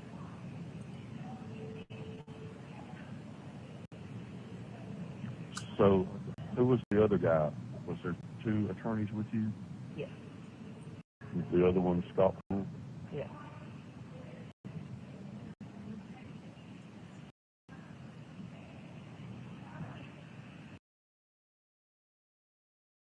Just did all the talking. He was the lead attorney. Yeah. Although Scott's name is the one on the sign out front. Yeah.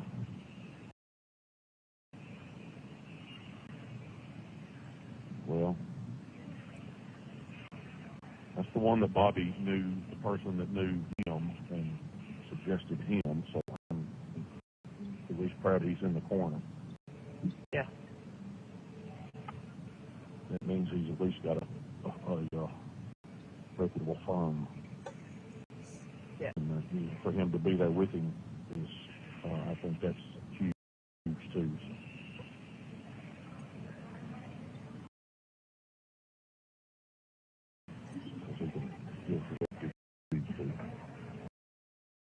Yeah.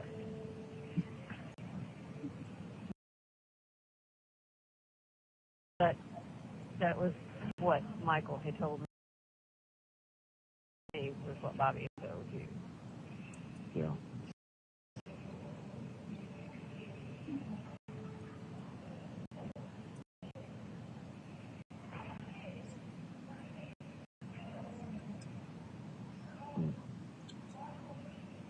Well, I hope he can man up to it. He needs to.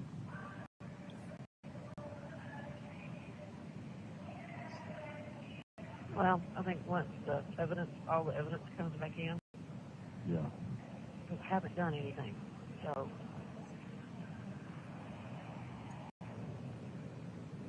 That's the whole thing. If you haven't done anything, you did do anything, and then,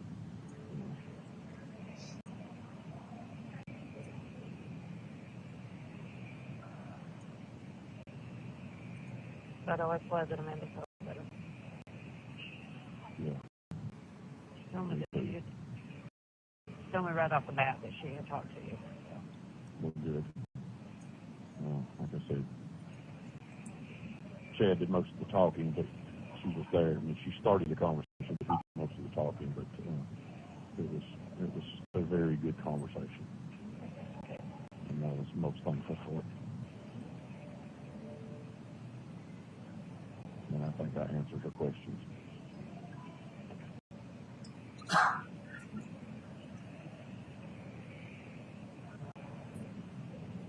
No, I think she was just scared that you would, you know.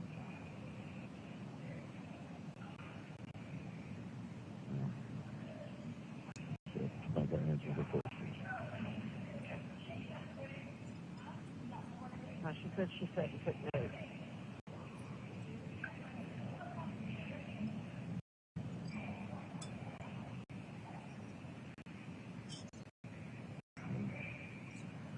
It was a good conversation, and I'm glad that it ended very well. Good. Yeah. She's a good kid. Yes, she is. And he is too. He is. Bless their heart, they've had the weight of the world put on. Yeah. They certainly have.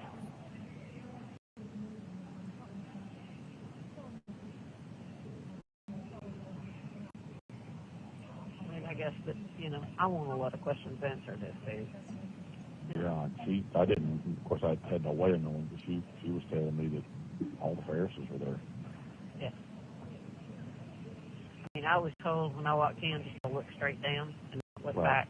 You know, that they had cameras all lined up, you know, right there. Patricia was not there. Oh, okay. But John and Sherry were. Right. And yours, and I reckon Jenna was there.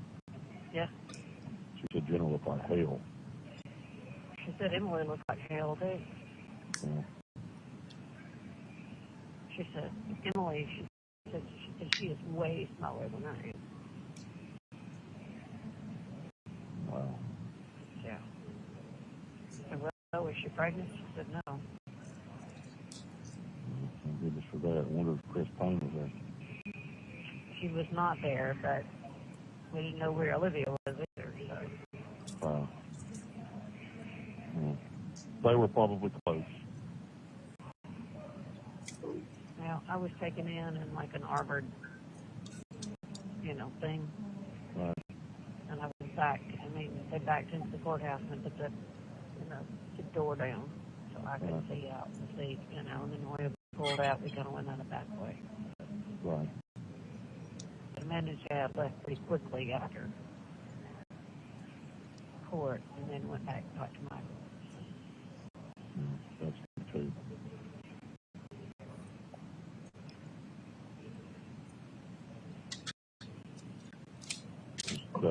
That'll help her and both of them to be able to talk to him and understand what's going on. Yeah, and that's what, because I asked him right before they took me out. He said that,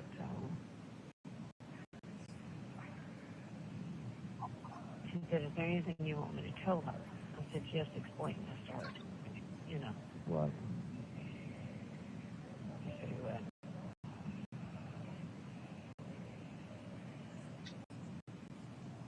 That's good.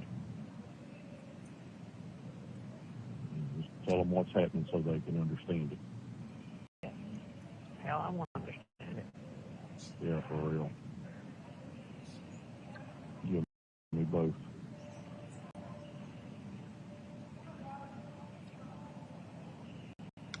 Understanding is you're the easy target. Oh, I know. I do know that.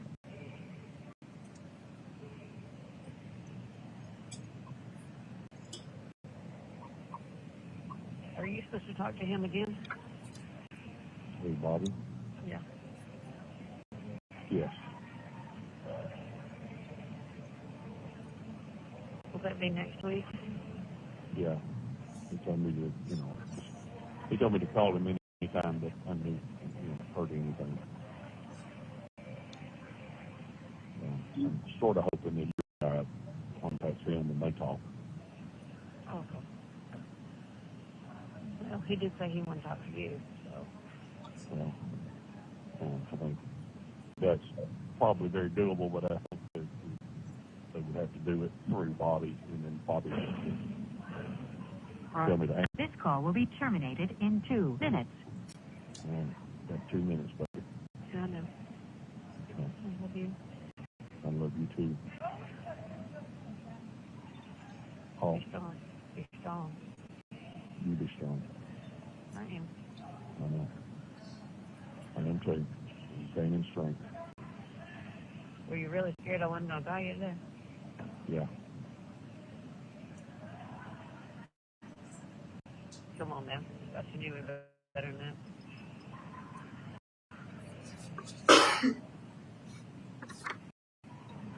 And I thought I did, and I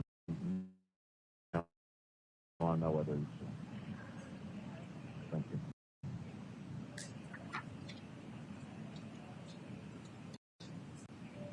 Kind of wish you'd give me a heads up on it, but Well, part of the chess match. I know. This call will be terminated in 1 minute. All right, baby. I love you. All right, darling. I love you too. I'll call you in the morning when I can. Okay. Okay. Just, if you will, because the weekends are kind of like a scattered kind of thing, so just keep your phone with you all the time because it'll be kind of a different schedule. So. Okay, yeah, it's the tough part. I never know when you're going to call. So I know. but like, as soon as I get in the show, you call. And as soon as, I know. You know, we sit down at dinner. Anyway, I'll do everything I can, darling. Thank you. I love you. Okay. I love you. All. Be safe. All right. All, darling. All right.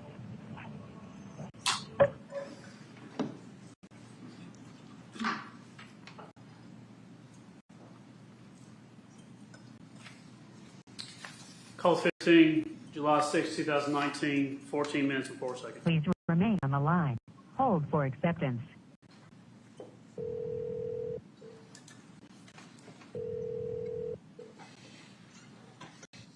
This is a prepaid call from an inmate at a correctional facility. Three-way or call waiting is not allowed and may automatically disconnect this call. This call is also subject to being recorded or monitored. Your call has been accepted. David? What's your name? I just got to let Bella out. Okay. Doggy duty. Are you driving? I am. I'm just right below. Oh, okay. Have you looked at the recent news? Have you looked at any recent news online? No. Well, you need to. Okay. Tell me if there's anything new that...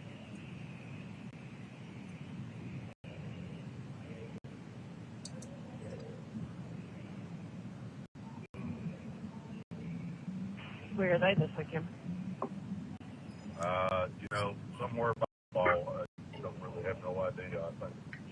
I think they were in Nashville last night. I saw a picture a little while ago. Dinner in Nashville. And it was Deanna and Mason together. And I got a picture yesterday of Mason in a baseball uniform somewhere. Ah. What's Andrea up to today? Do what? What's Andrea up to today? I think she probably just got up or just woke up because she had called me and asked me had I been to let Bella out yet. I told her no, I was on my way.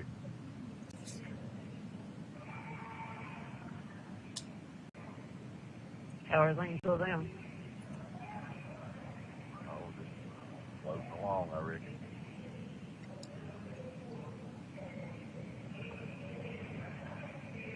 Everybody's playing pretty. I'm assuming that she knows about all this.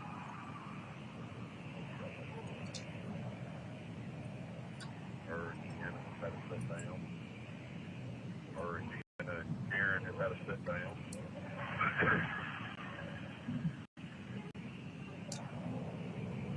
And? Andrea, I know Andrea watched the course yesterday.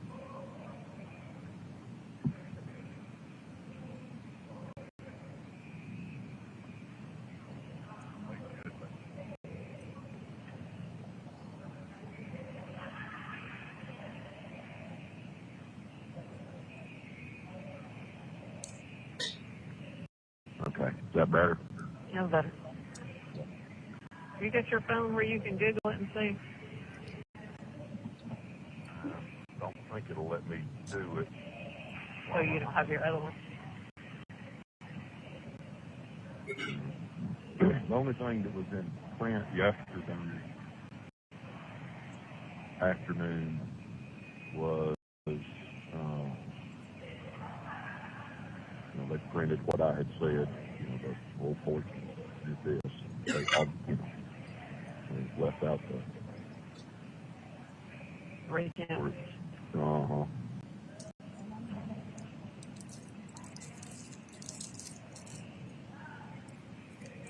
Well, I had just overheard some people talking in here, and because it's something that came out late last night.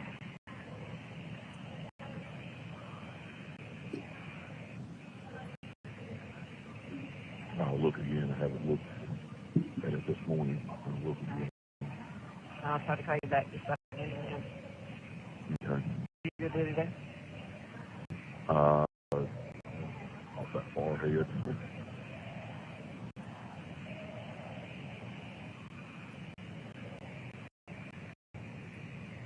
What's the weather doing there? It's pretty. No clouds and hot, just like it has been. 80 degrees, like 90. Well, it stormed here last night. It was very foggy this morning. It's still cloudy looking. So. It's like the fourth.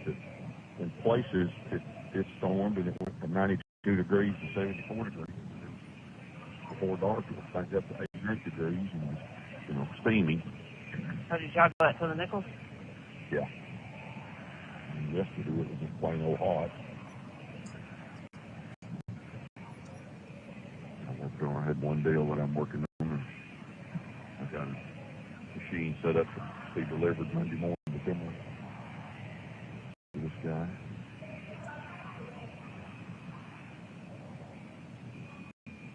This guy that owns the storage buildings, got to move it.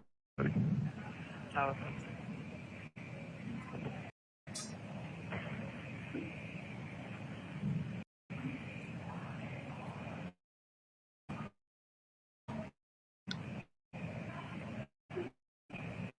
I love you.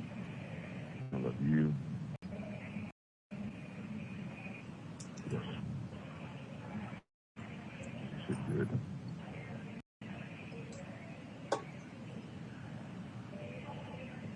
Well, you and I know the truth. We know I didn't do anything, so. I just wish they would look at the ones that did.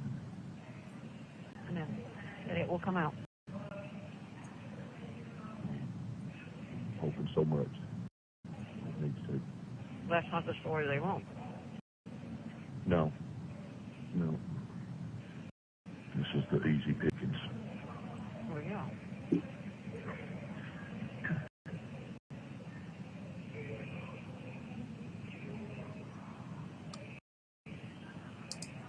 Today's Cameron's birthday, so.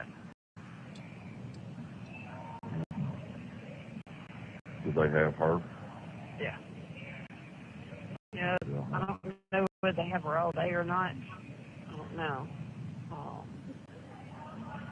But she said they were going to Longhorn and eating dinner, so I'm assuming that, something. Like, how much of that, I don't know. Maybe they'll have a bit of a good day and a distraction. Well, yeah. What I told her, I said, just try to,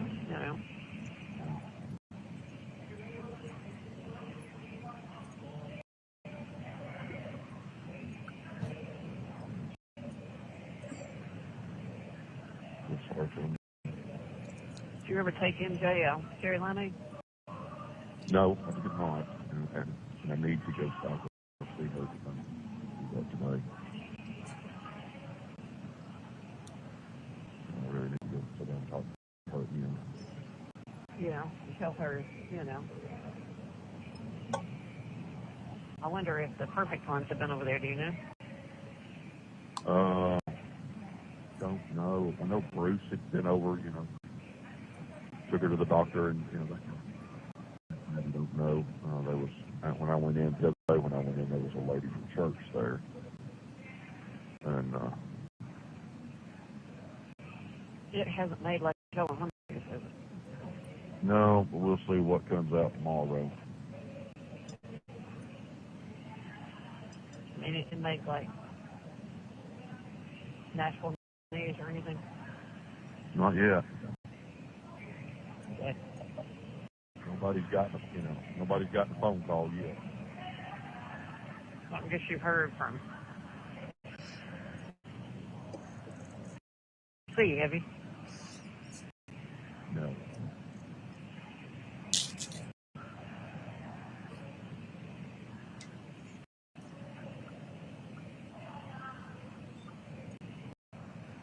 Would you wind up killing George? The very minimum. Okay.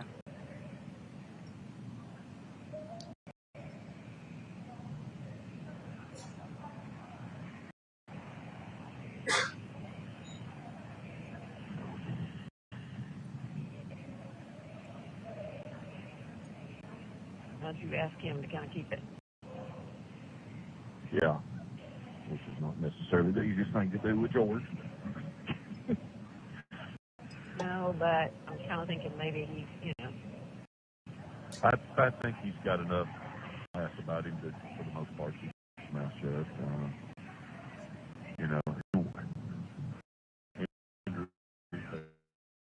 Greg's buddy, Brad Kelly, lives right around the corner. Brad works at some place. Brad told Andrea that George had just asked him, "Do you know anything about our mutual friend?" Brad just told him, "No, I don't know anything."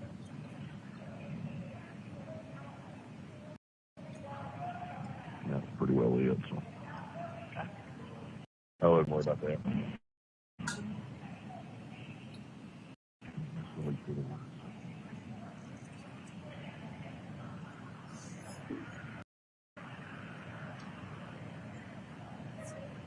Your safety and getting them to look at the wrong ones. yeah, get me out of here so I can work on that. Yeah.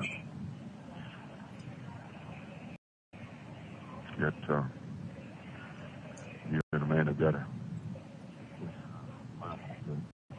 Do what now? get them, but y'all got to get Michael to get the Georgia people, make sure they investigate the right people. Oh, yeah. And I want the test results. Yeah.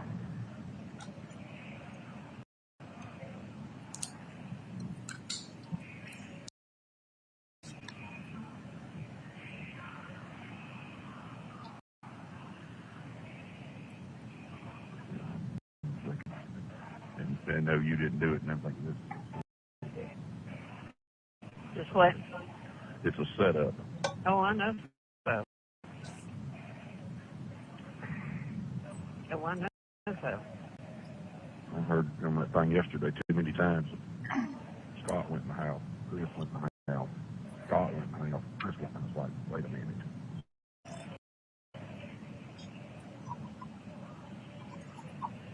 I heard too many, I don't recall. Yeah.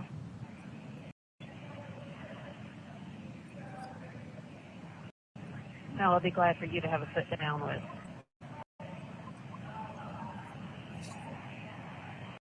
Bobby. Yeah.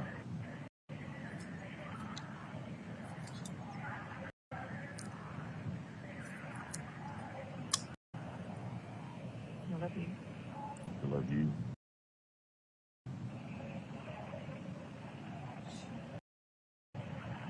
Did you ever talk to Amanda about putting money on this or whatever so she doesn't have to bear the burden of all the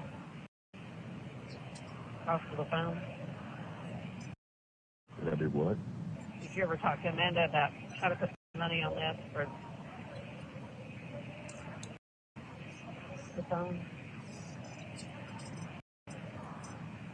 This on what you're talking about? Yeah.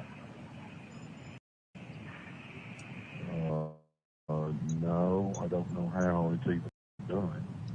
All right, well, talk to Amanda about it so that she doesn't have to bear the burden of all mine and your conversations. Oh, that's handled. Oh, okay.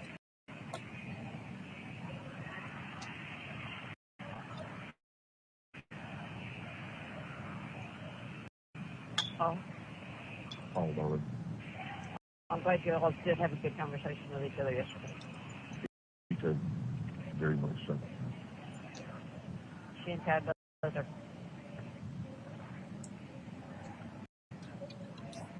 They're good. Yeah. They're good people. I did good on one of them. You did good on one of them. This call will be terminated in 2 minutes. And Chad is, he's standing right there beside her. Yeah, I know. They're supposed to be over here at some point in time tomorrow. So.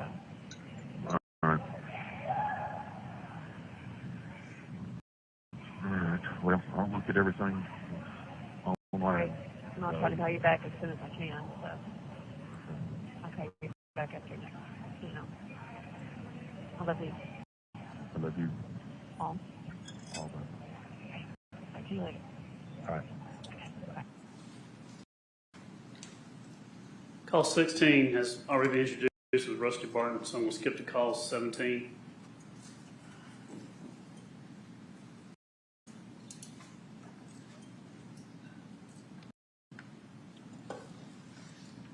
July 8th, 2019, 4 minutes and 47 seconds.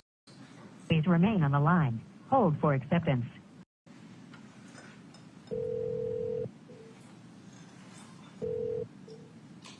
This is a prepaid call from an inmate at a correctional facility. Three-way or call waiting is your call has been accepted. Dave.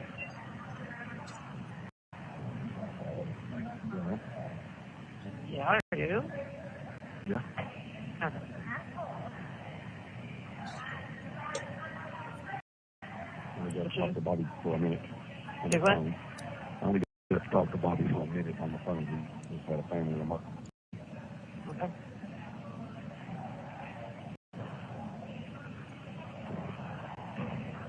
He said, everything was done in good faith and total belief that you hadn't done anything. Okay. Is she going to get in touch with the people here? Yes.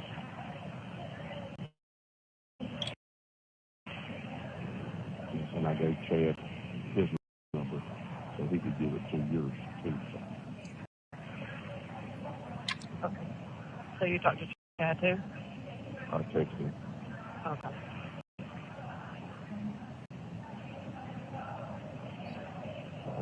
That way he could make sure that your guy had Bobby's name. Okay. Well, is Bobby going to try to contact him? Yes. Yeah, he said he would try to even this afternoon in the morning. What are you doing?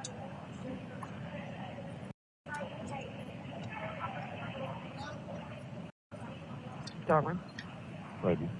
what are you doing? Waiting on my customer to fill out a credit application so I can get it to you. Anything else with him? Yes, sir.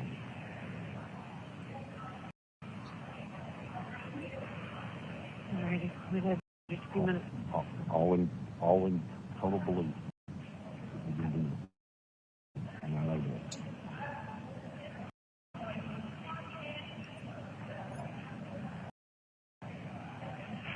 Well, I just hate seeing Amanda.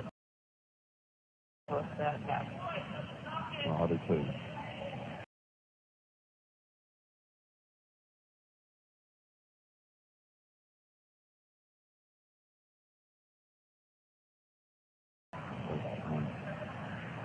We'll let them two talk and we'll see what they say. Okay. Okay?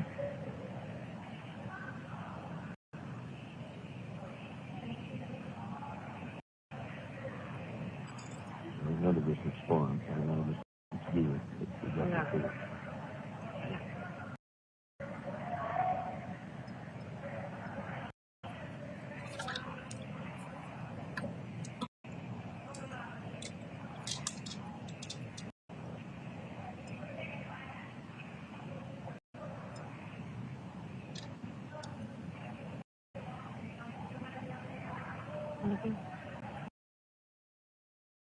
I love you. All, baby.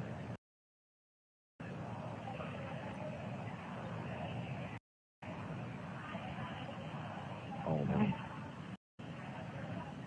Forward. Forward, baby. Yes, honey. Gotta get me out of here. Yes.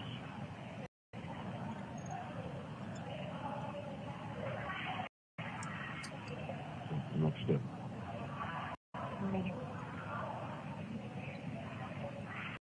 Is everything okay with Bobby? Yes. Yes. I mean, I don't know what the family emergency is, but yes. It's okay.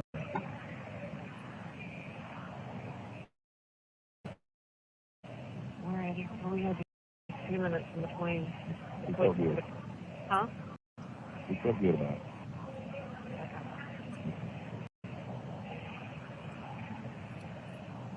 Did you tell Chad that? Huh? Did you tell Chad that? I didn't talk to him, baby. I just sent him. Well, I know that, but... No, I just sent him, I just rang the number and said, so your attorney can get in touch with him too. And Chad said, will do, and it was all of that.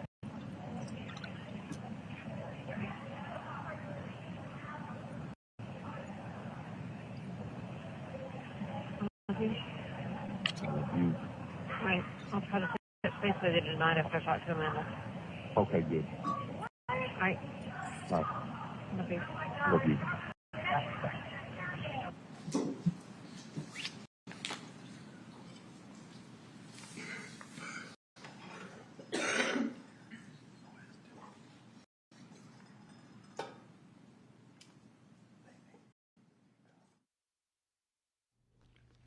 Calls 18, July 9th, 2019, 3 minutes and 29 seconds. Please speak your name into the telephone. Thank you. Please remain on the line. Hold for acceptance.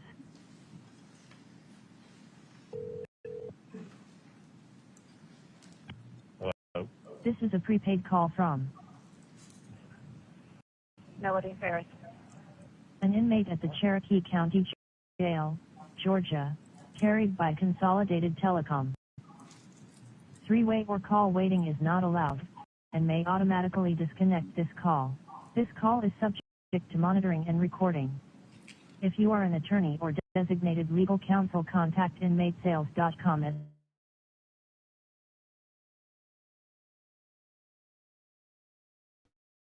702. Record. Select from the following options. If you consent to this call being recorded, and to accept this call, dial 1 now. To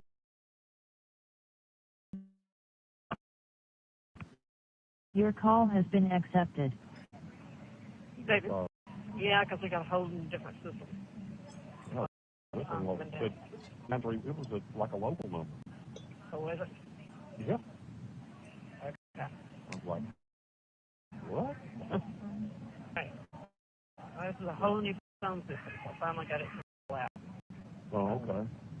Wow. But it said that there was only like $5 on the thing, so let me see. If you will go to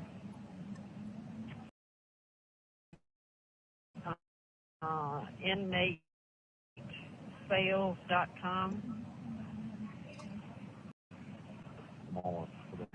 Do what now? There should be some in the mail tomorrow for them. Okay. Right. Everything okay? I haven't heard a thing from nobody. Neither has Bobby. Okay.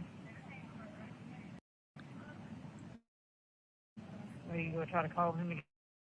Well, and I had to give Chad your guy's name, so but nobody's talked to nobody today. Okay. Well, I hadn't heard anything today either. Okay. I'm like, I just wanted to hear your voice, so I'm going to leave. Oh, I'm going to learn. And or sure. something. Forward. Right. Forward. All right. Love you. Amanda was here a little bit while ago with Alan, so. Oh, okay. Right. You still got his number? Yes. Okay. Yes. All right, baby. I love you. All right, darling. I love you. You okay? I am. Are you? I am. It can be. Yeah. All right. Yeah. But if you would just go to the inmatesales.com. Inmate sales. Uh-huh.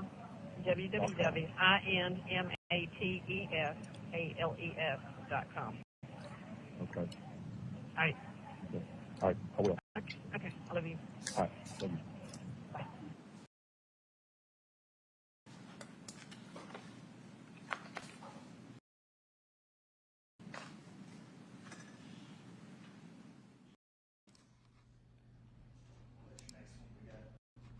Sir? What's your next one? How many you got? 19, and most of these are short, Judge, but Yeah. Food's here, so we can wanna just stop? go ahead and break now. And all right. all right, we'll break for lunch. We got food for you in there. We'll take an hour and y'all go stretch your legs somewhere. Did y'all like going over to the park better, or? Okay, all right. We'll try to do that again. Since I realize the only bench over here is the one with the sculpture in it.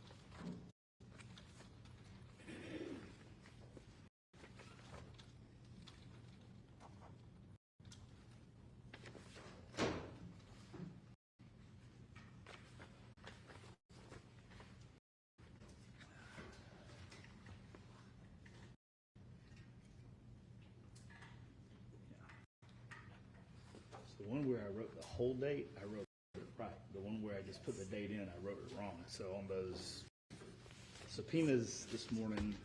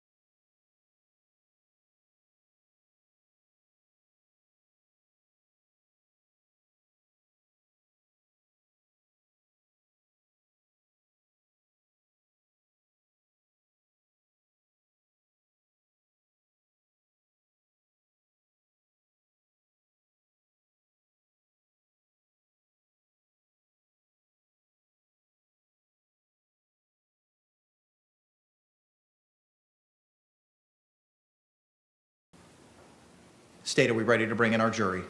Yes.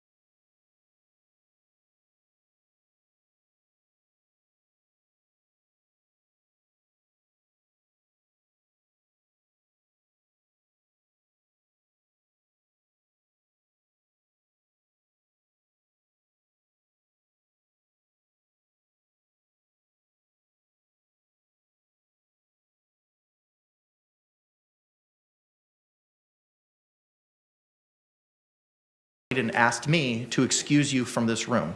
I understand that there may have been an outburst by you with courtroom personnel before the judge arrived on the bench this afternoon. If you would like to watch the trough, the elevator, and head to the south side of the building, see the sign where it says Judge Michael Kranick. It'll tell you which direction to go. You can pick up the phone, call my judicial assistant, Anita Barrios, and she can give you instructions on how to watch this trial virtually, okay? Okay, thank you so much. Thank you, ma'am. Well, I ain't like doing it anyway. Okay, God bless you guys. I'm still the boss of the city, so we gotta work together and try to figure it out. Thank you, ma'am. And y'all heard what I said. Ms. Jones, you're fired. Have a good one. Thank you. To restate the court's prior positions, if there's anyone going to have any outbursts or cannot control themselves, again, I'm going to ask you to remove yourselves at this time. State, are we ready to bring in our jury? Yes, Your Honor. Defense, are we ready to bring in our jury? Yes, sir. All right, let's go ahead and bring in our panel.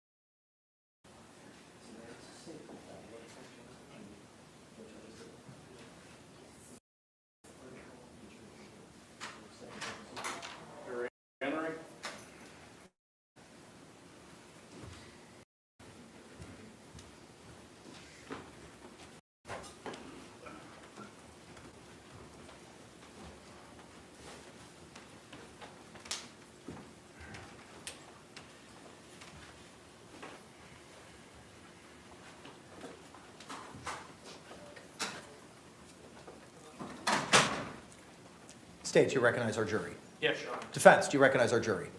All right, thank you. Y'all can be seated. Members of the jury, good afternoon. I hope that you enjoyed your lunch break. Welcome back. We're going to pick up with the evidence and testimony presentation by the state this afternoon. We may have to work after 5 o'clock, possibly between 5:30 and 6. As I recall, with speaking with some of you, you have minor children and may need childcare to pick them up. Is there anyone here who has any concerns with regard to childcare staying till between 5:30 and 6? If you have those concerns, okay, juror in first row, third seat from the right. Yes, ma'am. As long as we get a break between now and then and I can call someone, I should be fine. I would absolutely give you that opportunity right now to do that. Okay. Is there anyone else who has concerns about childcare? If you're able to have childcare, ma'am, is that going to affect your ability to listen to the evidence this afternoon? No, sir. Okay. Can the parties approach for a moment?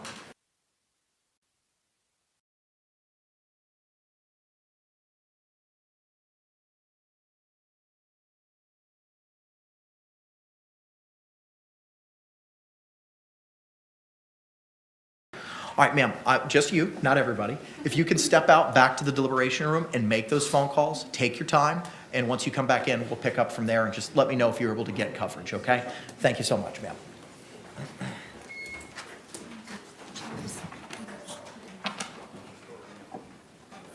Y'all can be seated. Thank you.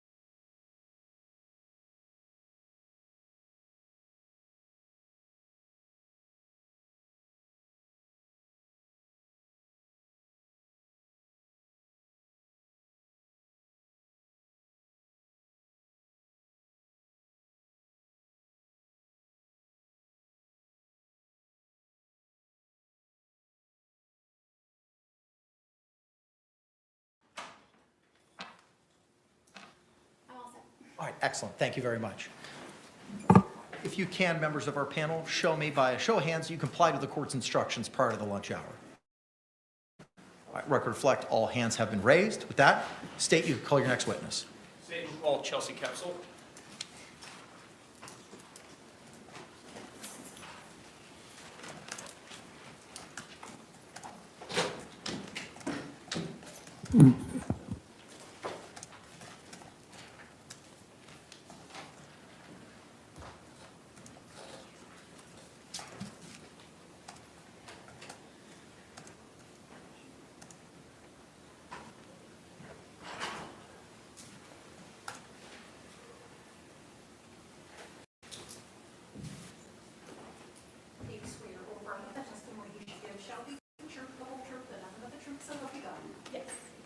Good afternoon. Could you state and spell your name for the record for us? Yes. It's Chelsea Kepsel. CHELSEY KOEPSELL. Thank you. You may inquire. Good afternoon, ma'am. Hello. Whom do you work for? The Orange County Sheriff's Office. And what is your position with the Orange County Sheriff's Office? I am currently a homicide cold case detective. How long have you worked for the Orange County Sheriff's Office? Since April of 2013. And what positions have you held at the Orange County Sheriff's Office during that time? So I began my career in uniform patrol, and then I moved on to the sex crimes unit as a detective, and then I moved on to the homicide unit as a detective. In the homicide unit, tell us, what are your duties as a homicide detective? To respond to, obviously, homicides and any death-related incidents. And what type of training do you need to hold that position? So I went to the police academy, and then after going to the police academy, I became a deputy, and then basically just having experience from other units and taking like homicide courses and like investigative courses to help me. Is continuing training a condition of not only your employment, but also holding your position in the homicide unit? Yes. How is it that you became involved in this case?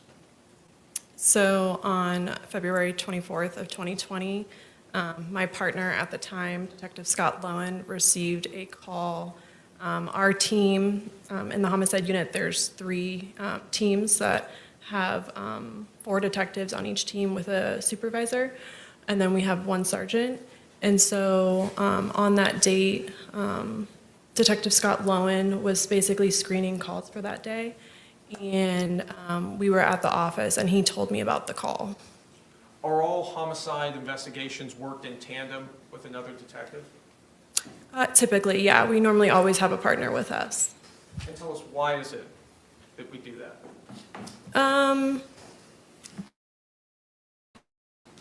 Well, honestly, it's more for court purposes if I weren't to be able to be in court. But it's also nice to just have someone else's perspective and training. We all come from different backgrounds, so it just kind of helps the investigation. Once you received the call on this case, where was the first place that yourself and Detective Lowen went to? We responded to the scene. And when you say the scene, is that 4748 France Court? Yes, I believe so. And when you responded to the scene, who did you make contact with first there? The first person I made contact with was... was able to convey you certain information at that time. Yeah, she explained to me what had been said to her and basically what they have done. And this location that you responded to, was the defendant present there at that time as well? Yes, she was. She was outside. And did you make contact with her? Yes, I did.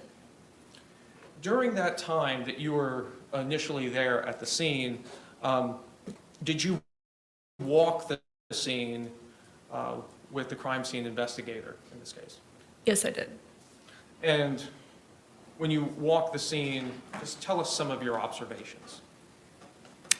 So when you first enter, immediately on the right, there's like a kitchen.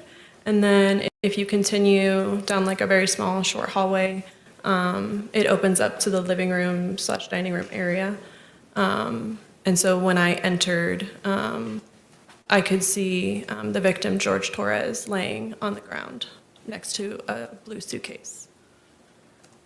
Did you work with the crime scene investigator to identify potential pieces of evidence for collection? Yes, I did. Did you also have an opportunity to speak with the defendant in this case at that time? Yes, I did.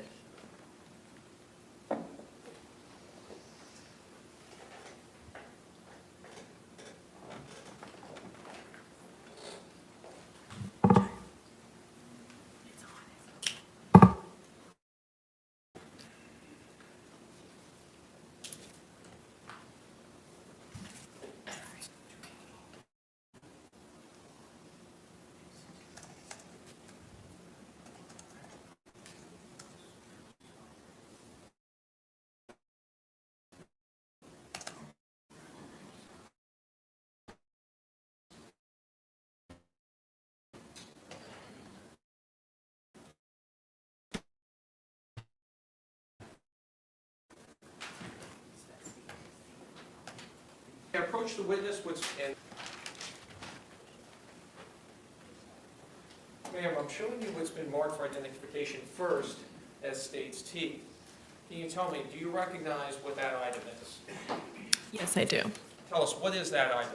This is the first part of the interview that I conducted with Sarah Boone on the scene. And did you have an opportunity to review that disc prior to coming to court today? Yes, I did. And does that disc fairly and accurately represent the conversation that took place between you and the defendant on February 24th, 2020? Yes, the first part. And is that your initials on the disc as well? Yes, sir. Your Honor, at this time, I'd like to move previously been marked for identification as states T into evidence. Any objection? 18.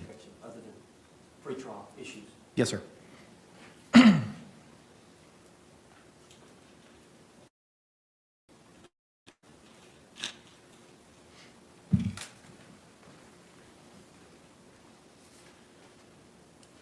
Ma'am, next I'm showing you what's been marked for identification as states U.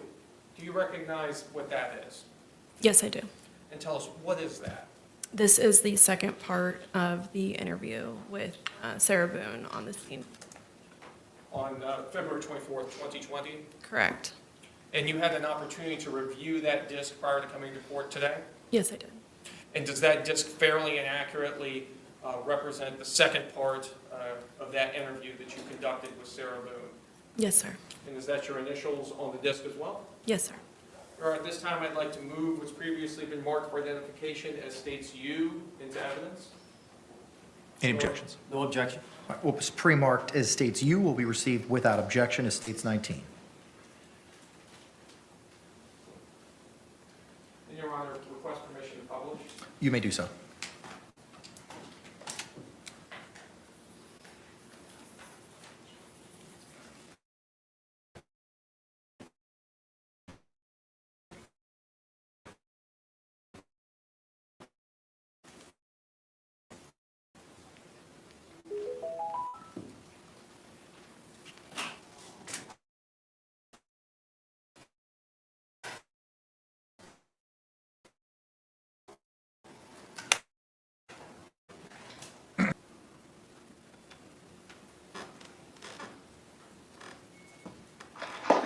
Date is February 24th, 2020. The time now is approximately 16:57 hours. This is in reference to Orange County case number 20-017904. I'm currently located in my unmarked vehicle out in front of 4748 Brants Lane, apartment number 3 in Winter Park, at the Tealwood Park Apartments. And also in the car with me is my partner, Detective Scott Bowen. and in the front seat is, can you state your name, ma'am? Sarah Boone, Okay, and your birthday? 10/10/77. Okay. So, Sarah, I know you have talked to some deputies. I know we had a very and ask you more detailed questions. I am going to read you your rights, but it's just because that's how we do things, okay? So you do have the right to remain silent, okay? Do you understand that? Yes. Okay. Anything you say may be used against you in court. You have the right to talk to a lawyer before and during questioning without charge. If you cannot afford a lawyer and want one can be provided for you before questioning without charge. Has anyone threatened you or promised you anything to get you to talk to me? No. Do you understand what I just read you? Yes. Okay. So, last night you said that you and your boyfriend George were here at your residence and didn't really leave that day. You said that he went to the store to buy cigarettes. Yes. What time was that around? If you recall. Was it light out still, dark out? Yes, it was light out still. It's still light out, okay.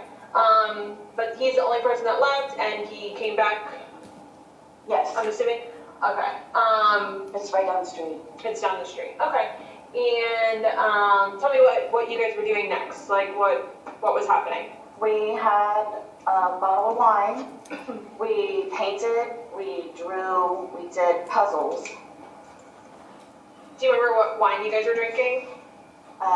It's Chardonnay. Okay. The bottles are in the trash. Okay. Chardonnay. Okay. And do you remember around like what time this was that you guys were sharing the bottle of wine, painting, doing puzzles? I'm gonna say 4-ish. Okay. And was this before he went to the store or after? I'm sorry? Had he already gotten home from the store at this point to buy the cigarettes? Yes. Okay. So it was around 4 p.m.-ish that you realized, and you guys were doing puzzles and art. Okay. Listening to music, enjoying each other's company. And all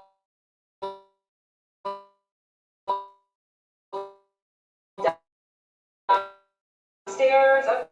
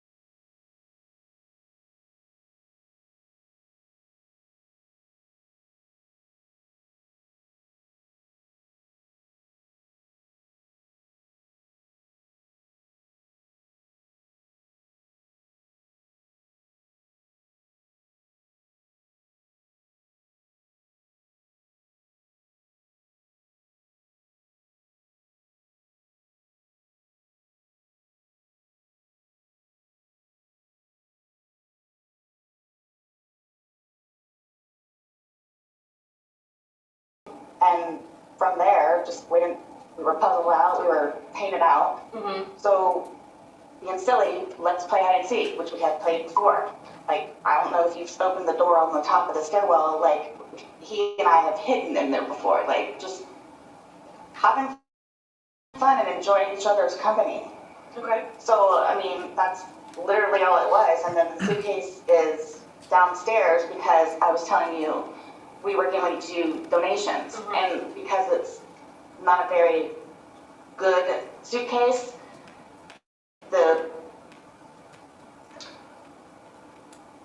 what was the question? I'm sorry. You were just explaining to me that Oh, he decided to hide in there. So, being silly, he and I were sitting there laughing at it, like with him in there. And then, so I didn't zip it up all the way, but I mean enough to where his little fingers were out there and whatever, but still having a good time and whatever.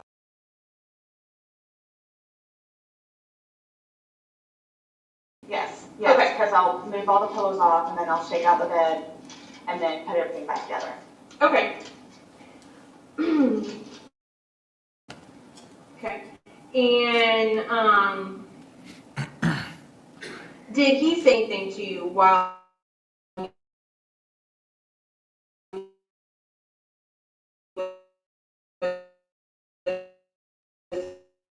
but was any jokes made? Was anything said? That like we were laughing about it. I mean, and I waited for him upstairs. Okay. Did you tell him you were going upstairs, or? No, I did not. I literally went upstairs.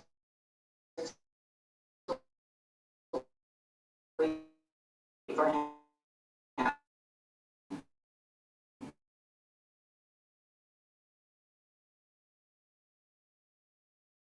Was the line, was it all gone at this point while you guys were playing hide and seek?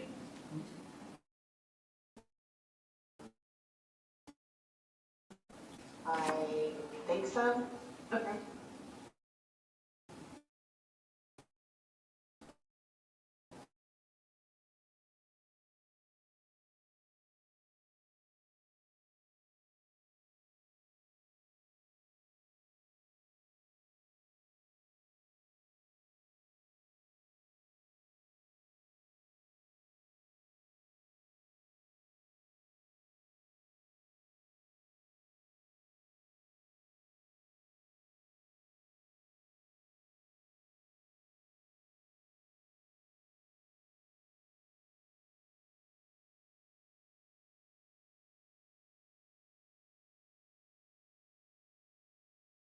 So, I mean, we weren't like inebriated where you couldn't drive.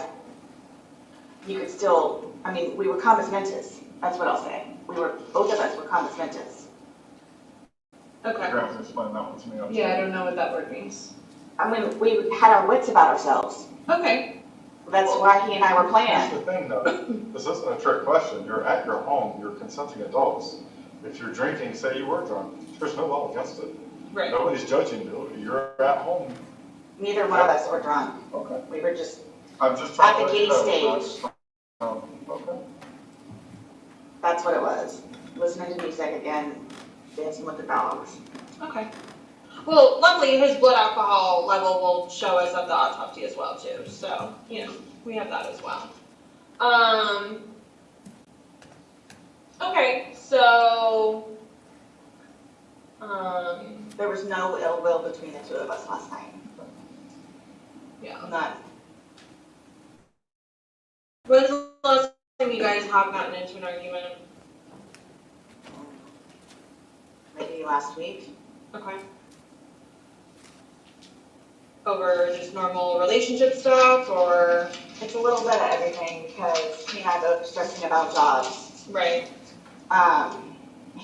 It's been extremely depressing for him where he worked up here at it used to be an Ace Hardware, but Ace dropped them as a franchise because of how bad the store is going down. And he thoroughly enjoyed his job and everybody he worked with.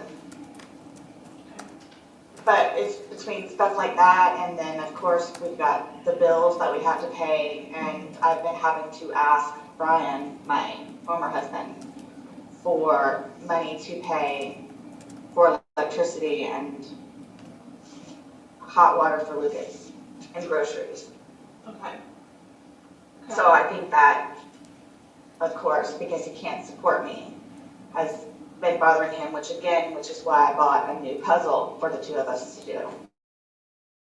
Right. And that's what we were working on in the painting. Okay. Do you guys normally argue often, not often, weekly, every other? It all depends on like if he had a good day or a bad day kind of thing, where he would just be happy to come home and see me because he knows that it's going to get better. And then most of the time he would go for a drink and we would sit on the back porch. He would tell me about his day and we would have a glass of wine and then kind of start our evening-ish kind of thing and smoke. But then we would go inside because we're tired of being outside. And then that's when we started to do the art and puzzles. And then listening to music and playing with the dogs. And it's a thing, tag, you're it kind of thing. Gotcha. Is there anything he drinks specifically, like his go-to drink, or? It's honestly whatever it is we can afford. Okay. Which is why we used to drink, like liquor, but right, like months ago. Right. Which is why we have the wine. Wine. Okay. What did you guys make for dinner last night?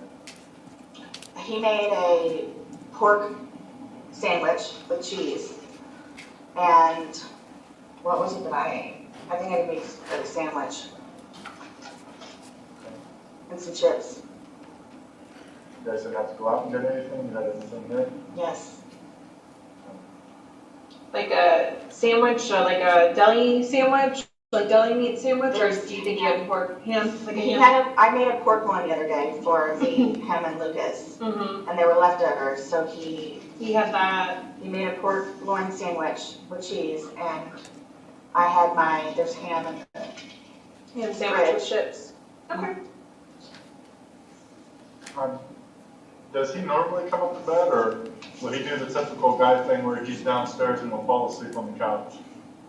I mean, he's done that before just because of his crappy day that he had, but yes, we sleep in the same bed. You normally sleep yes. in the same bed. Do you guys go to bed at the same time?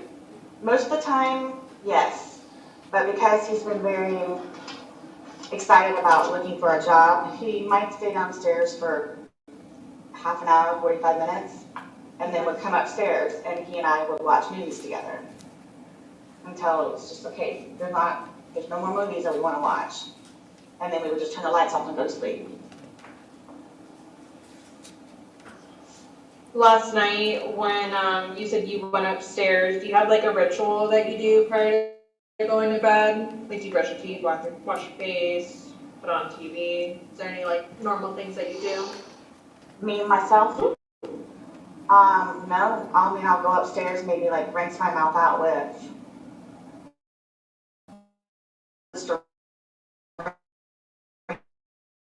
Okay. Do you recall what you did last night?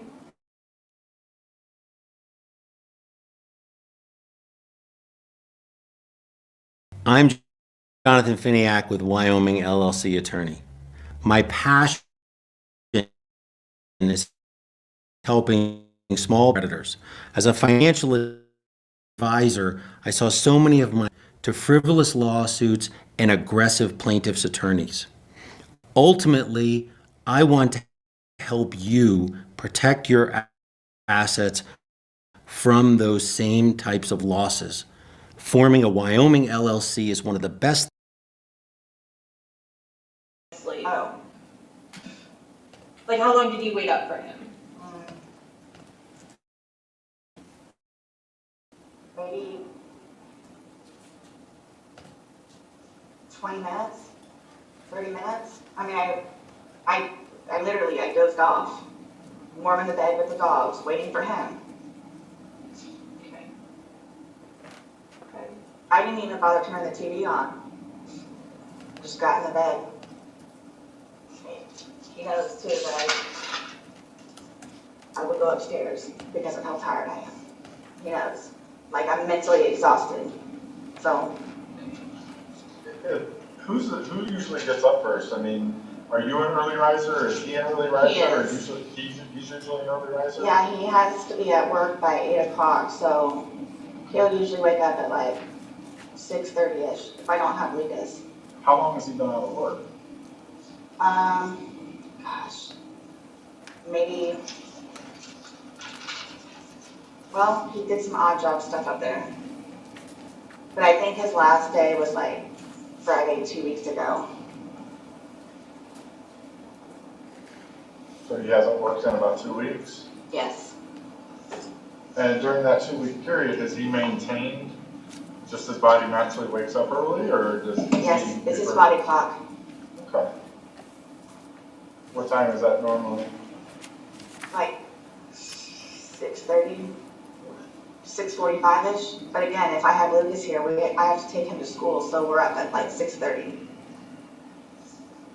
I'm feeling really like weird, guys. Like lightheaded. Okay. Like I feel really weird right now. Do you feel like you're gonna be sick? No, I'm not sick, just I don't know. Do you need food? I haven't even fed my dogs today.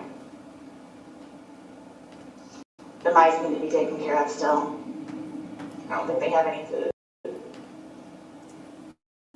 But again, I'm thinking he's downstairs on the laptop, so he can use the laptop and then I'll use the laptop afterwards. So it wasn't, when you woke up this morning, it wasn't out of the ordinary that he wasn't there? You didn't wake up this morning and go, oh, where's George? You woke up thinking, okay, George got up like he normally does before me. And it's downstairs on the laptop looking for jobs. You had made a comment earlier that he's losing his teeth. Yes. What is I think we don't know. I think that's one of the things subconsciously that has been really on his mind also, is that he keeps losing his teeth. Like, pieces would break off. He lost a whole molar or something in the back the other day while we're eating. And then he keeps talking about how his chest, and I'm blaming it on stress. Yeah. So I don't know what that is. I don't know what the teeth thing is. I know it can't be a good sign. You said he got into, you said an argument, but he had a bunch of facial injuries where he had reconstructive surgery? Yes. So he and his brother got into Yes. a fist fight? Oh my gosh, it was horrific, yes. Was it I mean, usually when you have that much damage, it's more than just a fist fight. His brother hit him with something? No, wait till you guys see Mo. Mo is a gorilla. Like, he's, It is possibly that's what's causing the teeth to get messed up? Did they have to do work on his teeth or his jaw or just his anything? eyes.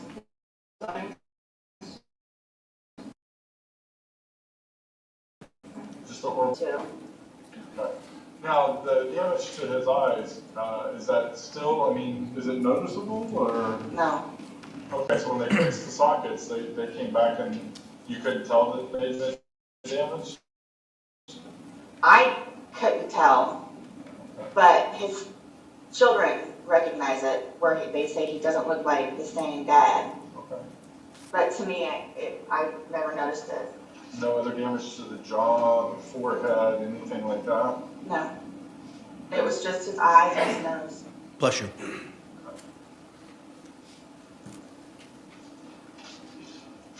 You said he's been complaining of chest pains? He had mentioned it a couple times, where I'm just blaming it on stress. But again, I kept trying to encourage him, with or without money, go to a walk-in clinic. Yeah. You'll eventually get a bill. But the teeth thing has been worrying me also, and I didn't want to say anything to him about it. But we were in the process of eating dinner and a tooth comes out. That's scary to me, and a red flag if you ask me. Well, this is the reason I was asking what you guys had for dinner last night. What is his dietary habits been lately? I mean, he looks super thin to me. Now, Yes. I don't know George, but he does not look like he's an average He weight. eats, believe it or not, like a horse. Like he'll eat like 4 or 5 times a day. Again, one of the things that has been concerning me, which you all will be the first people that I actually say this to, is his weight for the amount of food that he eats throughout the day, how he doesn't gain any weight. He and I and Lucas going up to Publix every time we step on the scale, and he continuously loses weight. Well, I don't even want to step on the scale anymore. How long has this been going on for? Months. So way before losing this job? Yes. It's been ongoing. I mean, I'm not going to even say months. I could say at least a good year. Okay. And he eats like a horse. And you said you don't have any drug history? Since I've been with him and known him, he's never done drugs. But I know him growing up in Philadelphia, he had a bad stint with marijuana and alcohol. If and when you talk to his children and or his ex-wife, she will tell you. His family will tell you. But since he's been with me, no, I have not. He's never done drugs around me.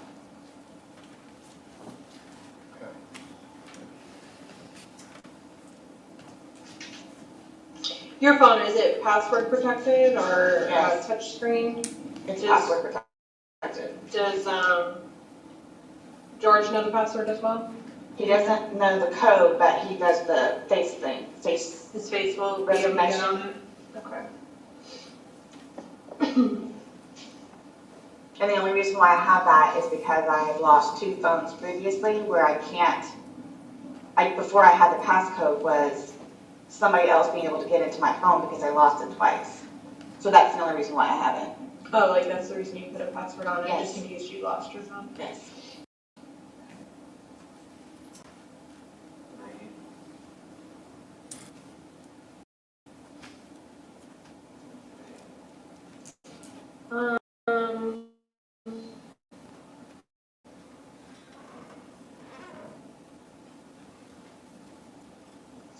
Okay, so do you recall what time you went to bed? I know that it was after midnight. Okay. How do you know that? Like, what makes you remember that? Because I walked up the stairwell and we have a clock that's on top. Like, you see it as you're walking up the stairwell? Yes. have to turn the corner, and it's right here. Okay. And you don't remember when you went in the shower, around what time it was, looking at that same clock? I didn't shower. I mean, I showered earlier in the day. No, when you said you hid in the shower when you were playing hide and seek? Yes. Did you happen to look at that clock then and see what time it was? No, I just happened to look up on my way. Going to bed? Or going into the room? Yes. Okay, so it was after midnight. Do you think it was before 1 a.m. though? Was it between midnight and 1 or? To be honest with you, I don't know. I mean, if I had to say, it was like 12:30-ish. Okay.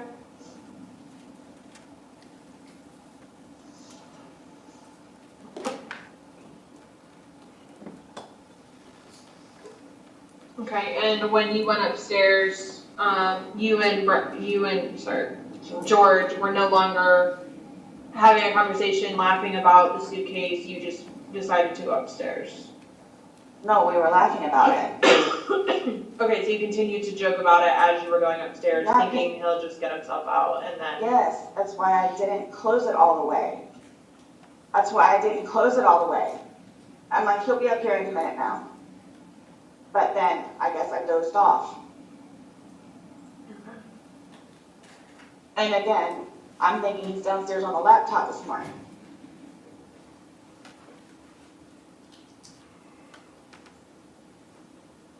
Because he gets out of bed before I do, most of the time.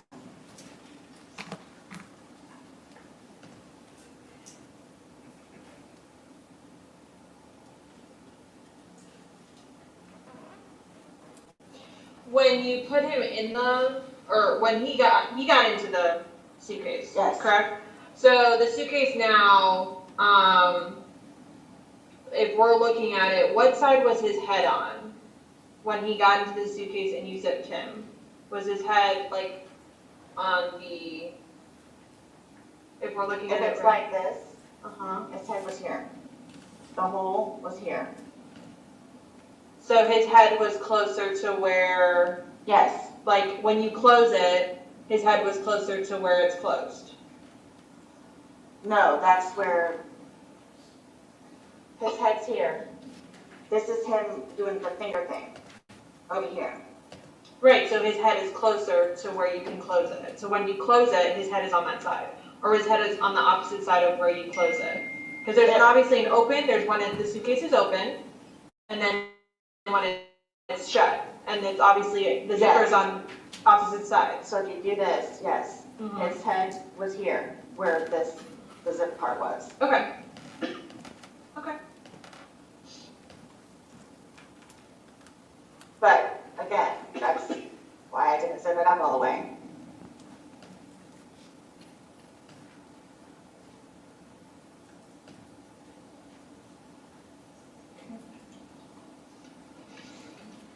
Is there anything else that you think is important for us to know that we haven't asked you? I don't know what happened. Like, I don't know what happened. I don't know what happened. I don't know, again, if he had like a heart attack or an aneurysm or what. Like, I don't know what happened. Do you keep your phone on you? Like, is it always in your possession?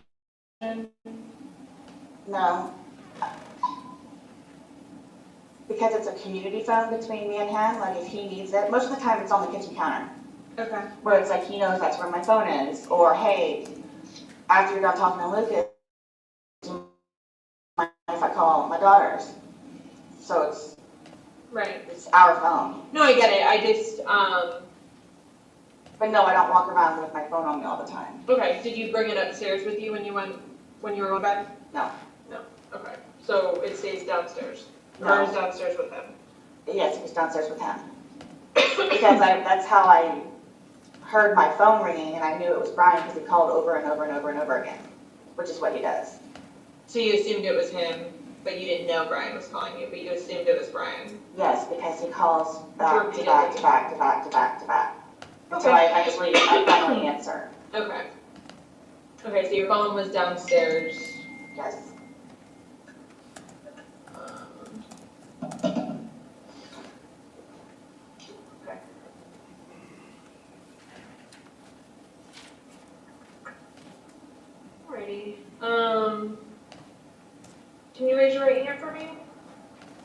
Do you promise and swear everything we've talked about has been true and accurate to the best of your knowledge? Yes. Yes. Okay. But may I ask you though, because I was telling you guys about it earlier, like I don't know if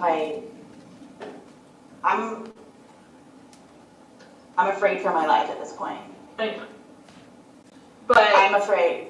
I don't know anything about your guys' history. Like, I don't know, other than the family not liking you, like. And they get upset because of the drinking. And just the things that we have gone through, and I know that they don't want him to be with me, but he and I. Are they gonna tell me that he's an alcoholic? Probably. Okay. Are they gonna tell me that you're an alcoholic? They'll say that, but they don't know. They assume. Okay. Why do they say that he's an alcoholic? Because of his track record in Philadelphia and all of the things that he has done. Cars that he's wrecked, ex-wives' cars. He's been divorced twice. And he has, yes, they'll say that. Okay. They'll say that, but they don't know, they just assume. Okay. Well, people have their opinions, okay? You can't not, there's nothing you can do about someone having an opinion and saying something like that. As far as what's going on here, I've told you, prior, we don't know what happened. So I understand you feel like they're gonna not accept, what happened and they're gonna think that it's your fault, but at this time, we cannot conclude and say anything differently. I know you talked about you possibly going somewhere else for tonight. You have to do what you have to do to keep yourself safe, but at this point in time, no one has made a threat to you. No one has done anything. I just haven't spoken to him yet. Right, but we will obviously talk to them, and of course, we're gonna instruct them that this is an ongoing investigation. I have my son. Well, your son's with Brian and is gonna stay with Brian. So we're gonna cross that bridge when we get to it. I know you're fearful of it now, but nothing has happened to where you're in fear based off past history and what they think of you and how They threaten me all the time. Do you have proof or is it all verbal? Like, would it be in your phone? No, it's verbal. Okay. It's verbal. So it's he said versus she said, or she said versus she said. So Yeah, they've been really nasty to me. Really nasty to me. It's gonna be a shock. It's gonna be, everyone handles things differently. We're not gonna leave there with them hooting and hollering. She's going to and being collapse. upset. And then they're gonna all come over here.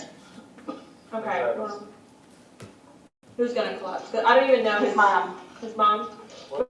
What's his mom's name? Blanca. Is that her government name, or is that just what you call her? No, I think that's her government name. And you said she lives around here? They live down the street. When's the last time you said he doesn't even really talk to his family because he chose you over them, so when's the last time you've seen them or talked to them? I believe he did something with his brothers a couple of weeks ago, but I don't go over there. Okay.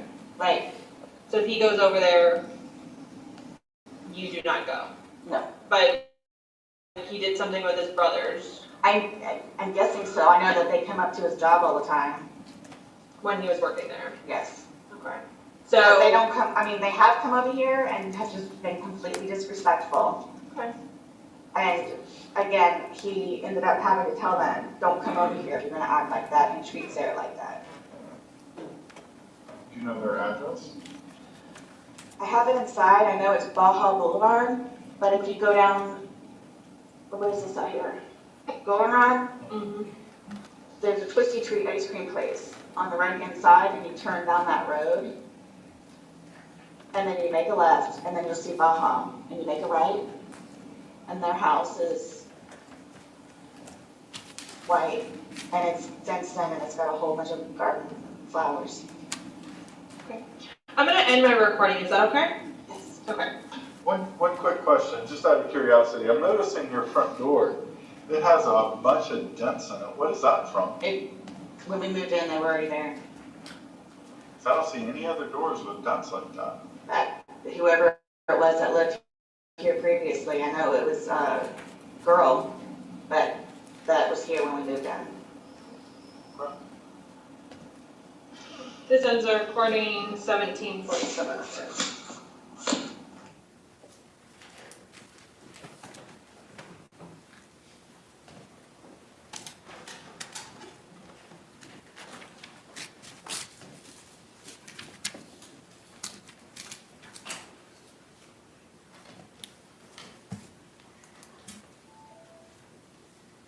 While you were on the scene on February 24th, did you also make contact with Ryan Boone? Yes, before I spoke to Sarah Boone, yes. And did you have an opportunity to interview him? Yes, I did. While on scene, did you also begin the process of examining defendant's cell phone? I did not examine it myself, but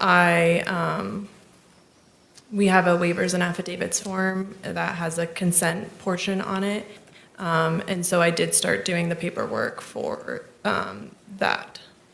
You obtained consent from the defendant in this case? Yes, on scene to search through her cell phone. And what time did you become aware of the videos on her cell phone? So a digital forensic investigator responded out to the scene, and she responded out a little after 7 p.m. And I would assume she probably started doing, whatever she needed to do. And then a short time later, she came over and got my attention and expressed to me that I needed to look at something in her phone. And these were the Suitcase videos, correct? Yeah, they were 2 separate videos from the night prior. When you observed these videos, what actions did you take? When I observed the videos, I directed the digital investigator to stop processing and downloading her phone any further, and that I was going to write a search warrant for her cell phone. Did you obtain that search warrant for her cell phone? Yes, it was signed by a judge the next day. And she was obviously able to finish the digital analysis, correct? Yeah, she was able to get the full download as well. She had already gotten the videos downloaded the night prior, but she was able to do whatever she does to get the full download. In the course of your interview with the defendant, you were relayed information that I guess she had gone to Publix the previous day. Is that correct? In the interview? Yes. Yeah. Yes. Well, I'm sorry. In the interview that we just listened to about going to Publix? In the course of speaking with her, did you learn that she had gone to Publix? Yes. I was under the impression that that George had gone to Publix. Did you follow up with that Publix for surveillance video in this case? Yes, I went to the Publix to gather surveillance video. And were you able to find that video of them at Publix the previous day? Yes. Your Honor, request permission to publish States 2. You may.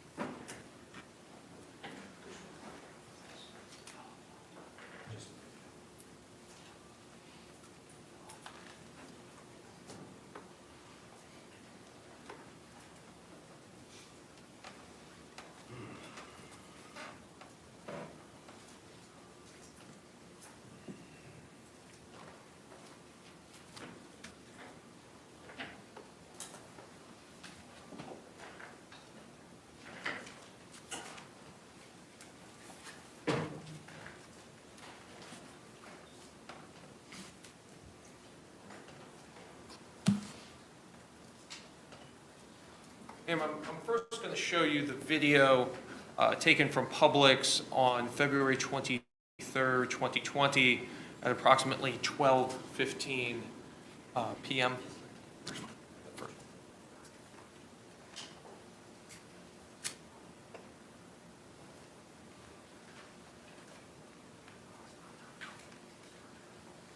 Ma'am, using the laser pointer, could you please identify the victim and the defendant on this video? This is the defendant, and this is the victim. You can advance the video.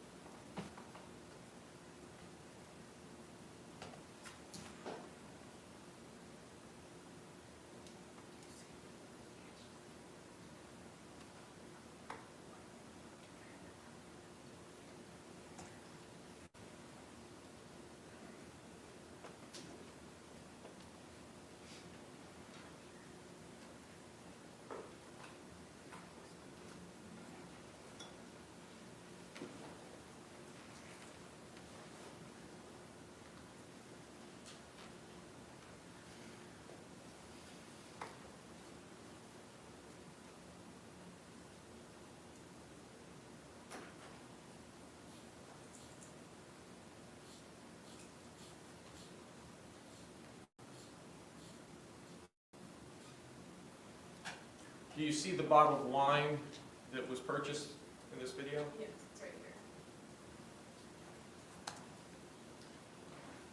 We could move on to the publication of the second surveillance video.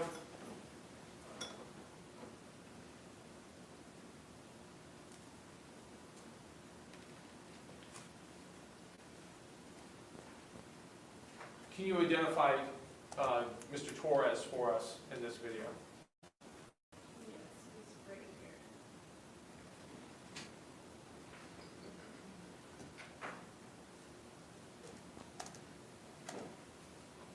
here. Is that the second bottle of wine? Yes. All right.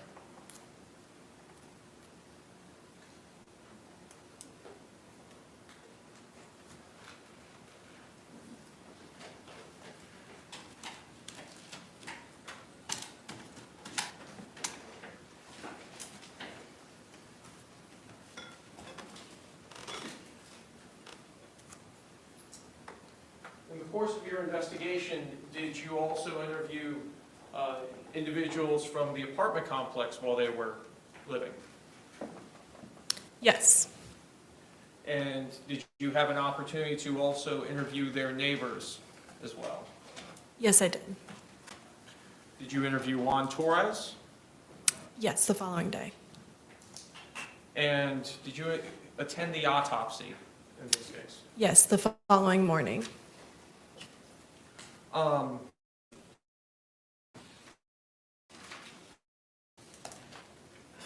Your Honor, may I approach with the defense? Yes.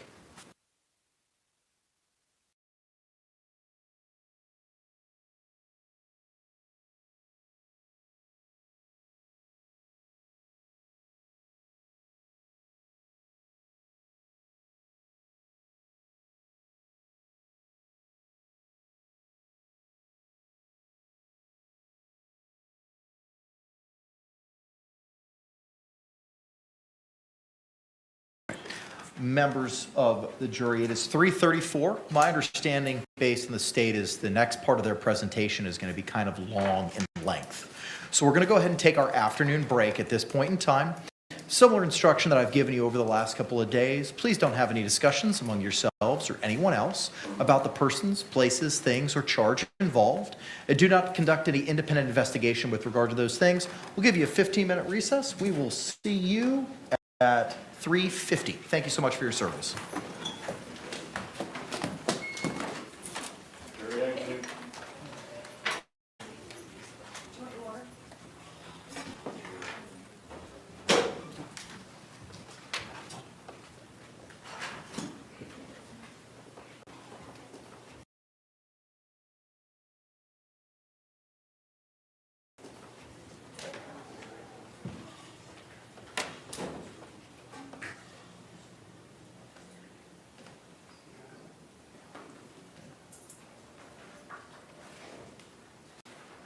You all may be seated. State, anything we need to address? Defense. All right, we'll be in a recess for 15 minutes. Thank you.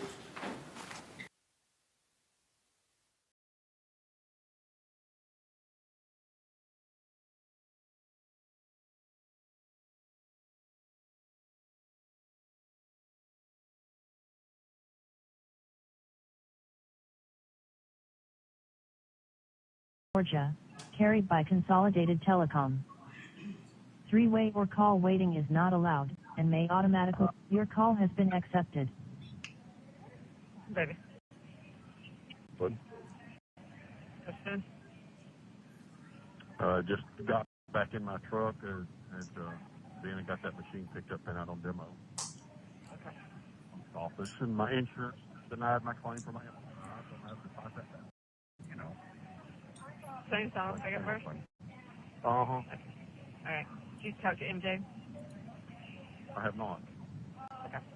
I had to get all this other stuff handled because I had to get that machine picked up. All right. Can you do that, like, pretty quickly after that? Yes. Yeah.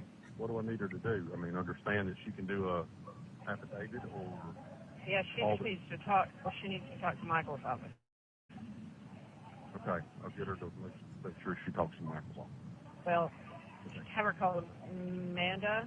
Well, she can't call Amanda. Amanda's at work today. Yes, just have her call Michael's office. Yeah. Because she can do it via whatever. Yeah. To tell Amanda to... She's going to be there? Yeah, I told her, and she said she'd be there tonight. Okay. Just try to understand. So. Yeah. There's a lot going on here. Yeah, okay.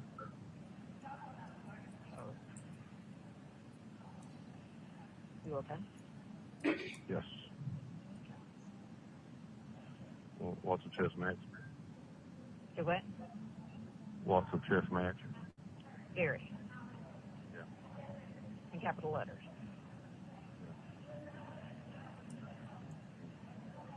It's going to be that way.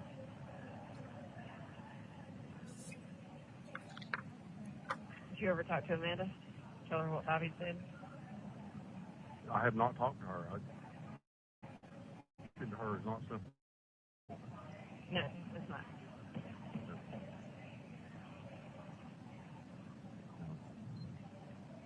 Maybe when you see her tonight, you say, why don't you call for us? Like, tell her to call me like in the morning when we can talk. Okay. Or this evening? She'll be at work in the morning. Well, just figured she could call on the way to work.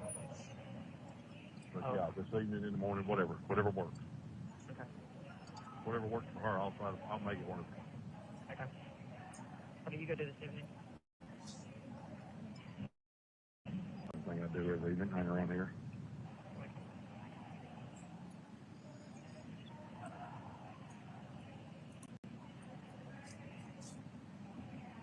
Oh. Have you heard any more from him? No. But yeah, very much a chat. Okay. Yeah. Kind of what I figured.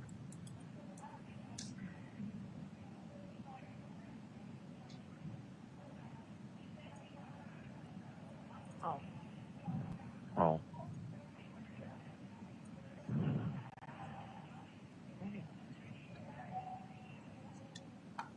I'm surprised you got to use the phone this time of day.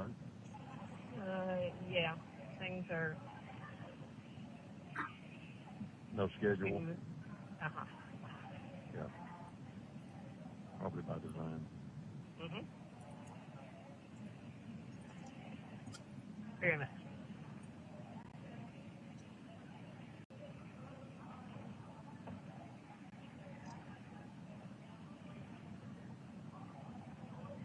Someone from Michael's office came today and enlightened. You? Good. But yes, be careful who you tell Tuesday.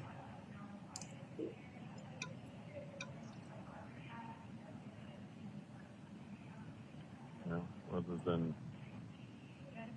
Bobby and Martha. Right.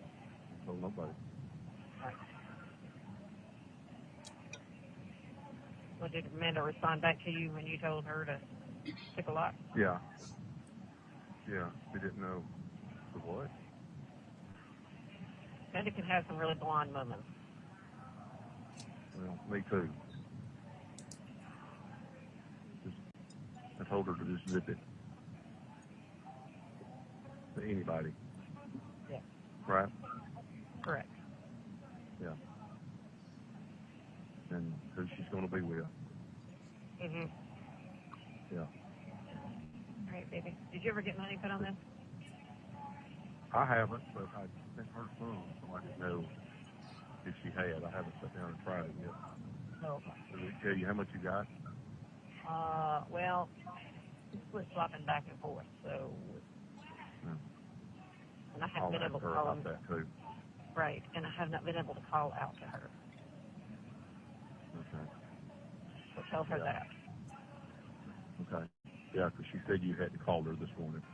Right. But Yeah. go ahead and tell her that I haven't been able to call out to her. Okay, I'll tell her that. It's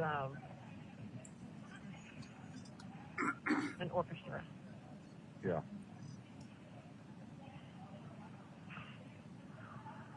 I got it. Explain that to her. I will. I will. Okay. I love you. Okay. I love you. Okay. All right.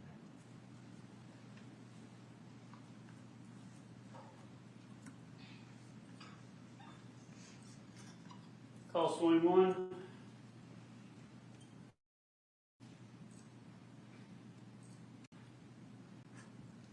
July 14, 2019, 1 minute and 9 seconds. Please remain on the line. Hold for acceptance.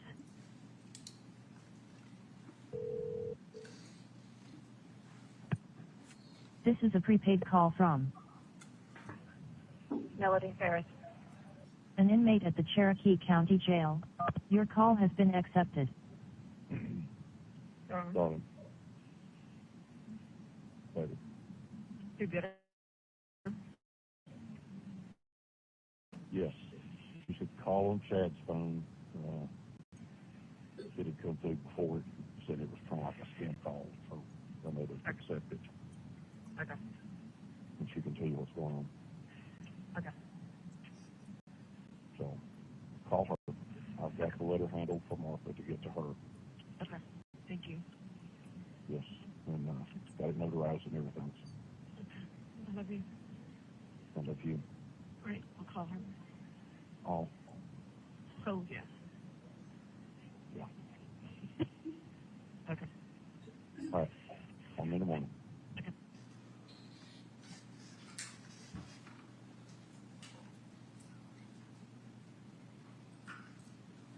Calls 23.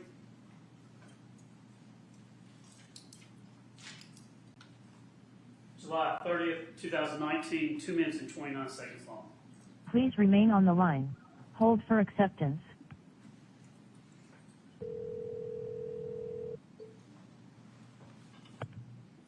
This is a prepaid call from Melody Farris. an inmate at the Cherokee. Your call has been accepted. No. Darling.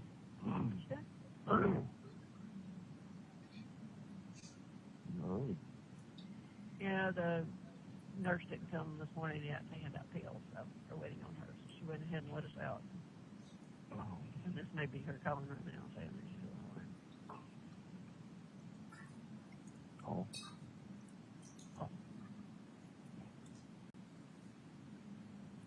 Okay. Did you ever hear from anybody last night? No. I talked to Chad a while ago. Still playing Chad. Yeah. No doubt.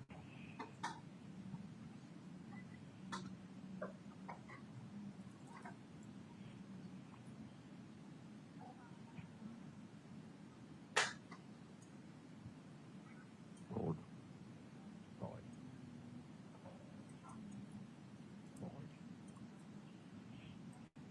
Who's it for today? I've got to get a quote out to utility district over in Shelbyville.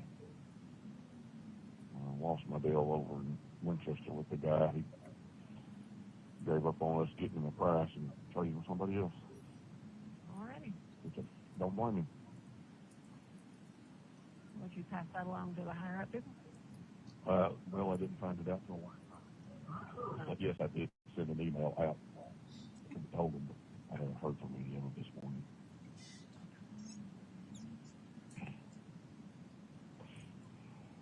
Oh. Oh, darling. Simple. No rules. Simple. Very. Very simple. Very. All right, here comes the nurse. I'll try to call you back when we get back out. Okay. Okay, love you. Love you.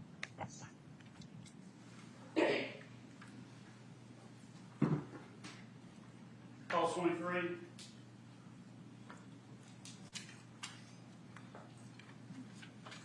July 31st, 2019, 5 minutes and 40 seconds. Please remain on the line. Hold for acceptance.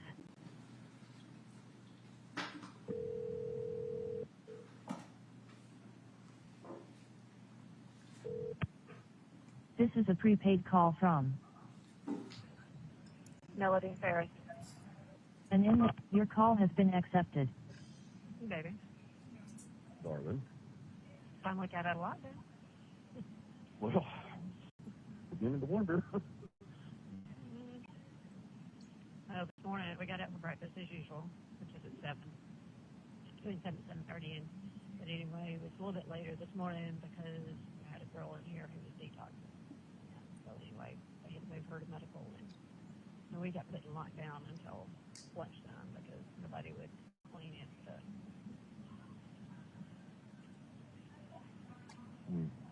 Such the education. Like I told Amanda a few minutes ago, I said, I didn't get put in here to clean up after somebody's been detoxing off drugs. Yeah, really. Yeah. I don't want to come in here and get something Ajax and penicillin on here. Yeah. That's true. Have you talked to MJ today? No, I called her just a little bit ago, and she didn't.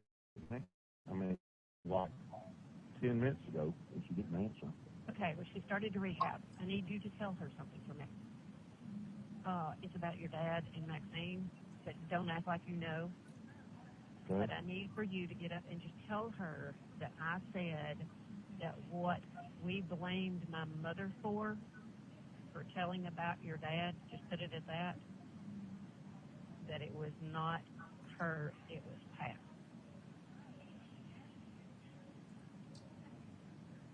It was not. It was not my mother that told Chris. It was Pat.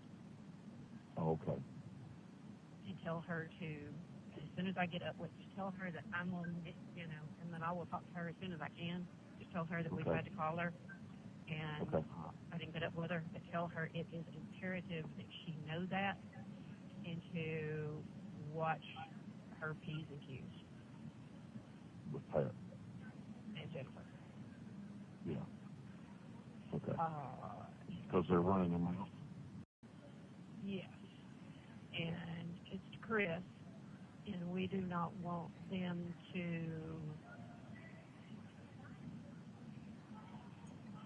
Feed in. yeah, and I don't want her integrity to be compromised. Do you understand what I'm trying to get at? Yeah, yeah. All right. Tell her that that's very important and that's been, Okay. But I talked to Amanda, and she's Well, out good, today. because I just looked. I haven't heard from her in a week. Right. Well, there really And I had hasn't sent her a text. I had sent her a text even earlier today that said I hadn't heard from you, and a bunch of question marks, and then I said that I had put some more money in your account. Thank you, sweetie.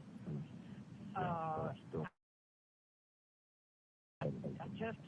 just talked to her, and she was not feeling it last night. She was coming down, but I don't know, it sounded like plague. But anyway, yeah, you just did. down would. Yeah, but she sounded better today. And I said, hey, what are you doing? She said, I'm actually in Cherokee County.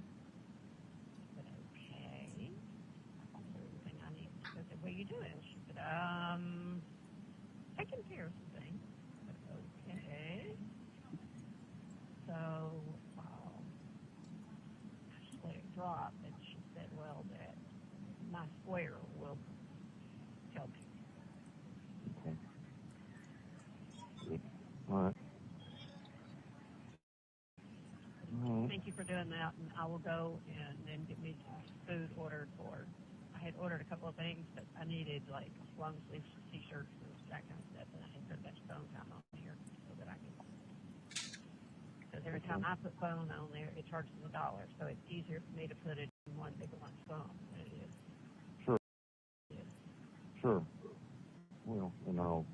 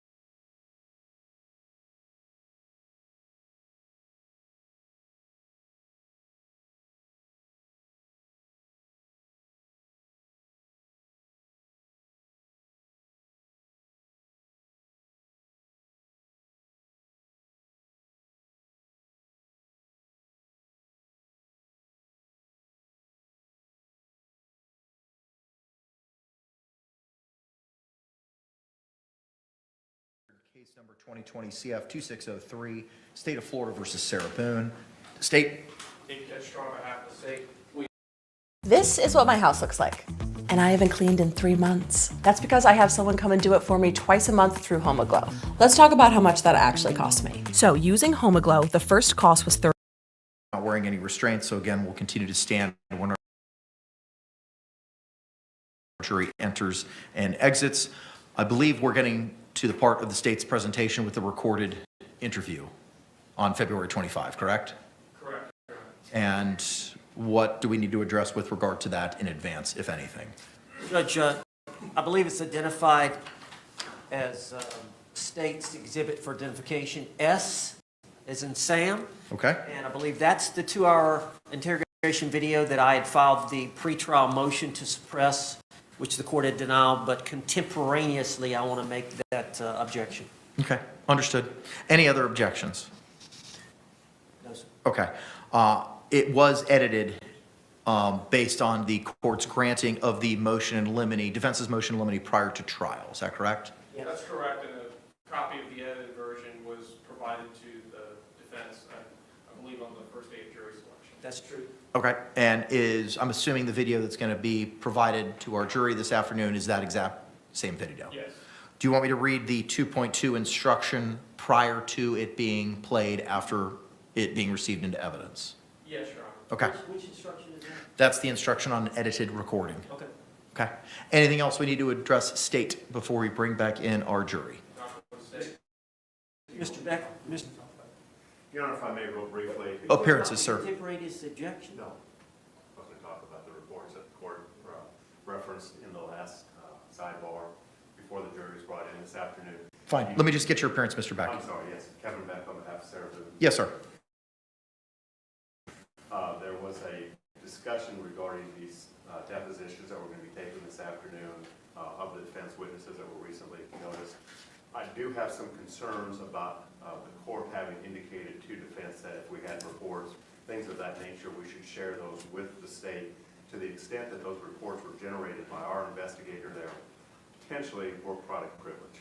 And so we're happy to work with the state, cooperate with the state, give them what we can, but I want to expressly state that we are not waiving the work product privilege by providing whatever information we can to allow this process to move forward. Understood. I'm not seeking to have you turn over anything to the state that may be protected by any attorney-client or work product privilege. My takeaway was there's something that could be provided. If it can, fantastic. If it can't, the court's ruling from previously still remains.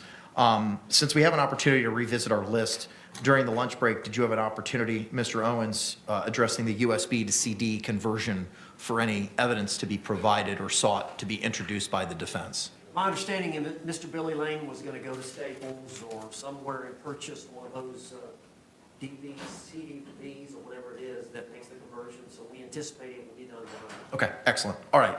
Anything else we need to address then before we bring back in our panel state? Not for the sake. Defense. All right, let's stand and bring back in our panel.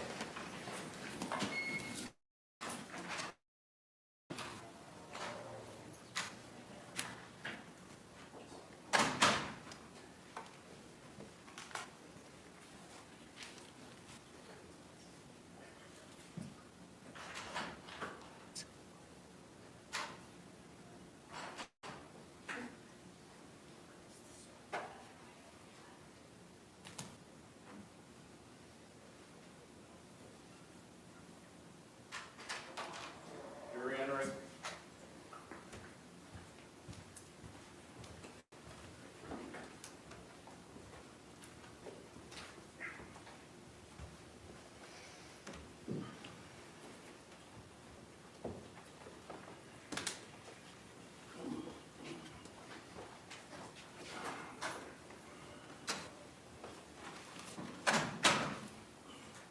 State, do you recognize our jury? I do, Your Honor. Defense, do you recognize our jury? Yes. All right, thank you. Y'all can be seated. Members of the jury, again, if you could, just raise your hands to confirm you complied with the court's instructions. Record reflect all hands have been raised. Thank you very much. State, you may continue.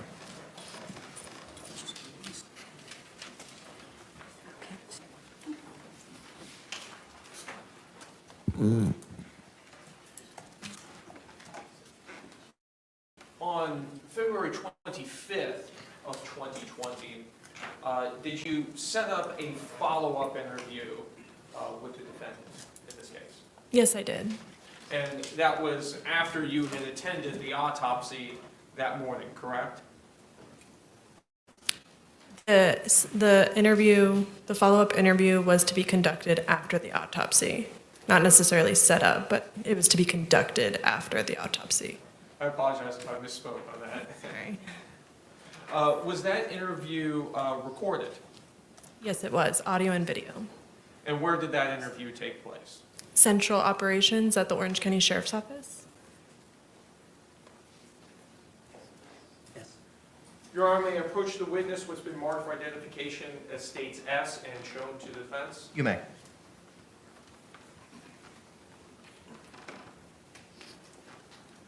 Ma'am, I'm showing you what's been marked for identification as states S. Tell me, do you recognize that disc? Yes, I do. And tell us, what is this disc? This is the follow-up interview conducted on February 25th, 2020 at Orange County Central Operations with the defendant, Sarah Boone. And does it fairly and accurately represent the interview that took place between yourself and the defendant? Yes, And is that your initials on this disc? it is, yes. And you had an opportunity to review it prior to coming to court today? Yes. Your Honor, at this time, I'd like to move what's been marked for identification as states S into evidence. The only objection is from the previous pretrial issues.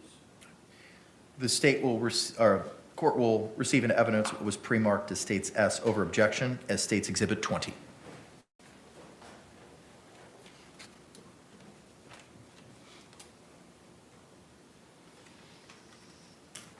Your Honor, request permission to publish. Momentarily. Members of the jury, I have an instruction to read to you before the Exhibit 20 is published to you. Members of the jury, you are about to view and listen to a video recording. The court instructs you that the recording has been edited to eliminate irrelevant portions that would not add to your understanding of the case. The fact that the recording has been edited should not concern you in any way and must not impact the way you view, listen to, and consider this evidence.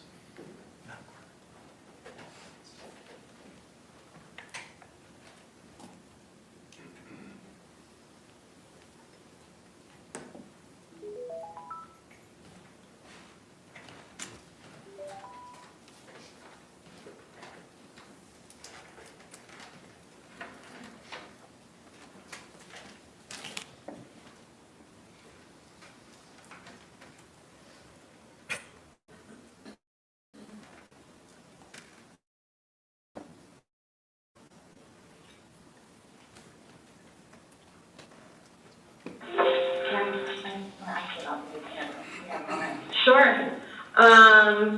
So obviously, you received his autopsy. So I'm going to read you your rights again because we have to talk about that. And since I'm talking about the incident, we just have to do it, just like we did yesterday. Just like we did yesterday. Remember I read you the rights? Your rights? Yeah. Just the exact same thing, but since I'm asking you follow-up questions, I need to read them to you, okay? All right. So you have the right to remain silent. Anything you say may be used against you in court. You have the right to talk to a lawyer before and during questioning without charge. If you cannot afford a lawyer and want one can be provided for you before questioning without charge. Has anyone threatened you or promised you anything to get you to talk to me? No. And do you understand what I just read you? Yes. Perfect. Okay. So this morning we went to his autopsy, and we were informed of some injuries that he has by the doctor. So so he's got scratch marks to his back. I know that's from. Okay. And it's called a contusion. Do you know what a contusion is? So like basically you're getting hit and then you get a mark from it. You'll get bruising. Like someone hit you or something like that. It's called a contusion. So he had some injuries to his left shoulder. He had a cut near his lip. We could see his mouth was a little. I haven't laid hand on him. Okay. Also too, he fell off my son's bike. Okay. So I don't know, and he's notorious for running into the wall or the hall tree. So I. Okay. What about the scratches? Because there's also sex. Yes. Okay, because there's also like a scratch on like the back of his neck, like kind of like but it's like going straight across. I have no idea what that's from.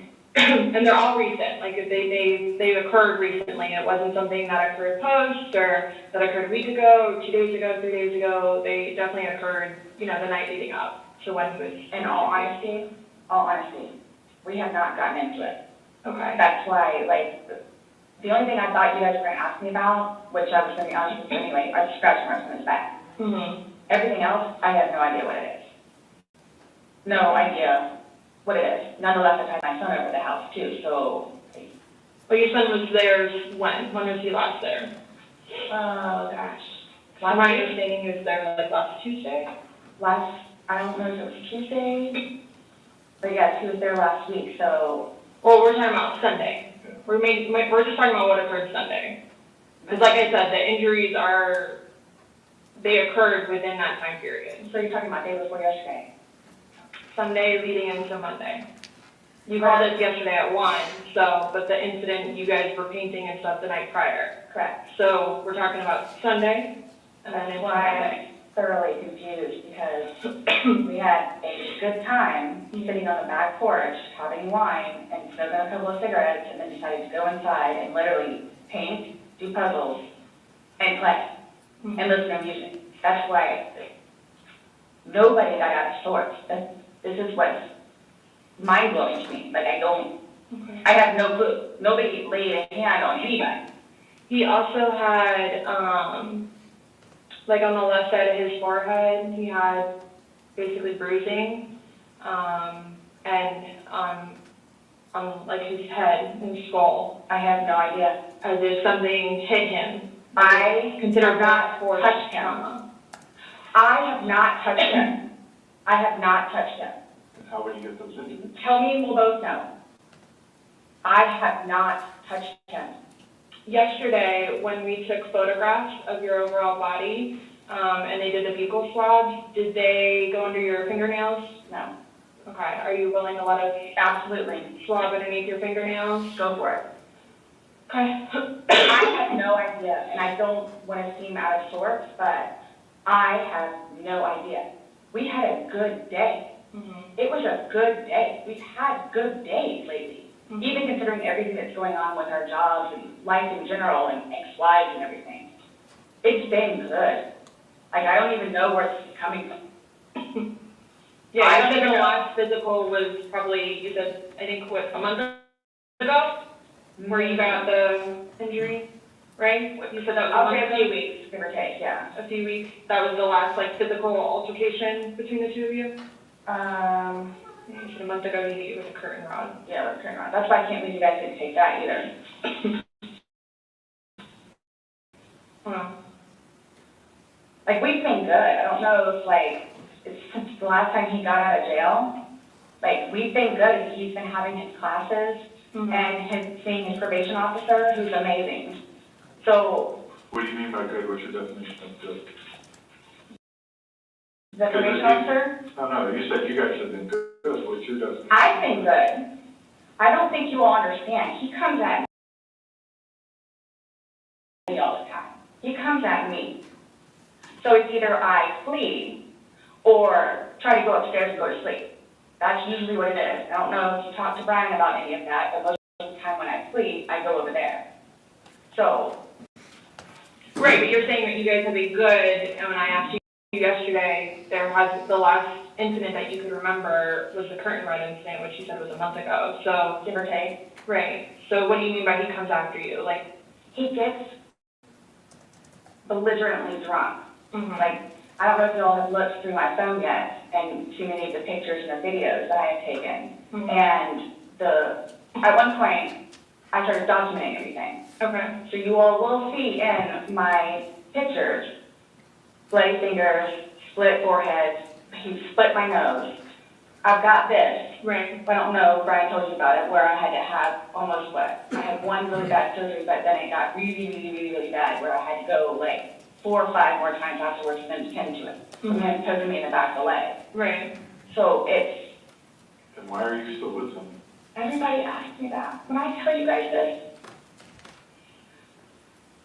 I really love him, like I do. And I feel like I can help him. Like, I feel like I could help him, which I did, because he came a really long way from where he was in Philadelphia to moving back to here and to dealing with everything else that he's been dealing with. I've really helped him. I've bailed him out of jail, 3 times. I've gone to every single hearing, every single arraignment, everything that I did for him. Gone to see all his public defenders, go to the state, I've gone to the state. I did everything for him because I'm trying to help him, because I have a bad hope in him. And he was trying. He was really trying. And then he starts to think about things, and I think he gets overwhelmed, and then it's like, next thing you know, he's drinking. So it's like, oh man, I know where this is gonna go, so I'm gonna go upstairs and read a book, or I'm gonna go for a bike ride, or I'm gonna do something else, where I don't wanna drink. I don't wanna drink. The occasional wine, whatever, or if it's a weekend, that's when you have a good time. You don't have to wake up the next day. I have to wake up the next day and do things. I have to tend to Lucas. I have to take him to school. I have all this stuff to do. He doesn't know how to, I guess, maintain himself, where I can do 50 things at once and still know the 50 things more prior that I need to get done. he can't process like that. He didn't process like that. So he would literally, not literally, but have smoke coming out of his ears. So the next thing you know, he doesn't want to deal with it. I'm going to go get something to drink. So the majority of the time, I would hang out outside or do something else because I don't want to drink. And every time, his job broke his heart. And it made me sad because he had so much pride in his job.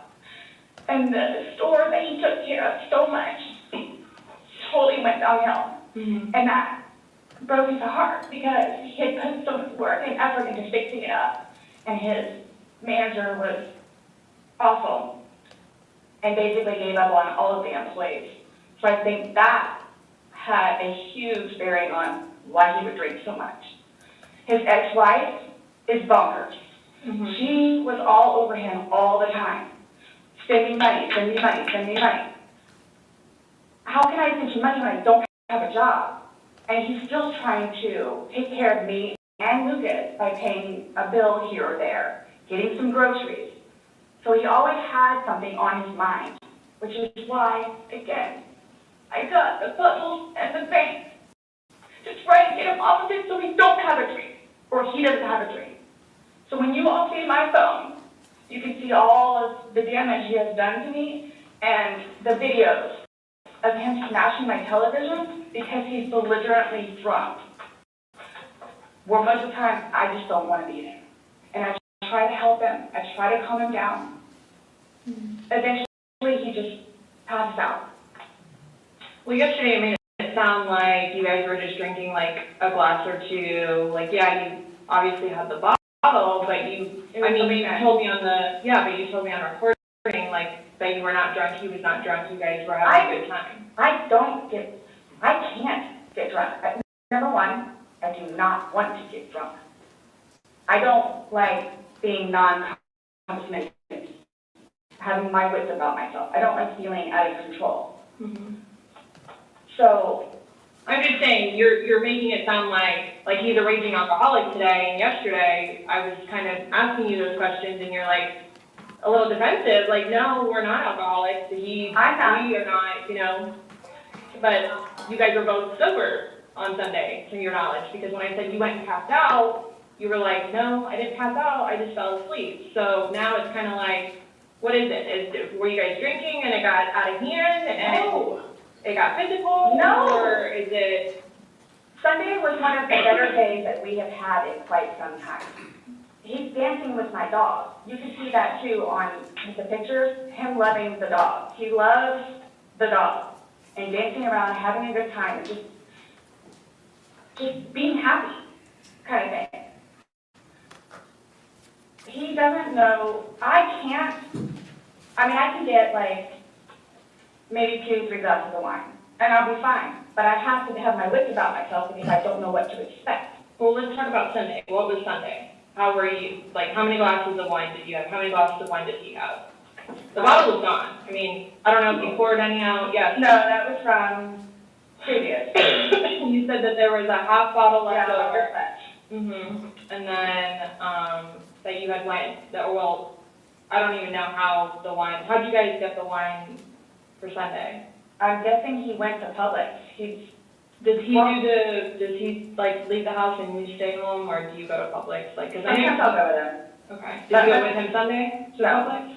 So most of the time what happens is because the convenience store where we get cigarettes is here, and then Publix literally is cattywampus to it. Okay. So what he'll do is he'll start, go by Publix, and then on the way back, catch the convenience store. Okay. So is that what you did Sunday? I'm guessing that's what he did, because next thing I know, he's walking in with bottles. Okay. So it's him trying to be nice, so I don't have to go out and do it. But there's stuff that around the house that I had to take care of. So that's usually what will happen. Or I'm folding laundry and he'll go run out and do whatever. Okay. So, where were you guys at on drunkenness, not drunkenness on Sunday? You told us you weren't drunk. No, I was not drunk. Right. I was not drunk. So with him, I don't know. I know when it's like, oh, okay, man, where I have told him, slow down. It's starting to catch up with you. Slow down. slow down. Bless you. And another thing too is I don't like listening to music with him because he gets too involved in the music, and the music that he listens to is a little rough around the edges, and like just, it makes me fractious listening to his music. So I kept asking him, let's just you and me talk. You and me will just be the ones that are talking, which was fine, because I mean, we were playing with a dog, whatever, and then it's like, okay, now let's do the painting. We just did the puzzle, took a break, now let's do this. Sure enough, that dog, we're sitting in there talking, laughing, talking about new movies, we're watching movie trailers while we're doing painting and all that other stuff. So it's still background noise to him, because I think that's what he's used to, is having background noise. For me, I can sit in here all day with not a peep, but he always has to have some kind of background noise, which I didn't mind because the trailers were cool, and he was interested in showing them to me, getting excited about movies that were out or upcoming. Okay. So on your laptop you're talking about? Mhm. Okay. And I mean, and then it was. But you said it was a good day, like, you guys didn't have any conversations about your relationship, you guys didn't go down, like, the rabbit hole, like, had too many to drink, and you guys start getting... No, when I tell you this, it made me so happy that he actually listened to what I had to say with just, we'll get through it. This will be fine. It's a small hurdle that you and I together will get through, because... I'm talking about the money, job, Daughter. Yes.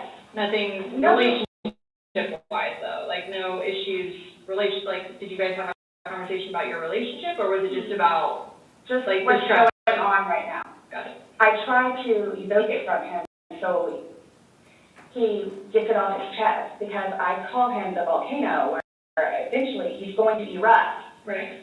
And what he has learned in his classes is to communicate, which is a huge thing in a relationship, Right. where he has been practicing communication. So he actually talks to me about things and unburdens himself. Put it on me. I'll sit there and try and figure it out for you, like I have almost everything. Mm-hmm. Not a worry, just tell me, get it out of you. Right. But it was, when I tell you, I was so happy. Like, it was such a good day. I kid you not. The weather was beautiful outside. I'm the one that had him go inside so we can do puzzles and painting and listen to music or whatever else he wanted to do. So then he starts doing whatever it is we're doing together in the living room. And then starts talking, because I think he gets comfortable with, okay, you know what, we're here, it is a good day. Let me go ahead and explain myself. So I know. Nobody else knows, but I know. Nobody knew George better than I did. I say that I knew George better than himself. And I tried in every way, shape, and form. Ask everyone. I helped him. I took care of him. I missed him a lot, and I didn't even sleep last night. I miss him a lot. Is there any chance it got to be too much for you and you couldn't handle taking care of him? And I never stopped. trying to... I never stopped. That's what I'm here for. I never stopped. I'm here now, and I'm still trying to help him. Yeah. We just don't, I mean, it's unexplainable how he got these injuries. And I have no idea. you were the only one with him. 100% right hand to God. I have no idea how he got them. Nobody touched anybody. Nobody touched anybody. You had mentioned that you would take photos, videos, kind of like a proof and just in general. Yeah, I was documenting at one point, but that was way before, I think, the last time that he got arrested, where he was flying off the deep end. But then I had him bailed out. I got him out of jail. Right. But because he had violated the pretrial diversion, this time it's probation, so you don't have a choice in it. You have to go see your probation officer. You have to go to these classes. It's court ordered. Mm-hmm. Where it took him a while to get used to it and understand They're not messing around. I even went down and met his probation officer, which I say she's wonderful. That's one of my questions too I need to talk to you about. Hugged me and said how much she knows that I take care of her. She called me personally one time when George was at work, when he was working. 42-minute phone call. She and I just saying how grateful she is that George has me. And she knows how hard I'm working to help him, just as she is and just as the classes will. So once he started actually going on a regular basis to the probation officer, and then to his substance abuse class and his, I don't know what BIP stands for, Batterers Intervention Program, and actually listening to what it is everyone had to say, he changed. Like I could see a change in him, where before lashing out, he would think about it. And would always come home and show me his papers, and we would look over his papers together. Well, it's like, wow, you actually are learning this in class? And some of the stuff that they would show them, like videos, he would come home and be like, Sarah, I'm so sorry for what I've done to you. Because for a video that he watches, to make him feel that way, where it's like, oh man, I have done her wrong. But he's changed. He changed. And that's why you're still with him, even though he said all these things to you. And when I tell you I love him, I love him. And when you love somebody, you have limits. Everybody tells me that. All my neighbors still tell me that. The office, property manager. At some point, somebody gets enough, then they have to do something to defend themselves. I would just flee. And I don't know if you would like to see on my phone, or I think it's actually on a laptop. I actually, because, and you have to understand too, I have, prior to classes in PO, take him out. How many times? I had him arrested. How many times? But you also went down and dealt with I know. the next day. I know. What's on your laptop? What did I tell you? Oh, previously, I actually looked up how to file a restraining order.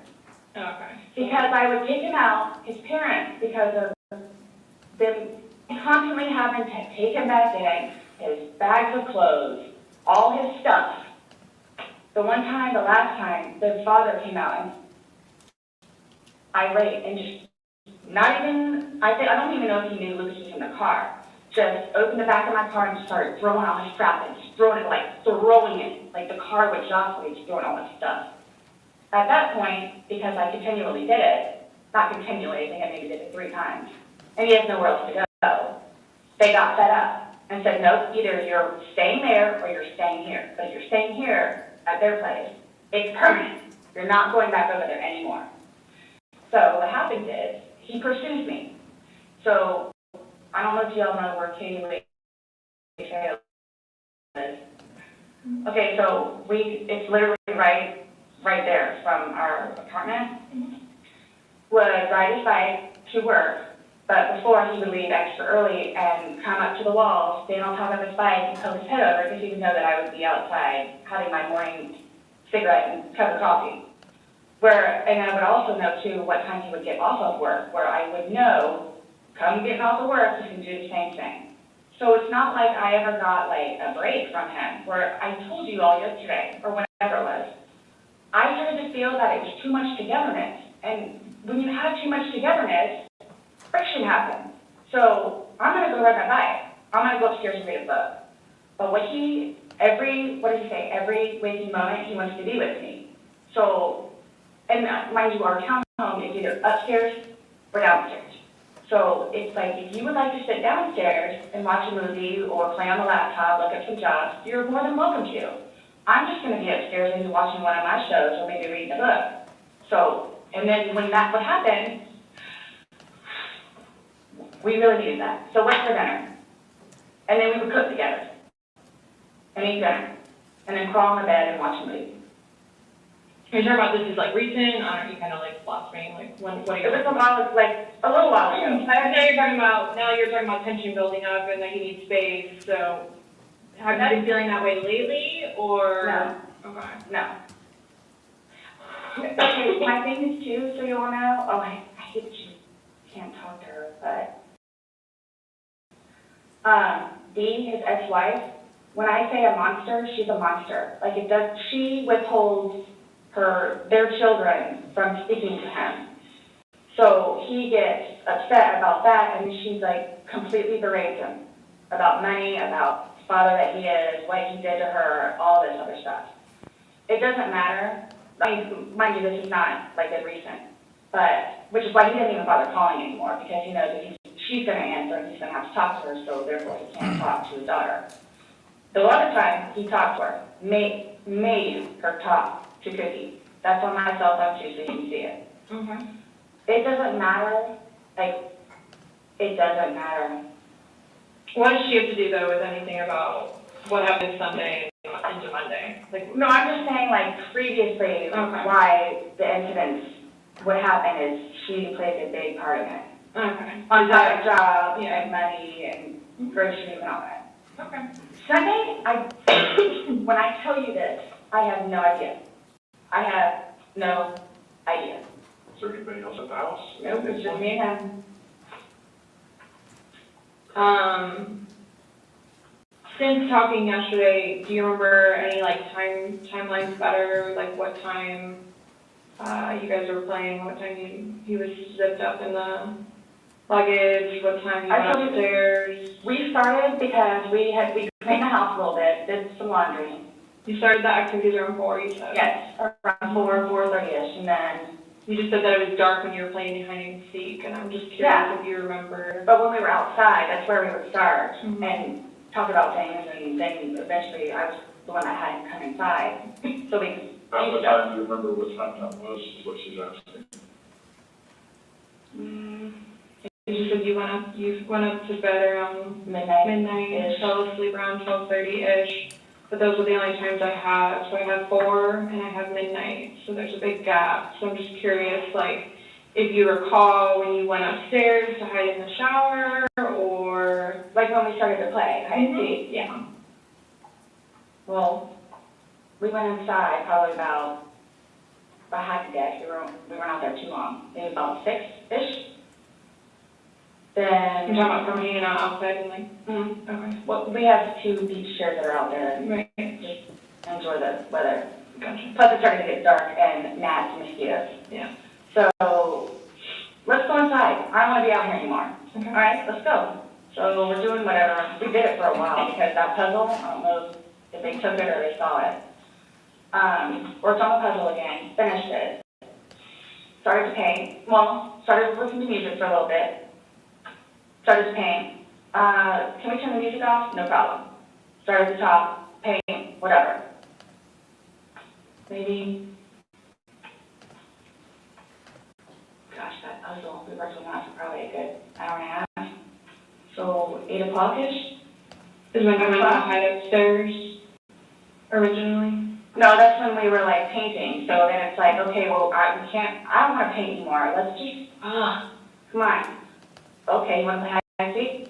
What he does is, okay, Tag, you're it. So it's like, okay, we know. Okay, take off. That's what we did.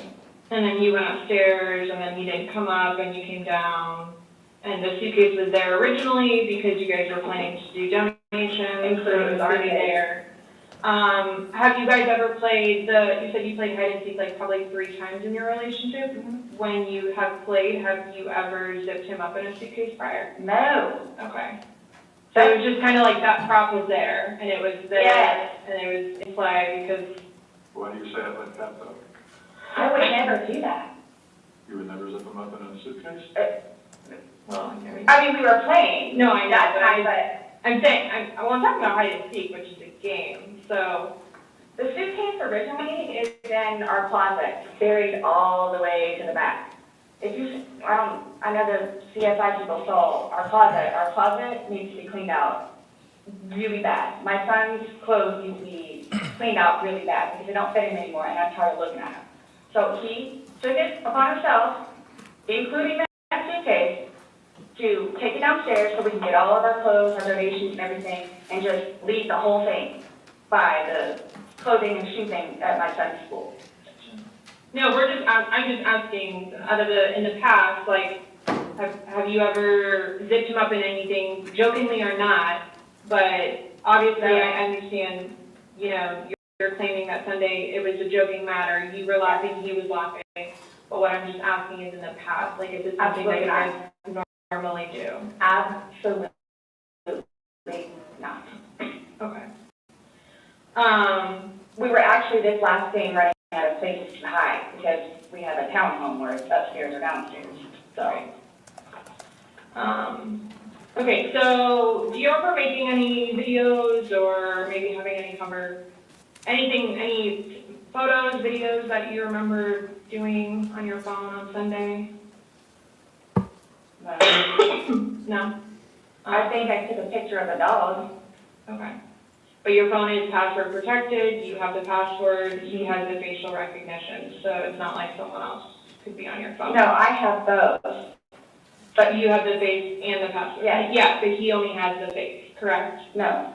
To be able to get onto your phone, you told me that he looks at the phone. Oh, I misunderstood. I thought you were asking me if I did. Yes, it's me. Okay, does he have access to your phone? Because you said it's your phone. Okay, how does he have access? Sarah, can I have your phone? Yeah, it's right there on the kitchen counter. Okay, but how did he get into it? Because it's password protected. He'll come and give it to me, and I'll just do the face thing. Where sometimes too, like, he'll joke with me and say, okay, I need to borrow your phone. And he'll hold it while I'm cooking or just something, do the facial recognition. Okay, so he doesn't know the password and he doesn't have the facial recognition. No. He is the only other person that would use your phone, I'm Yes. assuming, other than. Well, Lucas. Right. But Lucas wasn't there Sunday. Right. So, to your recollection, no videos on Sunday? Not that I'm aware of. Okay. I mean, I guess in front of, maybe take a picture of them, the two of Tess and the dogs. And George and them dancing, but I mean, or it's just Tess. Mm-hmm. Okay. So I have something that I want to show you that we found, and it was from your phone. Mm-hmm. Can you see it? Can you move it around? Go ahead.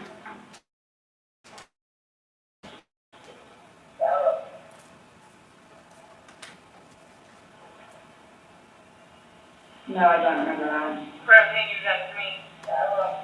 For everything you've done to me. Your battery's all flash. Shut it down. Oh, okay. Let me.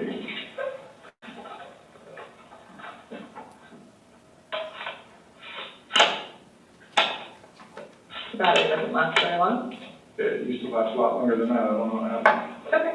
Let me just grab something.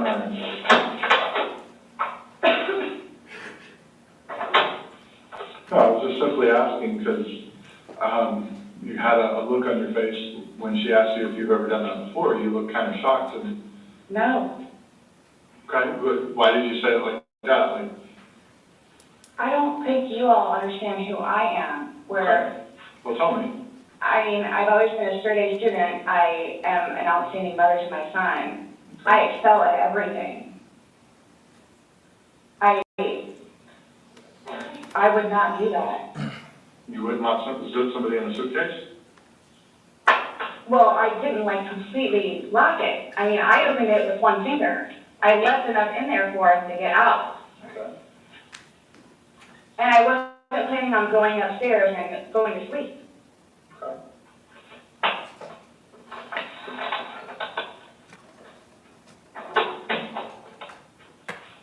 No, it's just the way you said it. You guys are scaring me. Sorry. We just want you to watch this. This came from your phone. Don't you want to know what's on it?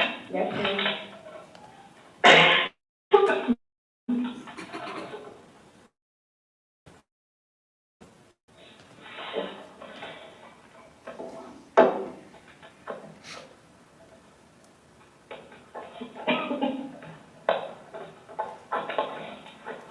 Is it long? Because I don't know how much I can take. Mm-mm.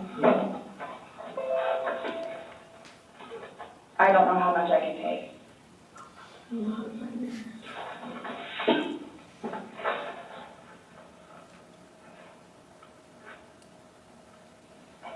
Do I have to watch this? I continuously throw up. I don't sleep. I don't want to see it, if that's okay. Well,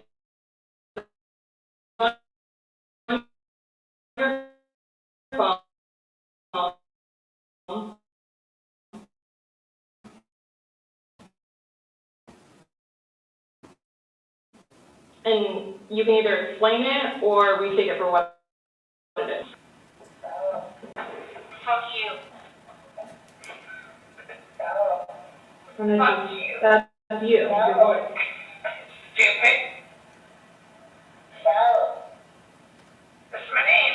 Don't wear it up.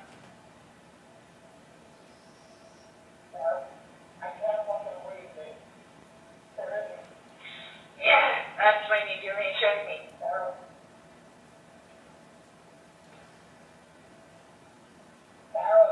I don't want to watch that, please. Last time we talked to you, you had said that you put him in the suitcase, you had two fingers hanging out. I flipped him over. I flipped him over, and that's where it was. There's two different videos and a still picture where, yeah, it shows you flipping in the different positions and him saying that he can't breathe and you saying fuck So you. this is upside down. So in order for him to have gotten into it, It was flipped up. right, it was flipped up normal. Yeah. Like as if you're packing something. So this is upside down. Guys, this is killing me right now. So this image is upside down, and then this small video that occurred 11 minutes later, it flips over the other way, closer to your dining room table. Okay. Now he's obviously still in there. So he didn't, how did it go from the back to the front? I flipped it. Okay. My plan was not to go upstairs and go to sleep, Well, that's what you did. Yeah. but not intentional. No, you told me you went upstairs because What? you were Stop getting here. ready for bed. Stop here. Okay, but Works good. show me where you can see any fingers coming out, because they're at the end. And his head's right here. Mm-hmm. So going like this, rather than going all the way up, it's like this. But why is he saying I can't breathe, and why is he pushing on it as if he can't get out? And it doesn't show a hole. There's no hole, there's no fingers, I don't see his fingers, there's no hole. I don't know what you want me to tell you. Like, I don't know, like, what you want me to tell you. I'm just telling you what we see, and what we've heard from the I other understand. I understand. He's begging for you to let him out. You're laughing in the beginning, and then in the end, it sounds kind of like a, No, it's not malicious. Well, saying fuck you, It's not malicious. then what is that? what does fuck you mean to you? Well, Like if I were to tell oh, like my he does. Like, I get told everything by a white woman, so Okay. my intention was not to leave him in there. Please understand that. My intention was not to leave him in there. But you went upstairs thinking that he could get himself Yes. out, but the video shows That's at why I no told point you. can I see his fingers. And He'll it be out looks there any like- minute. And then 30 minutes later, he didn't show. And he's telling you And I he didn't can't wake breathe. up. Do you think he's joking? You told me he was laughing, and I. We were, The before. video, there's no When we first laughing. got in there, both of us So were. how long was he in there for? Like, this video is at 11:12 when it starts, so was he in there for like a long time prior to recording this? No. No.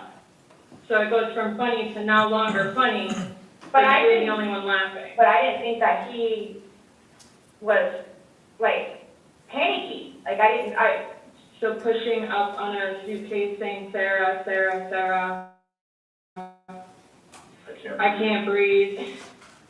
George has done that in the past before too, where it's just like, he thinks that he's woe is me kind of thing, where it's like, I don't, He's never been locked in a suitcase, that's No. how he couldn't get up, so. it's kind of, I thought it was And the you boy had the oxygen. calling wolf, crying wolf kind of thing. Okay. And again, my plan. But nowhere in there is he laughing, is he joking, he is begging. And you're the only one laughing, Okay. and you're the only one saying derogatory comments, like you're mad. No. Please don't, I don't mean to sound negative, and I don't know if I can say this, but, like, it's like you guys are kind of trying to, like, feed me. Like, No, I'm just trying to show you a video that you no longer want to watch because you probably don't want to know the outcome of how and what you said. well, I know what, You know what's on that video now? No. You remember making that video? oh, Why don't you remember making the video? probably because we had been drinking. But you weren't drunk. Just because I went upstairs and, just You because told you're us- drunk doesn't mean that you, Times that you were not drunk. You said that you had your wits about you. You said he had his wits about you. Mhm. Said that you don't like not having your wits. In my experience, if somebody cannot remember doing something to the extent of making 2 videos and a video and taking a photo, they are intoxicated. okay, I understand where y'all are coming from. Well, I we're get just it. trying to make sense of it. We're I trying to get it, figure right, out what we're you're trying to saying. figure out this You video. explain it to us. We're listening. I just did, like, we were playing, and then, like, I thought it was, my plan was not to go upstairs and go to sleep. My plan was not to, he'll be up here any minute. But you willingly went upstairs and went to sleep. No one forced you to go upstairs and. My plan was also to leave him in the suitcase, So why didn't you take him out? because I went upstairs, and then I fell asleep. But why didn't you consciously think, he's asking to come out? I didn't do it intentionally. What do you think is gonna happen if you leave somebody in a confined space like that? Well, I thought by not giving it up all the way, it would be okay. My plan was not to leave him in the And what was suitcase, your plan? waiting for him to come upstairs. And then when you did it? I fell asleep. You said you were up there 30 minutes. After 30 minutes, somebody not coming up. Knowing that the last time you saw him was in the suitcase, 30 minutes later, you're like, maybe I should go check on him, maybe I shouldn't? No. That didn't cross your mind, because That's it like, didn't happen. that's like an assumption, like that's what you all are thinking, just, We're asking. it's the You whole, tell us. it's the drinking. That's what it is. It's the drinking. I thought it was like, I thought he was okay, like I didn't, that, He's you all, telling you he's not. He's telling you, Sarah, I can't breathe. He's saying your name and you're like, that's my name, don't wear it out. guys, that's how we are with each other. Like, he is, nobody understands our relationship. This whole suitcase thing never happened before. Would you leave someone else in the suitcase? Would you leave Lucas in the suitcase jokingly? Because it was a No. joking matter, you put him in there jokingly. Would you leave Lucas jokingly in there? And you love Lucas, right? And you I love wouldn't do George. that to him either. I wouldn't do that to him. So, I just, Well, it's not like, again, I don't think you all understand, like, it's, I mean, it's not my, that was not my intention. Well, Y'all don't have any idea what I said from that. but by your acts, and that's exactly right. You get to the point where you've done so much for somebody and they don't show No. you any appreciation. He did. Not by your words in the video. I don't get that. He did. Because you're bringing up the fact that when he's choking you, you can't breathe. That's how you felt when he cheated on you. You couldn't breathe. And you verbally several times told him, just fuck you. well, you Well, said it you in said the it video, in the but you video. won't let us play the rest of it. You don't And want you- to. When I say cheating, it's on his phone.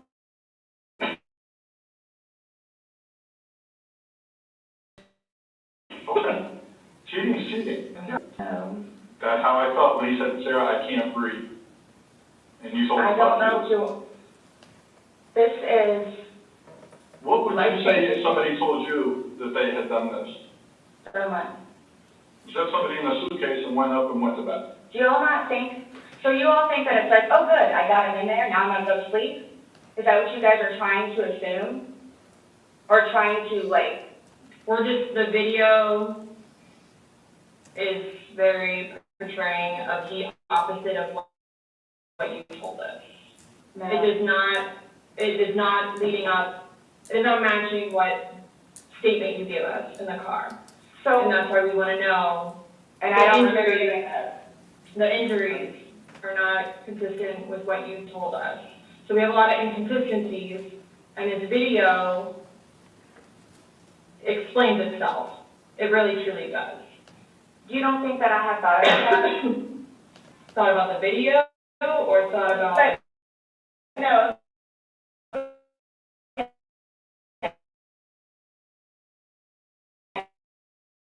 If you don't mind, please. So you all go to sleep? Is that what you all? Well, it's not an assumption when that's what you told.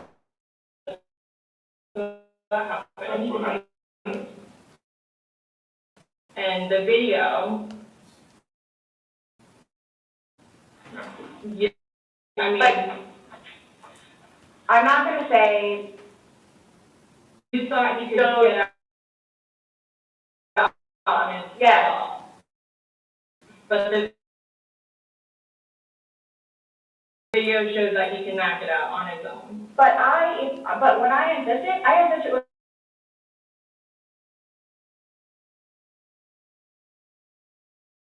one finger. From the outside. And you're claiming that it had a paper clip, so that's what assisted you in doing it. No. That's what you told us. When I had my sweatshirt, I said I thought it had a paper clip on it. The zipper.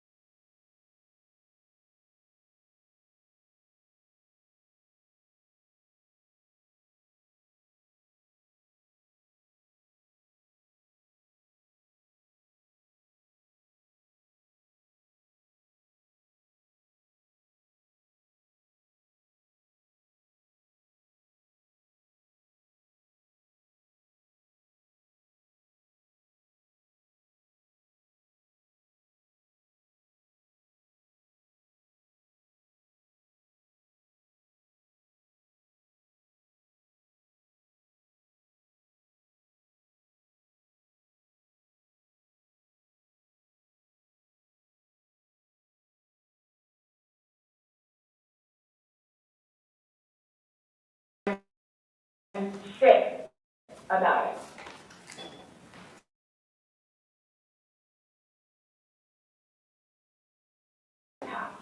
I am sick.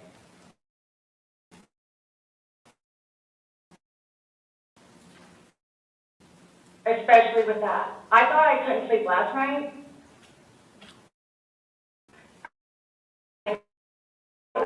Well, you really remember this, and you put something totally different, and it actually shows you upset, and again, using derogatory terms to him when he's begging for his life to get out of that.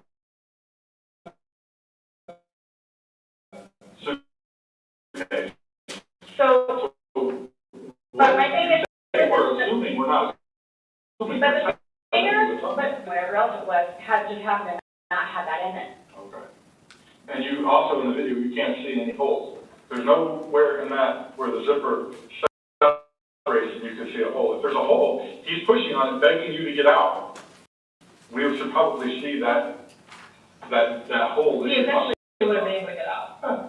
Alcohol. Based on what you're telling us, he should have been able to get out. But the video shows him attempting to get out, begging to get out, and he can't. So that's just what we're trying to figure out. I don't know if maybe you had too much to drink, you dipped it up all the way, and then, I did not zip it up all the way. Okay, well. I did not zip it up all the way. This is horrific, okay? Horrific. Is it terrible? Horrific. I don't think I'll ever be right because of this. Ever be right.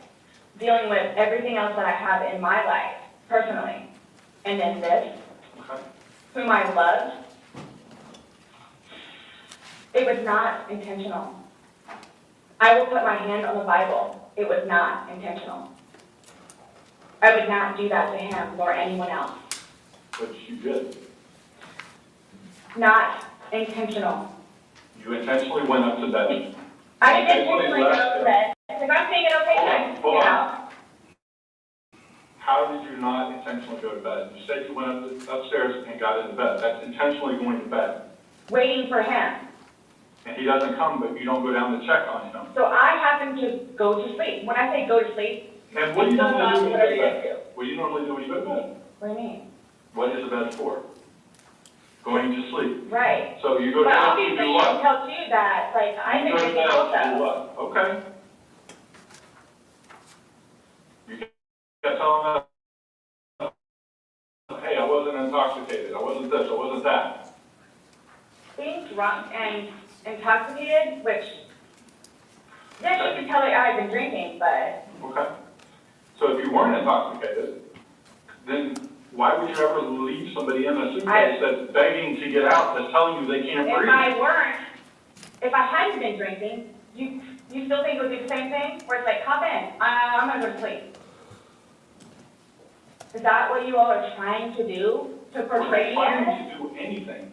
I'm simply asking you to explain to me what happened.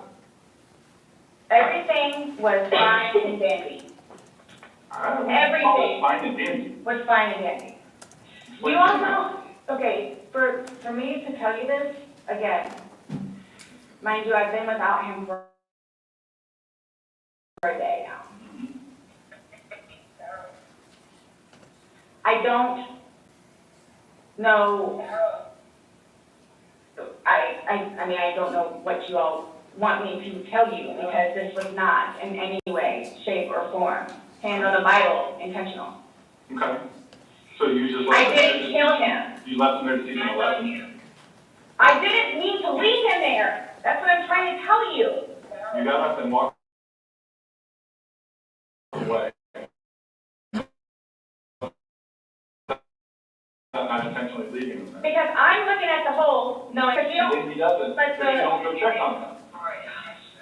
You say you're up for 30 minutes and he doesn't come up. You don't go down and check on him? I'm in the bed. You even, and so,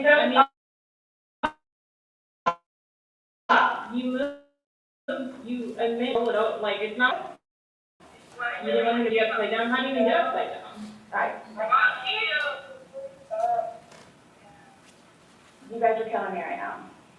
I just want you to hear me. That's how he talks to me most of the time.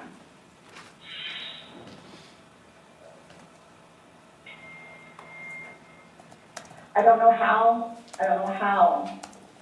you want me to say it.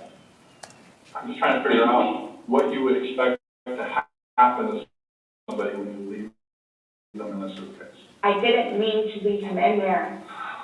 Okay. What's your reasoning for, not calling 911 sooner?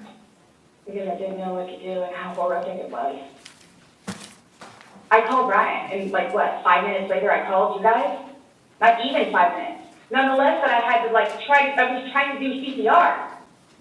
I had to get him out and try to do CPR and then call you guys. And it was continually doing CPR with the dispatch on the phone, where he had me count out loud to help me focus on what I was doing.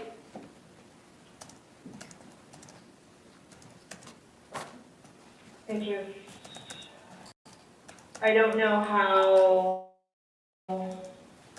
I mean, you can sit here all day long and say, I thought he was gonna get himself out, but that he didn't, and you went upstairs, and you stayed there for 30 minutes before you fell asleep. But can I say too, like, you chose not to ever at any point during that 30 minutes walk back down and check on him? No, wait 1 second. Because I know, like, with you all, and then, like, because you continually ask me, like, time frames, where I told you, like, I don't bother even looking at the clock most of the time. So it's like a guesstimate. So for all I know, maybe it was 10 minutes. Okay. But the point is, you left the living room where he was begging for help and went upstairs. Regardless of how long you were there, you left. You say, I thought he was the boy calling wolf. Again. Okay. So when he asked to be let out, like, what's your reasoning for not letting him out? When I was upstairs? No, when he's asking on the video. He asked multiple times. He asked to be let out. I can't breathe. Why didn't you let him out? Well, number one, I had no idea it was going to end like that. Okay. Number one. Okay. Number two, just, you know what? I'll give you 5 minutes or so in there. They'll give you 5 minutes or so. 5 minutes for what? Well, based off the video, one video's at 11:12 and the next one's at 11:23, so you actually gave him at least 11 minutes per video recording. So my thing is, when it stopped, he asked multiple times, I mean, why? Why did you not let him out? It's just a simple question. To be honest with you, I mean, I don't know. Punishing No, just, them? Well, that's what you're saying in the video. This is what you got, this is what you make me feel like. see, and it's all backfired on me. Like, it's all backfired on me. And I understand the severity of this. I just. You did. It's awful, I know. Okay. It's awful. And I will tell you both this right now, too. I will never drink alcohol again. Okay. Like, I will never drink alcohol again. I don't care what it is in any way, shape, or form. But let's get back to this. What was the reason for leaving him when he's begging to be let out? I don't understand that. What I have a feeling was, and again, it's the whole time frame thing. I'm not asking a time frame. I don't care about a time frame. He's So- in the bag saying, and you say, fuck you. So, like, for, like, the whole few minutes that he was in there, like, Minimum 11, but yes, go ahead. It's a few. 11. For the one video. Well, in between those two videos. Between the 11 two minutes. videos. Okay. Yeah. so what's the question again? When he's begging for his life, telling you he can't breathe, let me out, and you say, fuck you, why don't you just let him out? What are you trying to prove to him?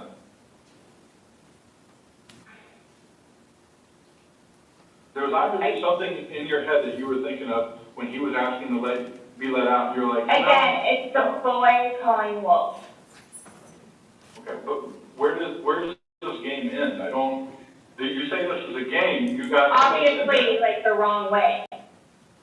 So what was your intention for leaving him in there? And it's not fair. It's not fair. You guys are trying to, again, oh, he's in there. Night, night. That's what happened. No. That's absolutely what happened. Intentionally. How's it not? You got up off the couch, walked up a flight of stairs, and got in your bed. Thinking he was going to get out. And he didn't, and you still didn't go down the And it's the whole 30-minute thing that you guys are trying to do, whatever. Like, for all I know, it's 10 minutes. He's begging for his life, telling you he can't breathe. I don't know what you want me to tell you. Like, I don't. I didn't intentionally mean for this to happen. But you can't tell us why you left him in there and went upstairs. That's my only issue. Like, what am I supposed to write? What do I write? So my thing is, so it's, what I have a feeling is, I went upstairs and just hit the bed, kind of thing. But, again, I'm thinking, he'll be up here in a minute. But then I go out. But my question is, why didn't you just let him out prior to?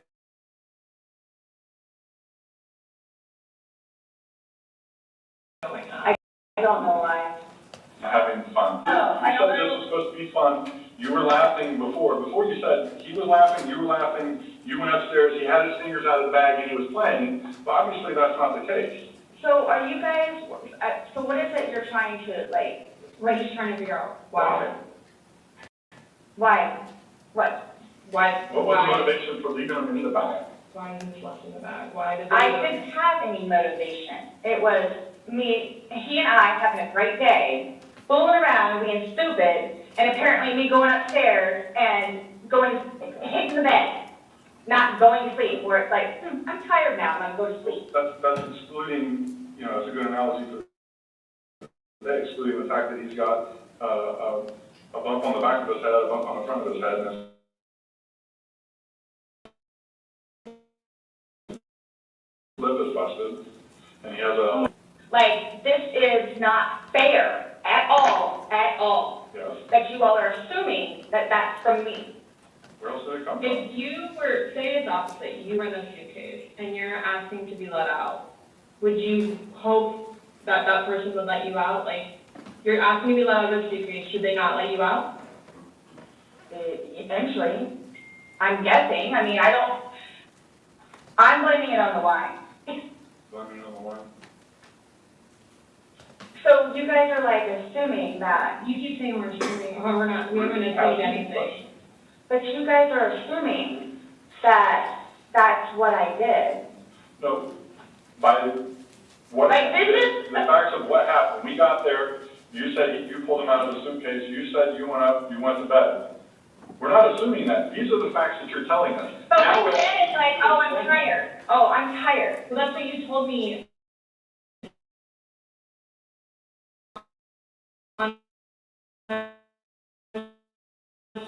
Recorded statement yesterday. You thought I was assuming that you were drunk. So that's an assumption. That was an assumption when I said you passed out. And guess what? You corrected me. You were very adamant about. Common sense.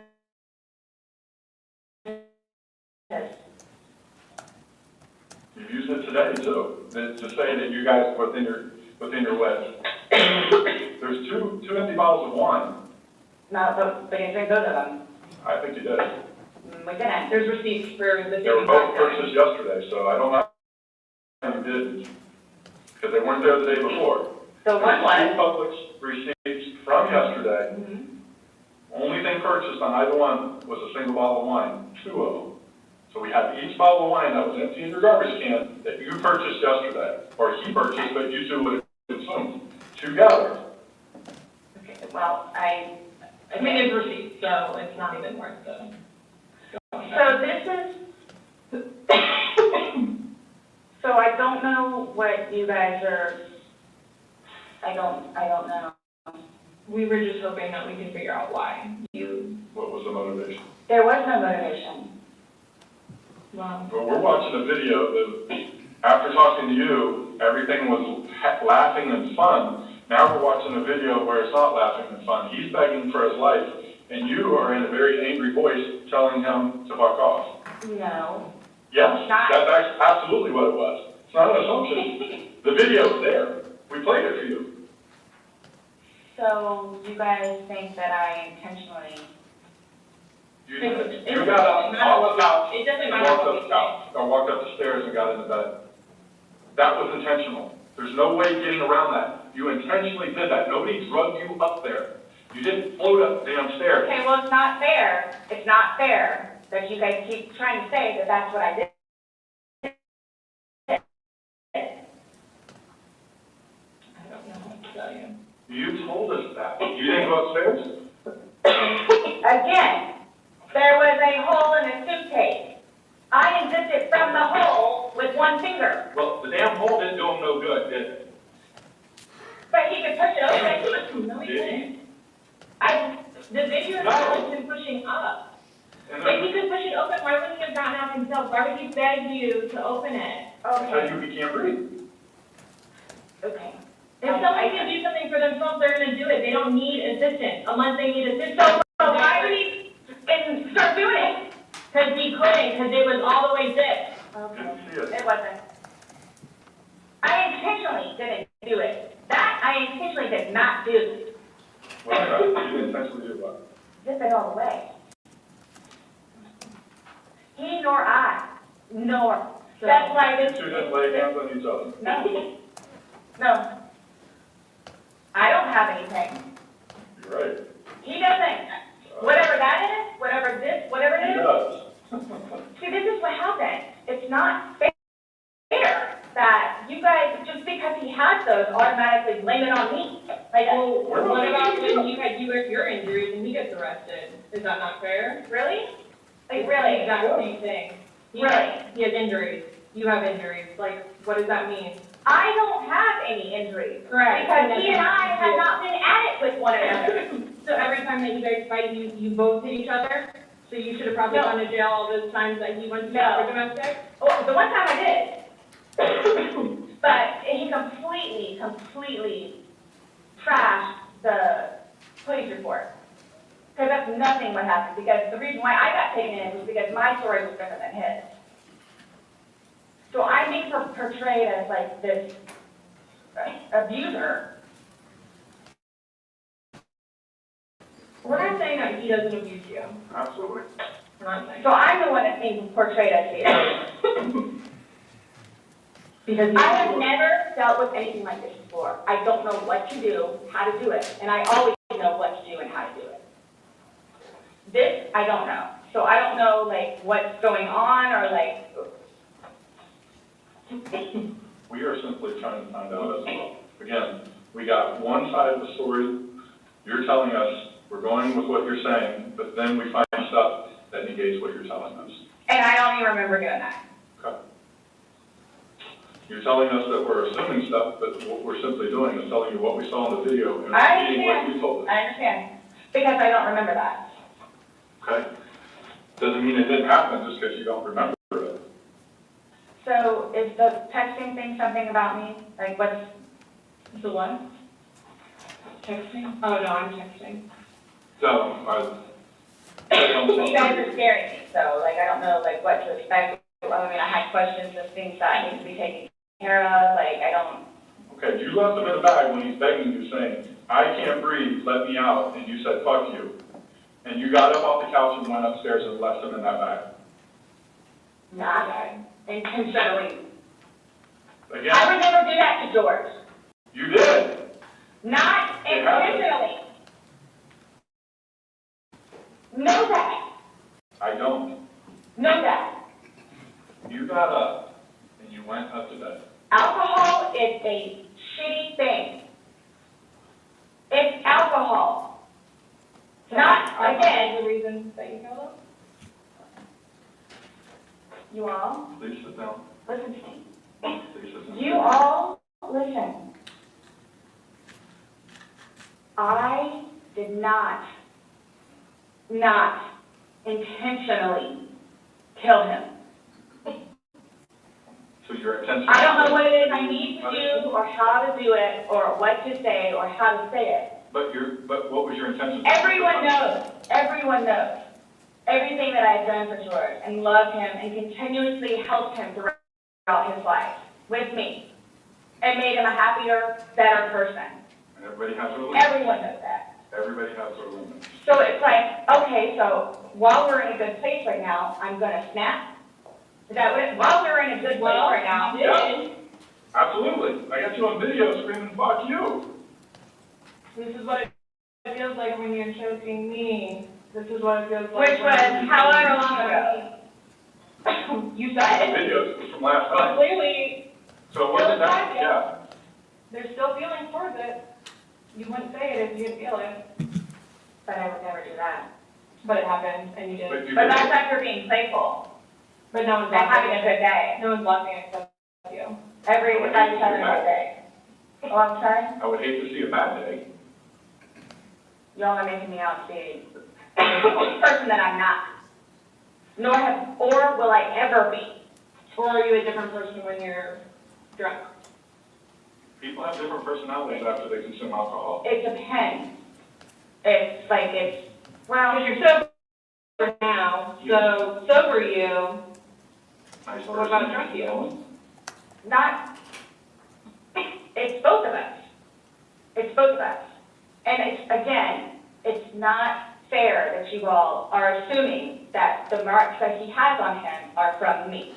We asked you where they came from. I have no idea. Well, nobody else was there, so nobody else. I have no idea. I swear I did not lay a hand on him, You just zipped them in the bag. nor he. You just zipped them in the bag. And then you flipped the bag around several times. I didn't do that intentionally. You didn't intentionally flip the bag around? No, why would I do that? Well, you Good told us question, you you did. did. When he was upside down. Right. But you had to put them upside down. You can't get in a suitcase upside down because Oh my when God. you put the See, stuff that's in where it's That's unfortunately so good, if nobody else was there. That's We have a unfortunate. video showing the suitcase in several different positions. So it shows, one, like she just said, it had to been on his back with the lid open for him to get in there, for you to zip it up. Then it shows it on the other side with him in it, so you had to flip it to there. Then there's another video where it's on his back again, so you had to. I'm leaving it like this, please. I'm leaving it like this. I did not intentionally do this. No malicious intent or effort was towards this. No malicious. I would say, Last night, I maybe got an hour. right. In your voice, you can hear the maliciousness. The fuck you is very, very. You don't talk to people like that. That's not like a common like, hey Scott, fuck you. That's not common. It's people do. And no one that sees that is gonna think that. Okay. So There's no maliciousness towards that. So I would probably be calling myself that. too. My intent was not for that to happen. But you went upstairs and went to bed. Or maybe you passed out, I don't know. Waiting for him. And the whole time frame thing, it's like, it's regardless, that's not really fair. Regardless, waiting for him, it's not like you walked up the stairs, you can't fly up the stairs, no one can take you up the stairs. Okay. You go up the stairs, you lay in the bed, and you wait for him. Who cares if it's 5 minutes, who cares if it's 30 freaking seconds? He's begging for his life, he's begging to get out. You go upstairs. It doesn't matter. So get the time frame out of your mind. This whole thing, it doesn't matter, it doesn't matter, because there's this. So it doesn't matter anything what it is I say. So it makes no difference whatsoever. You're lying, and like you're now changing your Who's lying story. about what? Now you were drunk. Oh, I never said that I was drunk. Exactly what you did here today.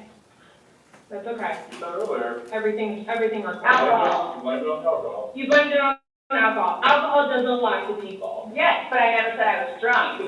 Okay. So you did this sober. You knowingly left him down there sober. I have already told those of you also that we were both drinking. Right. But you want to admit that you were drunk. I'm telling you all both. This has changed my life. I will take this.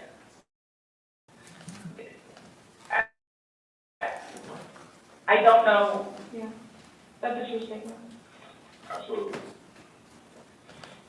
But you're trying to dance around the fact that So what do you do? Okay, you left him in there. You're trying to dance around the fact you left him in there. this is not, You didn't leave him in there? it's not cool. Like, this is not cool. It's not cool. He's dead. But you think that I did that intentionally? You think that I did that intentionally? You intentionally left him in there and left the room. You went upstairs to a different room. You intentionally did that. You did. Yes. Because I'm thinking he's gonna get out. Okay, you didn't. Obviously not. When somebody's begging saying, I But can't when you breathe. say that, though, but you have to, If somebody let me out, I can't no, George, though, like, again, I thought it was a boy crying wolf, so it's just like, what? So if your son was in there and said, I can't breathe, are you gonna open, or is he 9, so he's not, Really? it's not a big deal? I'm just asking a question. Oh, you said you would never put your son in a suitcase. You would only put George in there. No, George got in a suitcase. And you zipped it up. Not all the way and not intentionally to leave him there.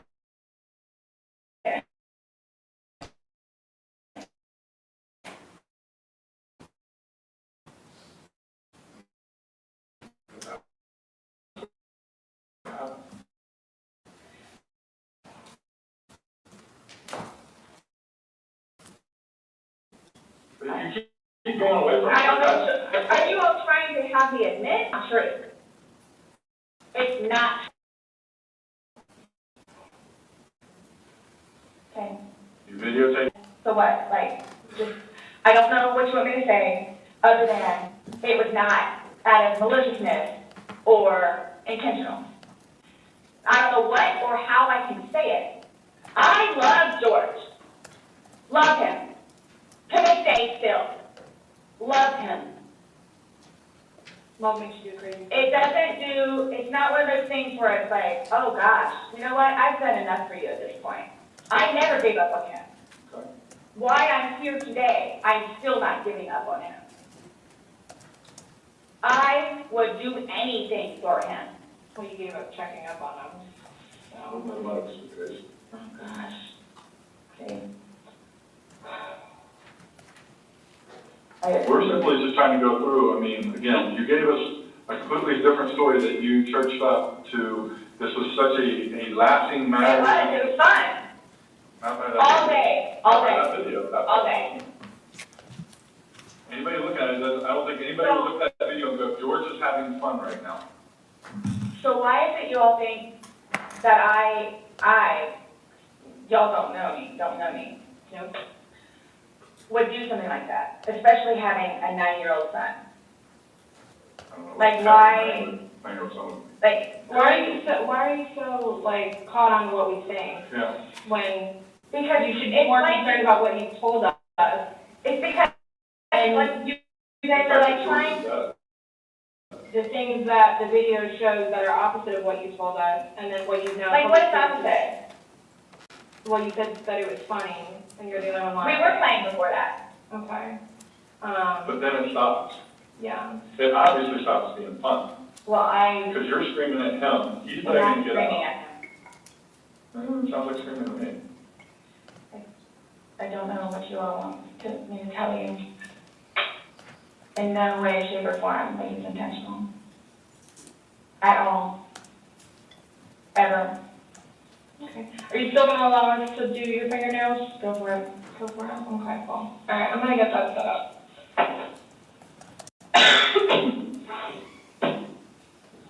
Do you need any more water? No, but when you come back, can I ask about this?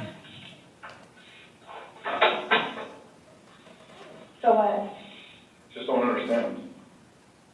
So it I don't was. understand how your story changes so much to the How fact that is it changing? Please help me explain it. Understand. you went on about how this was such a playful thing and you guys were laughing. And it probably was for a few minutes, but then it obviously changes. The whole demeanor of this whole situation completely changes. It's not the funny, laughing matter. He's not laughing at all. I didn't think he was being serious. You absolutely sound serious. I You're didn't think answering. so. Like, it just, You don't think your voice, you sounded serious? it's, okay. I don't know what you want me to tell you. It was a great day. Okay. It didn't end well, obviously. I was going to say that, I mean, I can't explain to you. I can't explain to you how horrific it was okay, to find him. Horrific. Because I don't remember taking this video. okay. How horrific. I'm thinking he's in the bathroom. I'm thinking he's downstairs in the laptop. I can't find him. So what's gonna happen? Like, Here's what gets me though, is you don't remember taking videos, you don't know where he is, you don't remember him being in the suitcase, and you're still telling me that you had your wits about you. How does somebody have your wits about him when? see, that's the thing too. But you can clearly tell. You can clearly tell that I had been drinking some. You can clearly tell. I've had several people that came up to me in that apartment complex said that you were drunk on a daily basis. Oh You were my screaming at gosh. them Right. regularly. Right. Really? Right. Talk to the property manager. Talk to the property manager. Okay. Because it's not. These are your neighbors, the ones that live next to you. Your property manager does not live next to you. They see you every day. How many? Oh my person. They're coming. What are your questions? Yep. Can I help you out? Who's coming? Did you do the fingernails? Yeah, you said that we said. And you don't have to allow us to do it, just so you know, so don't take that. I don't have a problem. Okay, just make sure. So, am I getting my phone back? No. Not today. What about losing his laptop? No. Not today. What does that mean? We're still going through everything. Oh, that's fine. You're the one just telling us there's videos that we need to see on it, so we need That's to do fine. our due diligence that we go through everything. See, and that backfires on me now too, because now you all think that I had even more, in quotes, intent to do what I did to him, which was not intentional. And that, is that correct? He's asking about your timing. No, but I'm asking if that's correct. No, I'm not going to agree with anything that you're saying. I'm not, that you're. So his person's not there. Do you all inform her or do I need to call her? We don't need to, we don't have to inform her, so if you would like to call her, you can. Are you saying because he's still on probation? No, but because of the nice lady that she is and all that she's done for him, I thought I didn't know how it was. Legally, we just have to tell his parents and we don't go telling.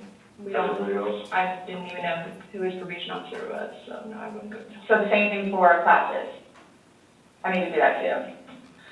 Classes. You need to do what? Substance abuse class and his battery intervention. Yeah, something else I should carry that.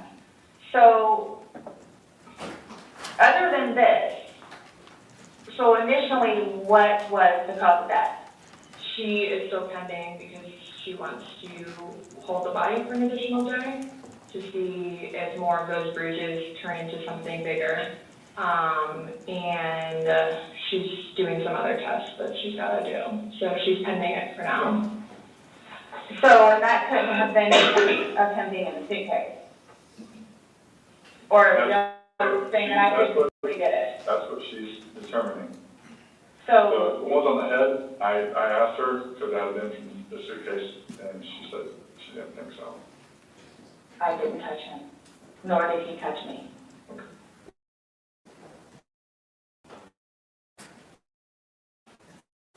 I'm leaving it at that.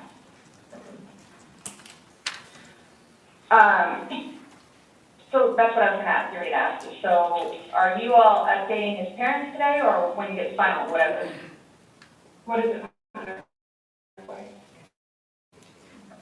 What we tell his parents, maybe? Because We're gonna talk to it with them. okay, I have to. but it's gonna come down to me. What do you mean? Like, so it's being put on me. Who said that? But I'm not, so what is it to tell them? We're gonna give them an update, just like we gave you an update on their autopsy. Okay, so it's whatever Well, bruise.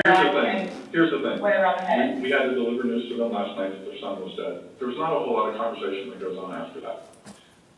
It's not a very easy thing. Was it yesterday or Sunday? Sunday. Today's Tuesday, right? Did we not meet you yesterday? We met you yesterday. Yeah. I'm just asking. Right? Did you not meet yesterday? The valid question. Really? Yes, on Monday. Okay. Got it. Perfect. So I don't know if I asked you guys or how I find this out other than talking to his parents, which is not gonna happen. Yeah, probably a terrible idea. How do you guys suggest me finding out about, you know?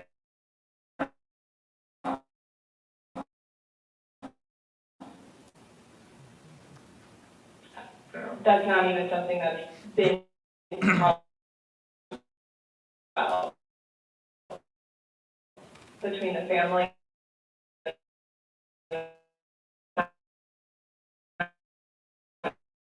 Something. Yeah.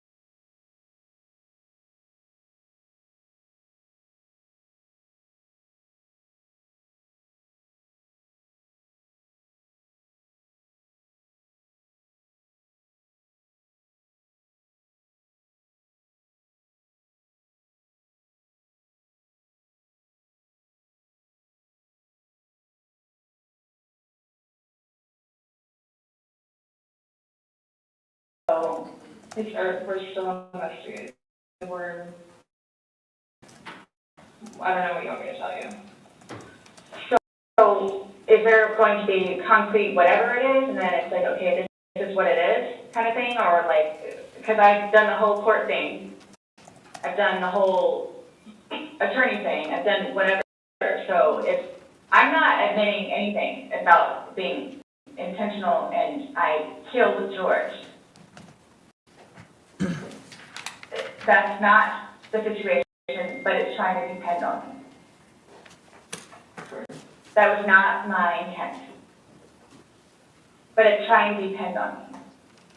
So however or whatever it is I need to do in order for that to be proven, then I need to do stuff, which is why I'm trying to get my ducks in a row. So that's why I'm asking what the next step is, other than me getting my nails swabbed. I mean, you want me to tell you how to not be accused of a crime? Is that what you're asking? Like, I don't know what you... I'm trying to prepare myself for whatever may need to be done so I can, I guess, stick up for myself. I mean, I think you're doing just fine. You came, you talked. I just don't want you guys to, again, show up and Lucy is in the house. Well, we did tell you yesterday that we don't want to do anything around your son, hence why you came to us. So I don't know why you think that's going to change. That and or me not just show up back home. I'm sorry, what? That or what? Me just not show up back home. That's what, oh, he's so happy that I'm staying over at the house, so Brian, I'm so happy. And I'm not going back to the house, to my house, for however long I can stay over here because of whatever to blow over. Mm-hmm. And again, if you don't mind me asking, so for whatever it is you all are claiming from the videos, which, yeah, is that what you're going to tell them? Like his parents? It's like, oh yeah, and by the way, she did. Did what? I mean, what would you tell them? I don't think it really matters what we're gonna tell the parents. Oh yeah, it is the fuel to the fire. Well, we can't hide things, and I don't know, I'm not saying we're gonna go, I'm not saying that we're gonna go and tell them every single thing we have, but again, this is the Orange County Sheriff's Office of Public Record, so eventually, like, this all will come out. Mm-hmm. So, it's just like, I'm not, you're making it sound like we're gonna tell them something, so then your life is in danger, and I don't like that accusation. So, let's just nip that in the bud right now. Well, that's what's going to happen.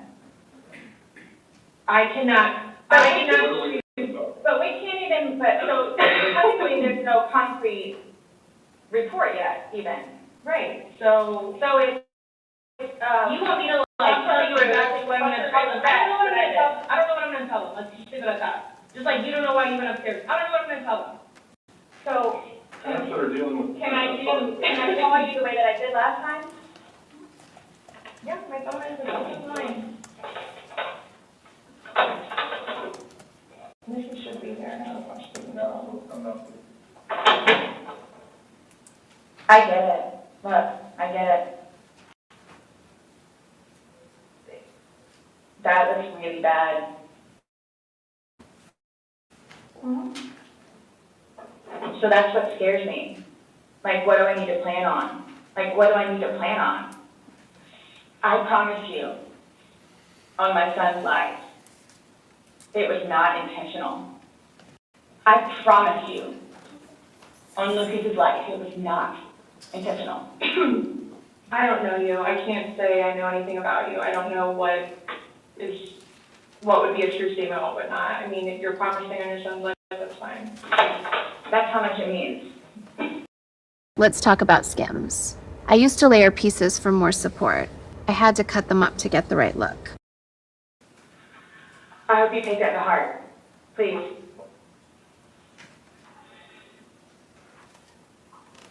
It's documented that you said that, yeah. I get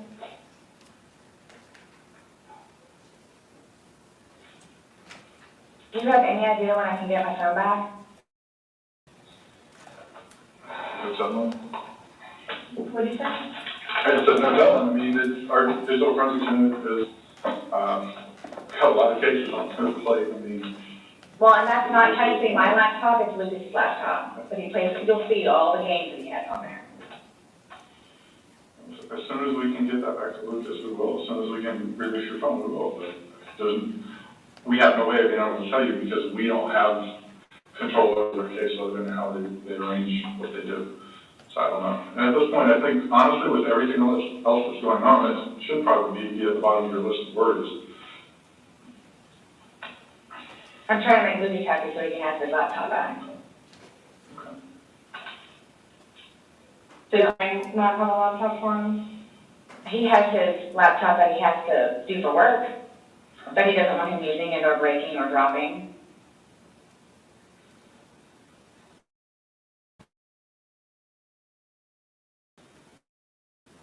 But there's nothing on the laptop anyway.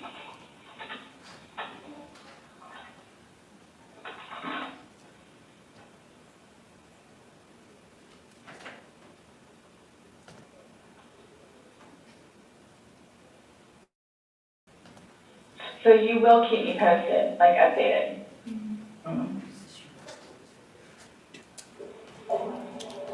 That's my thing, is I'm trying to figure out what I need to do in the meantime. I don't know, I can't, like, I don't know what to tell you though. Like, what? But you all have more information than I do, where it's like, yeah, you might wanna, or yeah, you might wanna. I'm sorry, what? Like, you have more information on what? We told you everything that we have. You know everything that we know. And most of it we got from you. But, like I was telling her, like, yeah, that's bad, like, which I swore on my son's life was not intentional. So that's why I'm trying to figure out what I need to do for myself going forward with this, nonetheless, with his family.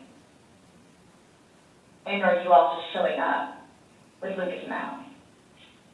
We've already both told you that we would be mindful in these situations.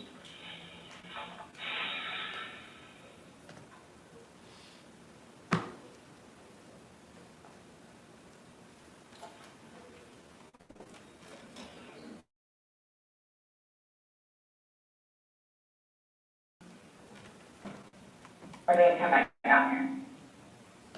I'll chat with you next time. I have no idea when I'm gonna call you next. Isn't the report come out tomorrow? Our report. I'm just saying the report is generated through us, and the sheriff's office is a public entity. So if someone were to come request something, then. No, I'm talking about, autopsy. She's waiting and doing our follow-up, but. She's looking at him. Yeah. But she won't be finished with it.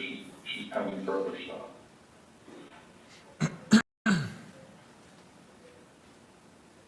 So after this, what? I'm done? For now?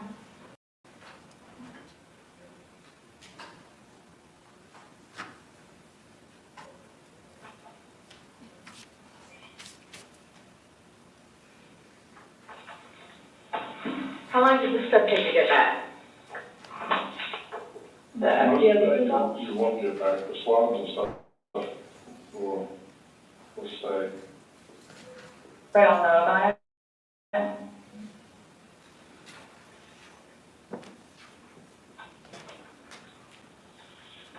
Our dispatch center keeps calling my phone. I keep having to have other people call them to see what they need.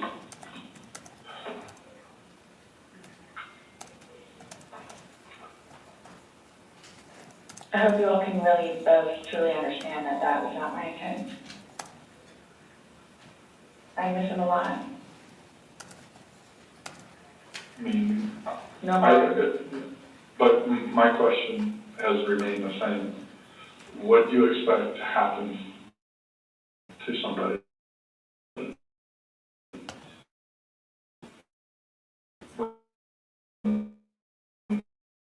It's usually going to Understand too. happen to somebody when you use them in a position. I have no idea because I've never done it before. Why have you never done it before? Why would I? Exactly. Why? I clearly have said why. Why? No, you don't know why. You just know that it's not intentional, but you don't know why. But that's okay. Really? I'm not trying to force you to say something that you don't know.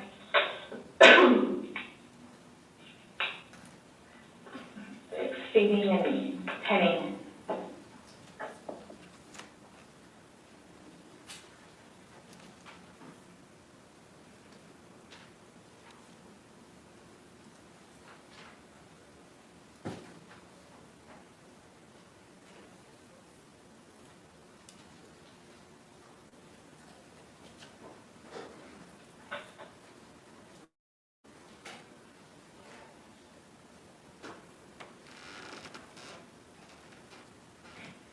The fact that you guys would feel that I'm that kind of person.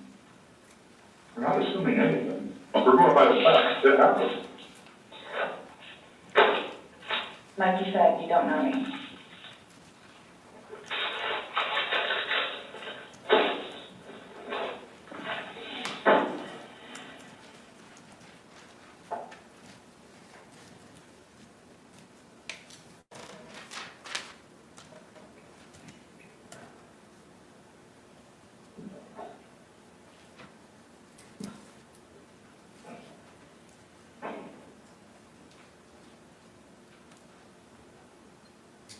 What time is it, please? 4:46.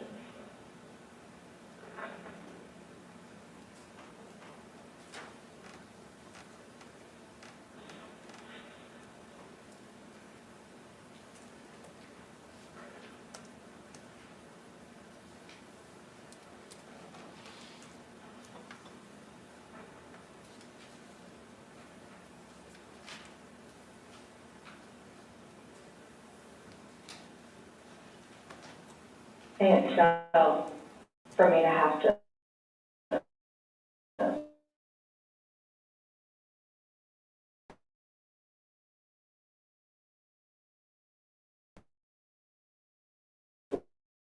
live with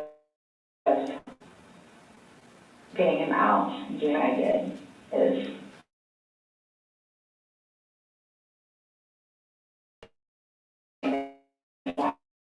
unsaid. Because that's all I see.